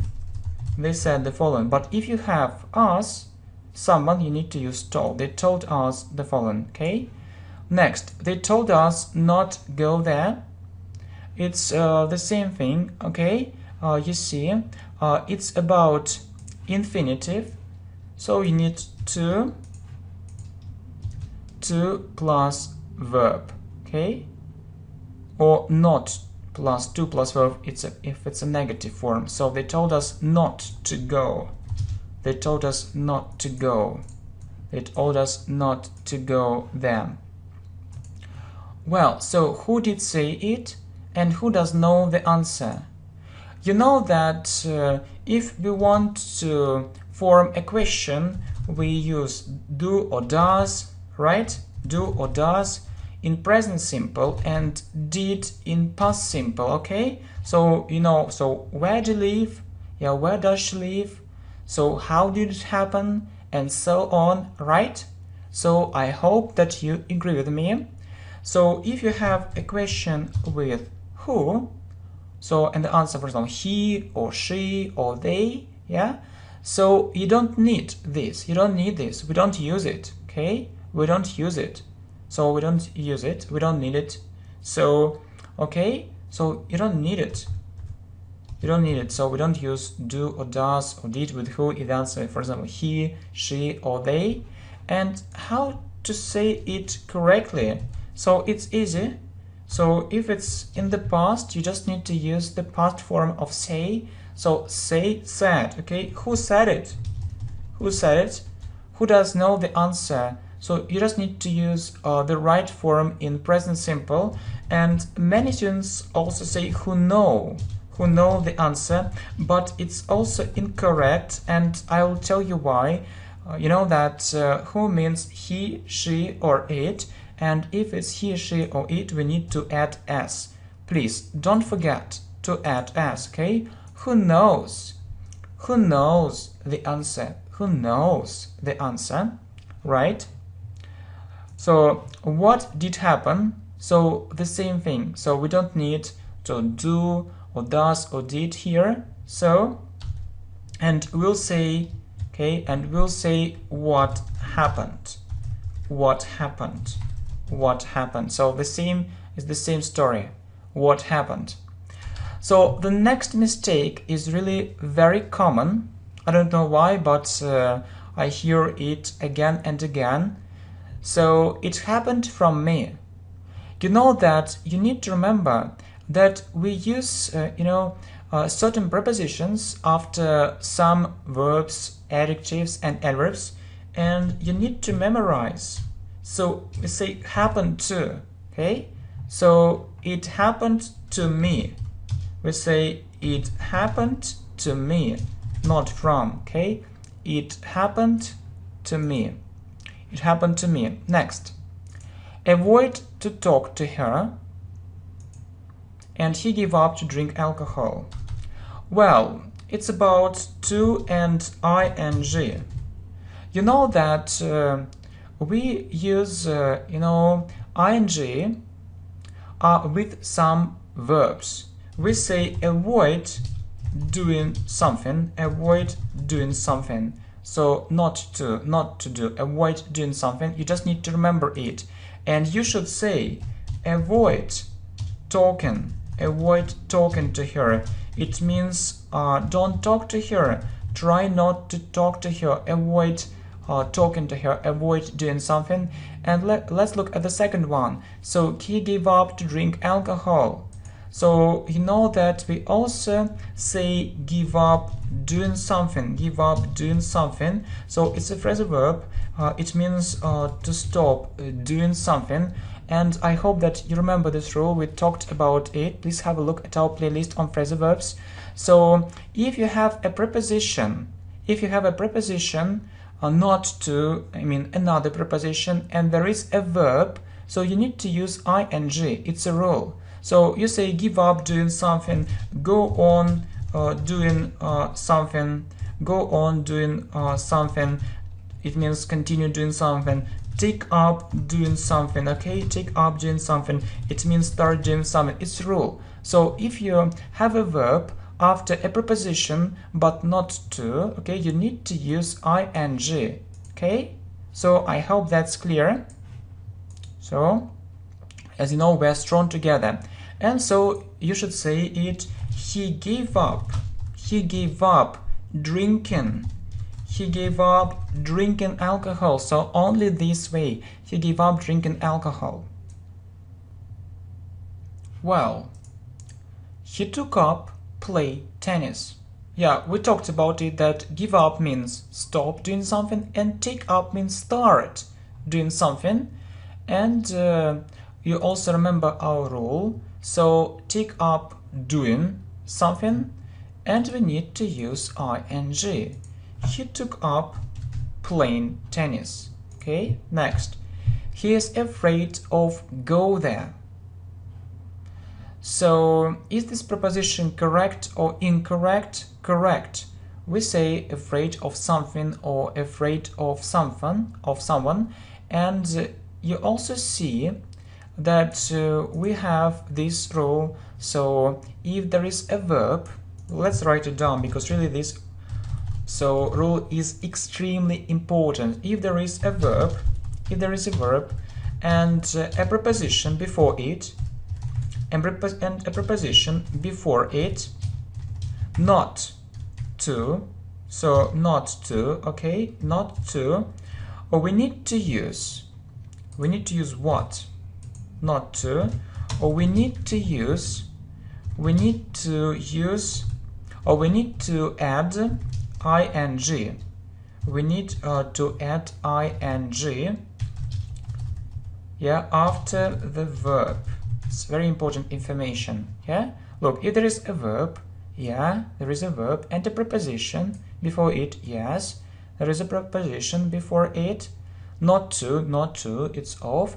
We need to add in, yeah, or ing. Let's do it.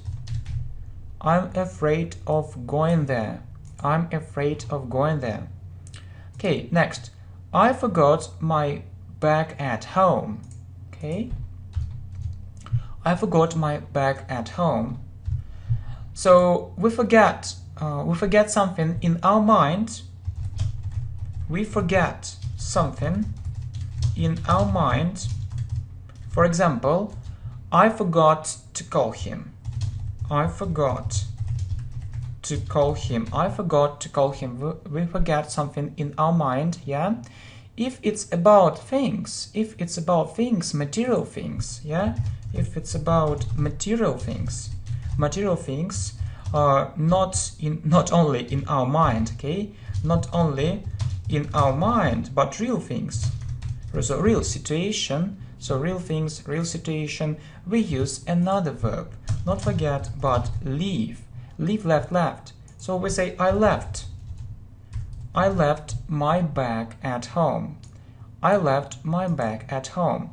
Next, he suggests to go there. No.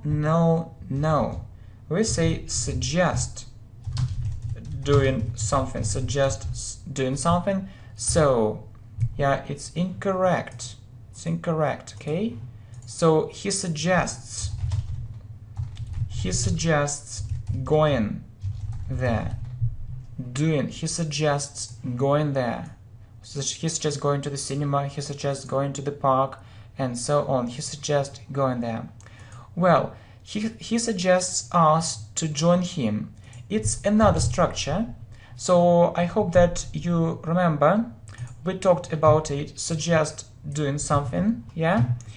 If it's one subject, okay? If it's one subject, for example, he suggests doing it. If it's one subject. If there are two subjects, we need to use another structure. Look, he suggests that we, for example, that we go there, or that we should go there. So look, you use in this case, or in this sentence, or in this example, you use present simple, or yeah, we go or should plus verb, or we should go there. Okay, let's do it. So he suggests, yeah, us, yeah, he suggests. So let's correct it. He suggests that we, so join him, or you can also say he suggests that we should join him. Okay, good. So what about the next sentence? I will take this exam in spite I am not ready. Okay, you need to know this structure. We say in spite of the fact,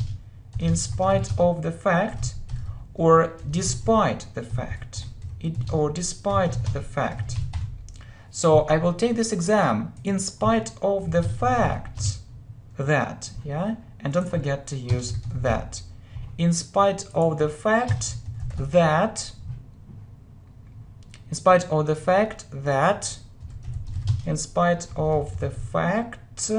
right, that I am not ready. So it means although.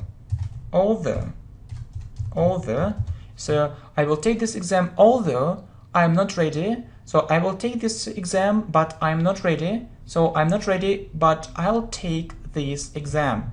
Please remember it that we say in spite of the fact and despite the fact that. Okay, good. Well done. So although. Good. So 63. I'll try to do it despite of your warnings. Okay, you see. you need to remember these very useful phrases, okay? In spite of or despite, yeah, without a preposition. So you can say despite your worries, or in spite of, or in spite of, or in spite of your worries. It means the same, two possible ways. I'll try to do it despite your worries, or I'll try to do it in spite of your worries. Well done. So next, he can pass this test in spite to be lazy. Well, it's also about in spite and in spite of and despite, but it's a more difficult thing because there is a verb. So there is a verb be. So if there is a verb, you need to use another structure, in spite of doing. In spite of doing something, in spite of doing something, or despite doing something, okay? Despite doing something. Yeah, first of all, we need to correct the following. So we say despite, but in spite of. Yeah, please don't forget to put of. And we use doing. So the verb plus ing, in spite of being lazy. So he can pass this test in spite of being lazy. So you can say he can pass this test in spite of being lazy, or despite. You can say it in one word, okay? So despite being lazy. I know that this sentence and this structure may sound strange, but it's because you haven't got used to it. So maybe it's a new thing for you, and so it seems strange. So all new things usually seem strange. It's okay, but I think the more advanced English grammar and vocabulary practice you have, so the more actually the easier it will be for you to get used to it. You see. Well done. So 65. He can get this job despite he doesn't have enough qualifications. So it's a verb. So, or he can get the job, you can say although.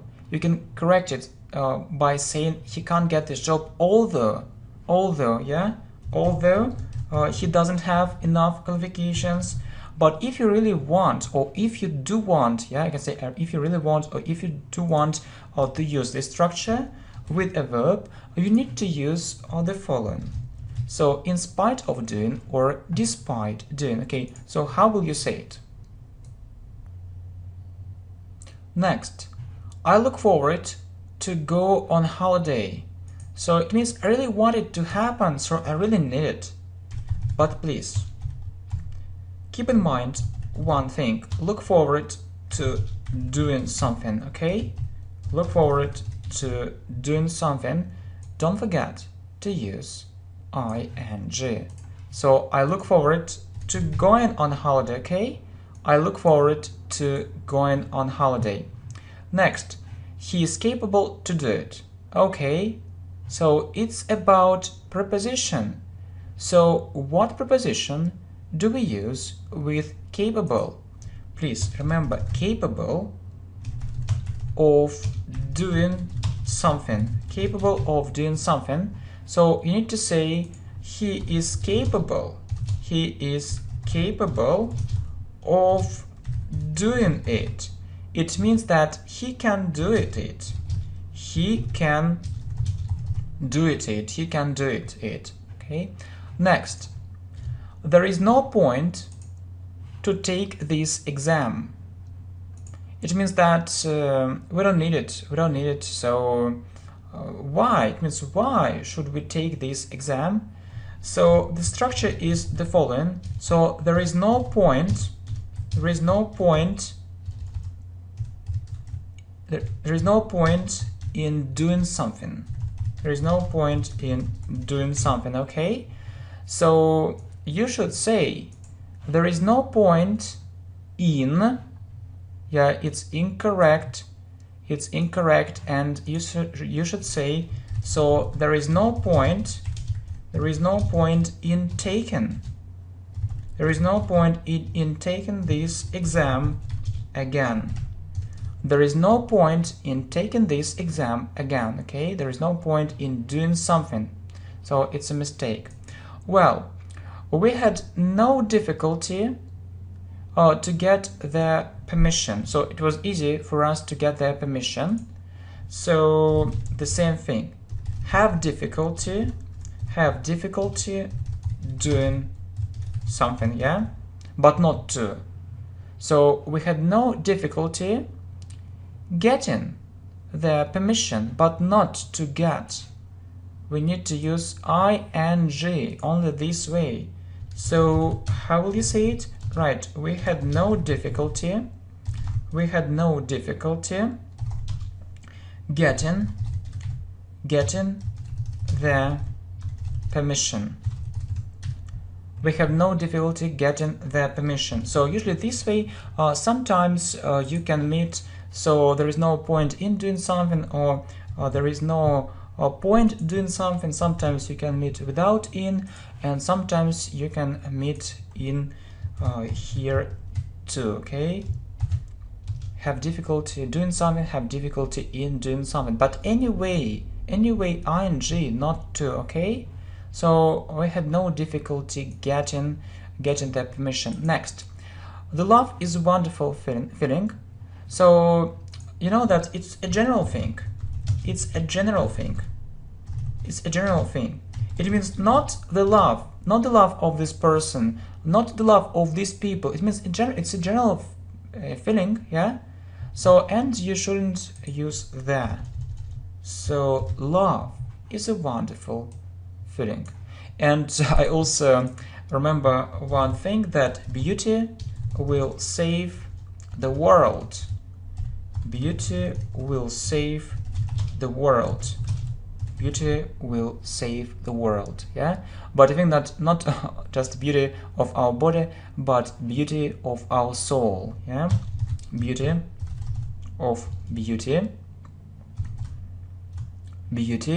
okay, of our soul. Beauty of our soul, okay, you see, not just beauty of our body. Okay, some people sometimes say so. Okay, well, it's a general thing. Okay, so what is next? I chose a 2 weeks course. Okay, I see.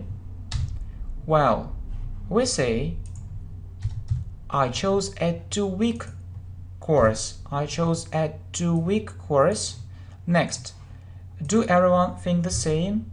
So, do everyone think the same? You need to remember that everyone. So everyone. Okay, what else? Everybody. So no one. Sorry for my bad typing, or for my awful typing skills, but I'll work on myself, yeah. I'll try to do it. So no one, nobody, okay, nobody, and each, okay, and yeah, we use it means he, she, it. It means he, she, it. If it means he, she, it, we need to use does, right? Does everyone think the same? Does everyone think the same? Next, he found a lot of mistakes in his essay. Okay, a lot of mistakes in his essay. We say a lot of. It means many. A lot of. Sometimes we can use a lot. So it's before a noun. If you don't have a noun, you say a lot. For example, he knows a lot. So if you don't have a noun, yeah. So no, if you don't have a noun. Okay. So he knows a lot or much, yeah. He knows a lot. If you don't have a noun, or a lot of, so you need to say a lot of. He found a lot of mistakes in his essay. He thinks the same like me. Oh, yeah, really, it's very important to know this structure. The same as. We say the same as. He thinks the same as me. Okay, please use as. He thinks the same as me. Well, it's a 5 minutes walk. Okay, it's actually the same thing. I think you understand what I'm talking about. So it's a 5 minute. it's a 5-minute walk. Next, don't do it, it's harmful for your health. Well, so you should pay attention to English prepositions, and we say harmful to, okay? Harmful to. So it's harmful to your health, or it's bad. It's bad for your health. It's about harm, some negative thing, so don't do it. It's harmful to your health. Next. What was your reason to come to the party? Or why did she come to the party? Why did she come to the party? Okay, let's remember English prepositions again. So reason for something, or if you have a verb, we say reason for doing something. So what was your reason? Yeah, you say reason for coming. So you need for and what and ing, reason for coming to the party. Next, my brother works as a cooker. Yeah, you know that cooker is a thing, it isn't a profession. It's a thing, not a profession,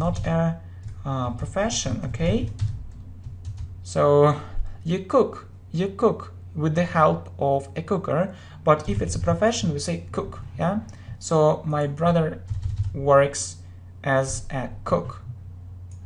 My brother works as a cook, but you know that you have a cooker in your kitchen, so but cook is a profession, yeah? It's a profession. Okay, well done. Next, he's married with her. Well, it's about English prepositions again. We say married to, but marry someone, okay? So he is married to her. He is married to her.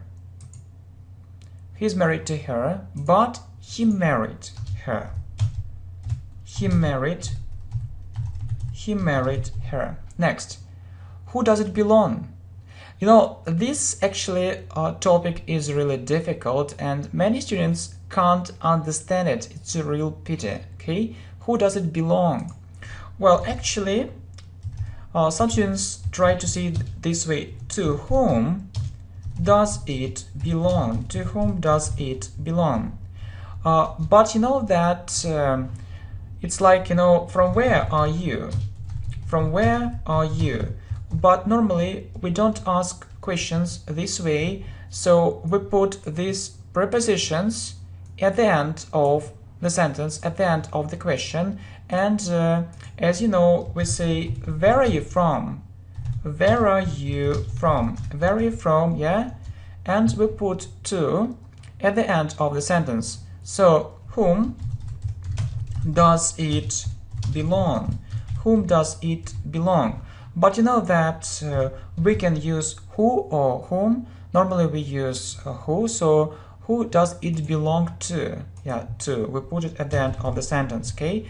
Who does it belong to? So this question is correct. You know that sometimes students try to memorize it, but I believe that we need to understand how we form this question, and really I tried to do it for you, and I hope that you understood it, okay? So who does it belong to? Who does it belong to? This way. Well, so 81, what are you interested? Okay, so you also need to, and what are you keen? So you need to, actually don't forget to use dependent prepositions too.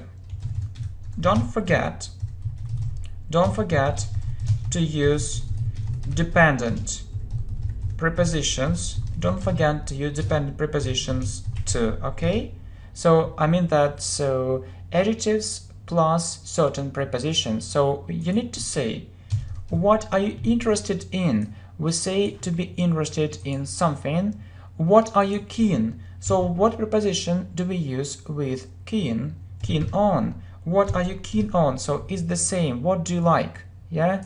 Simply what do you like, or what are you interested in? What are you keen on?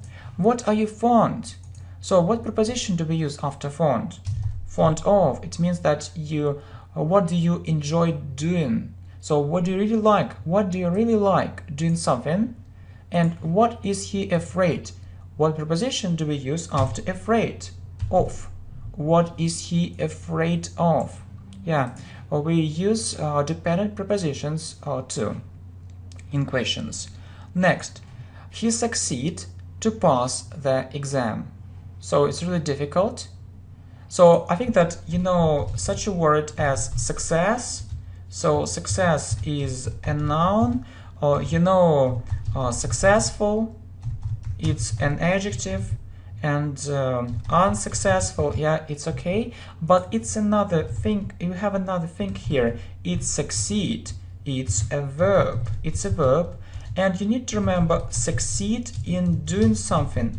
Succeed in doing something. Okay, so he succeeded. So I think it's about the past. Yeah, he succeeded not to pass, but in doing something. So let's correct it. So in, not to, and we use ing after the verb. So he succeeded in passing the exam. So this structure, it means that he passed the exam. So he was successful. He was successful. Well, next, succeeded in doing something. Yeah, very important phrase. What is next? She managed to get the job. So there is a phrase, managed to do something. Managed to do something. So we say managed to get a job. She managed to get a job. So what is it? It means that she could get it. She could get it. She got it. So it was difficult. It was difficult for her, but she got it. She got it, although it was difficult for her. Although it was difficult for her. Okay, she got it, although it was difficult for her. Yeah, she managed to get the job. Okay. Next, who are you with now? So who are you with now? Okay, so you see, it's present continuous if it's now, so you need to use what? ing. Who are you waiting? So you can use it with now or without now, and you also need to use a dependent preposition. So we say wait for. Who are you waiting for? Who are you waiting for? Yes, it's about the present, so you see present continuous and for at the end of the question. Who are you waiting for? Okay, it's typical for this country. It's typical for this country. Or, yeah, you see, it's about prepositions again. So typical of, okay? So it's typical of this country. What's typical of him? It's typical of this country. Well, I am proud for your achievements, or in other, words for your success, or yeah, success or good results. But it's about prepositions again. So we say proud. So what preposition do we use with proud? Proud of. Okay, I'm proud of.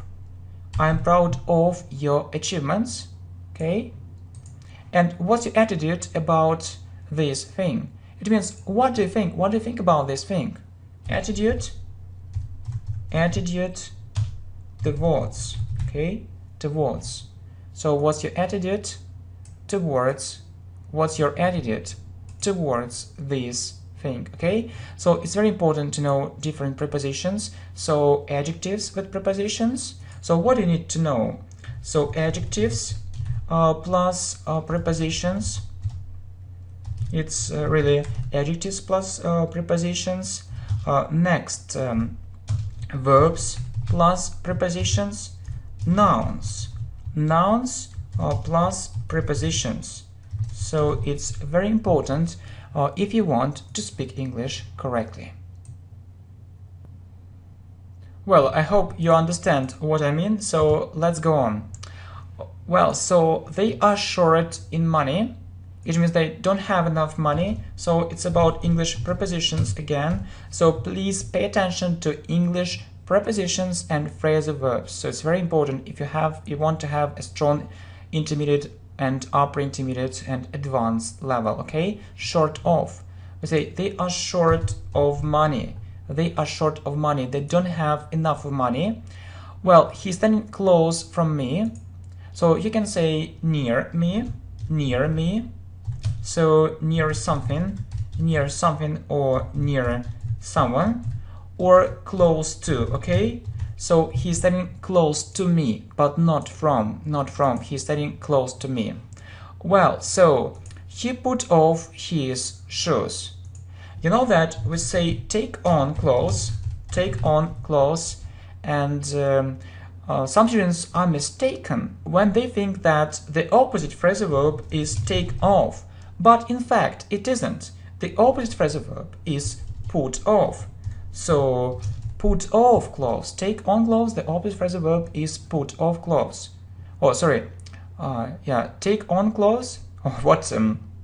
Actually, I don't know why it happened, but I was thinking about one thing, but I wrote, or I typed a completely different thing or an opposite thing, and I hope that you will follow my explanations and you got my point that we say put on. Okay, so put on clothes, yeah.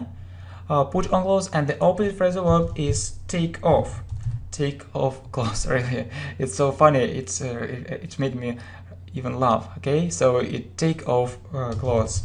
Take off clothes. Yeah, put on clothes and take off clothes, but not put off. Yeah, so he put off. Yeah, put on.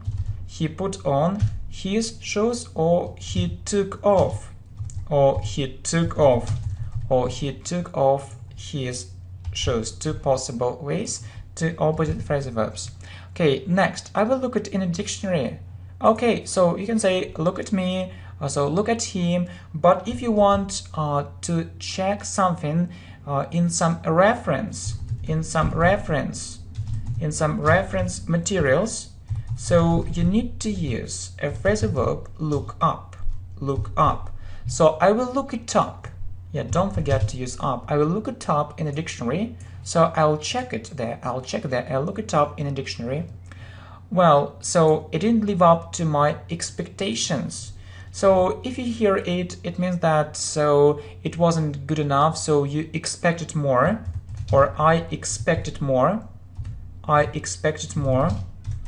So for example, the show didn't live up to my expectations, so I expected more. But it's about the spelling too. Yeah. So the spelling of this word. So you know that spelling mistakes sometimes take place too. So we say live up to, like live. Yeah, where do you live? Yeah. So really, where do you live? Live up to. It didn't live up to my expectations. And look, we'll decide this problem soon. We say solve a problem. We say solve a problem, but decide to do something. Decide to do something in our mind. For example, I decided to upload, English lessons regularly. I decided, it's in my mind. Yeah. I decided to upload English lessons, English video courses regularly on this channel, English Professionally. So if you support this idea, okay? But we say solve a problem, okay? It's different. So it's about English vocabulary. It's a different thing. Well, so 97, they headed to America, okay? So we say head for, or they left for, or they went for. Oh, sorry, they went to America. So they headed for America. It means they left for America, they went to America, so it's about movement. They left Spain. They really like this country. So if they really like this country, it means that they are in Spain. So they went there, and you need to use left for, right? So if they want to go to another country, you say they left Spain, so and they went to another country. But if they are in Spain, so you can say go to or leave for. So they left for Spain. They really like this country. Well, and one more, the most difficult task, the most difficult sentence, please concentrate. So really, I expect concentration. I never came across with this word. It's completely new for me. Okay, I can give you some time, maybe 20 seconds, I think it will be enough to spot this mistake. Spot this mistake or to find it. Okay, please.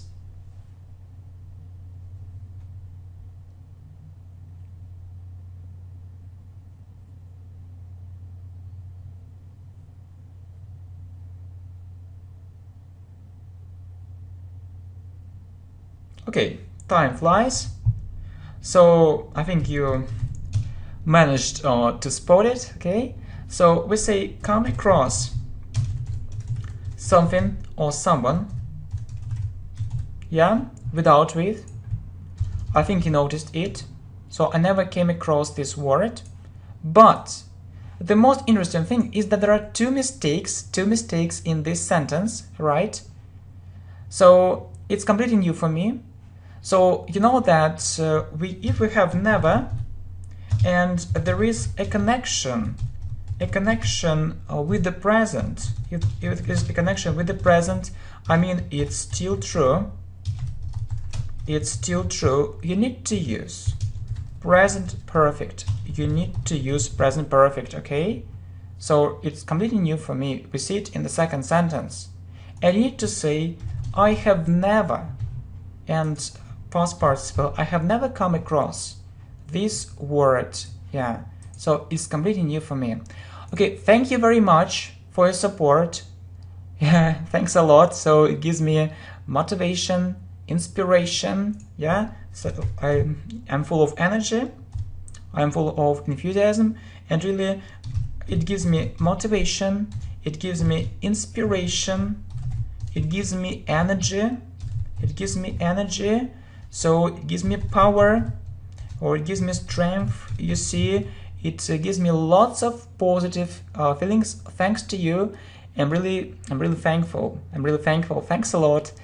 See you. Bye. And I wish you good progress in English. So that's why we are here. See you.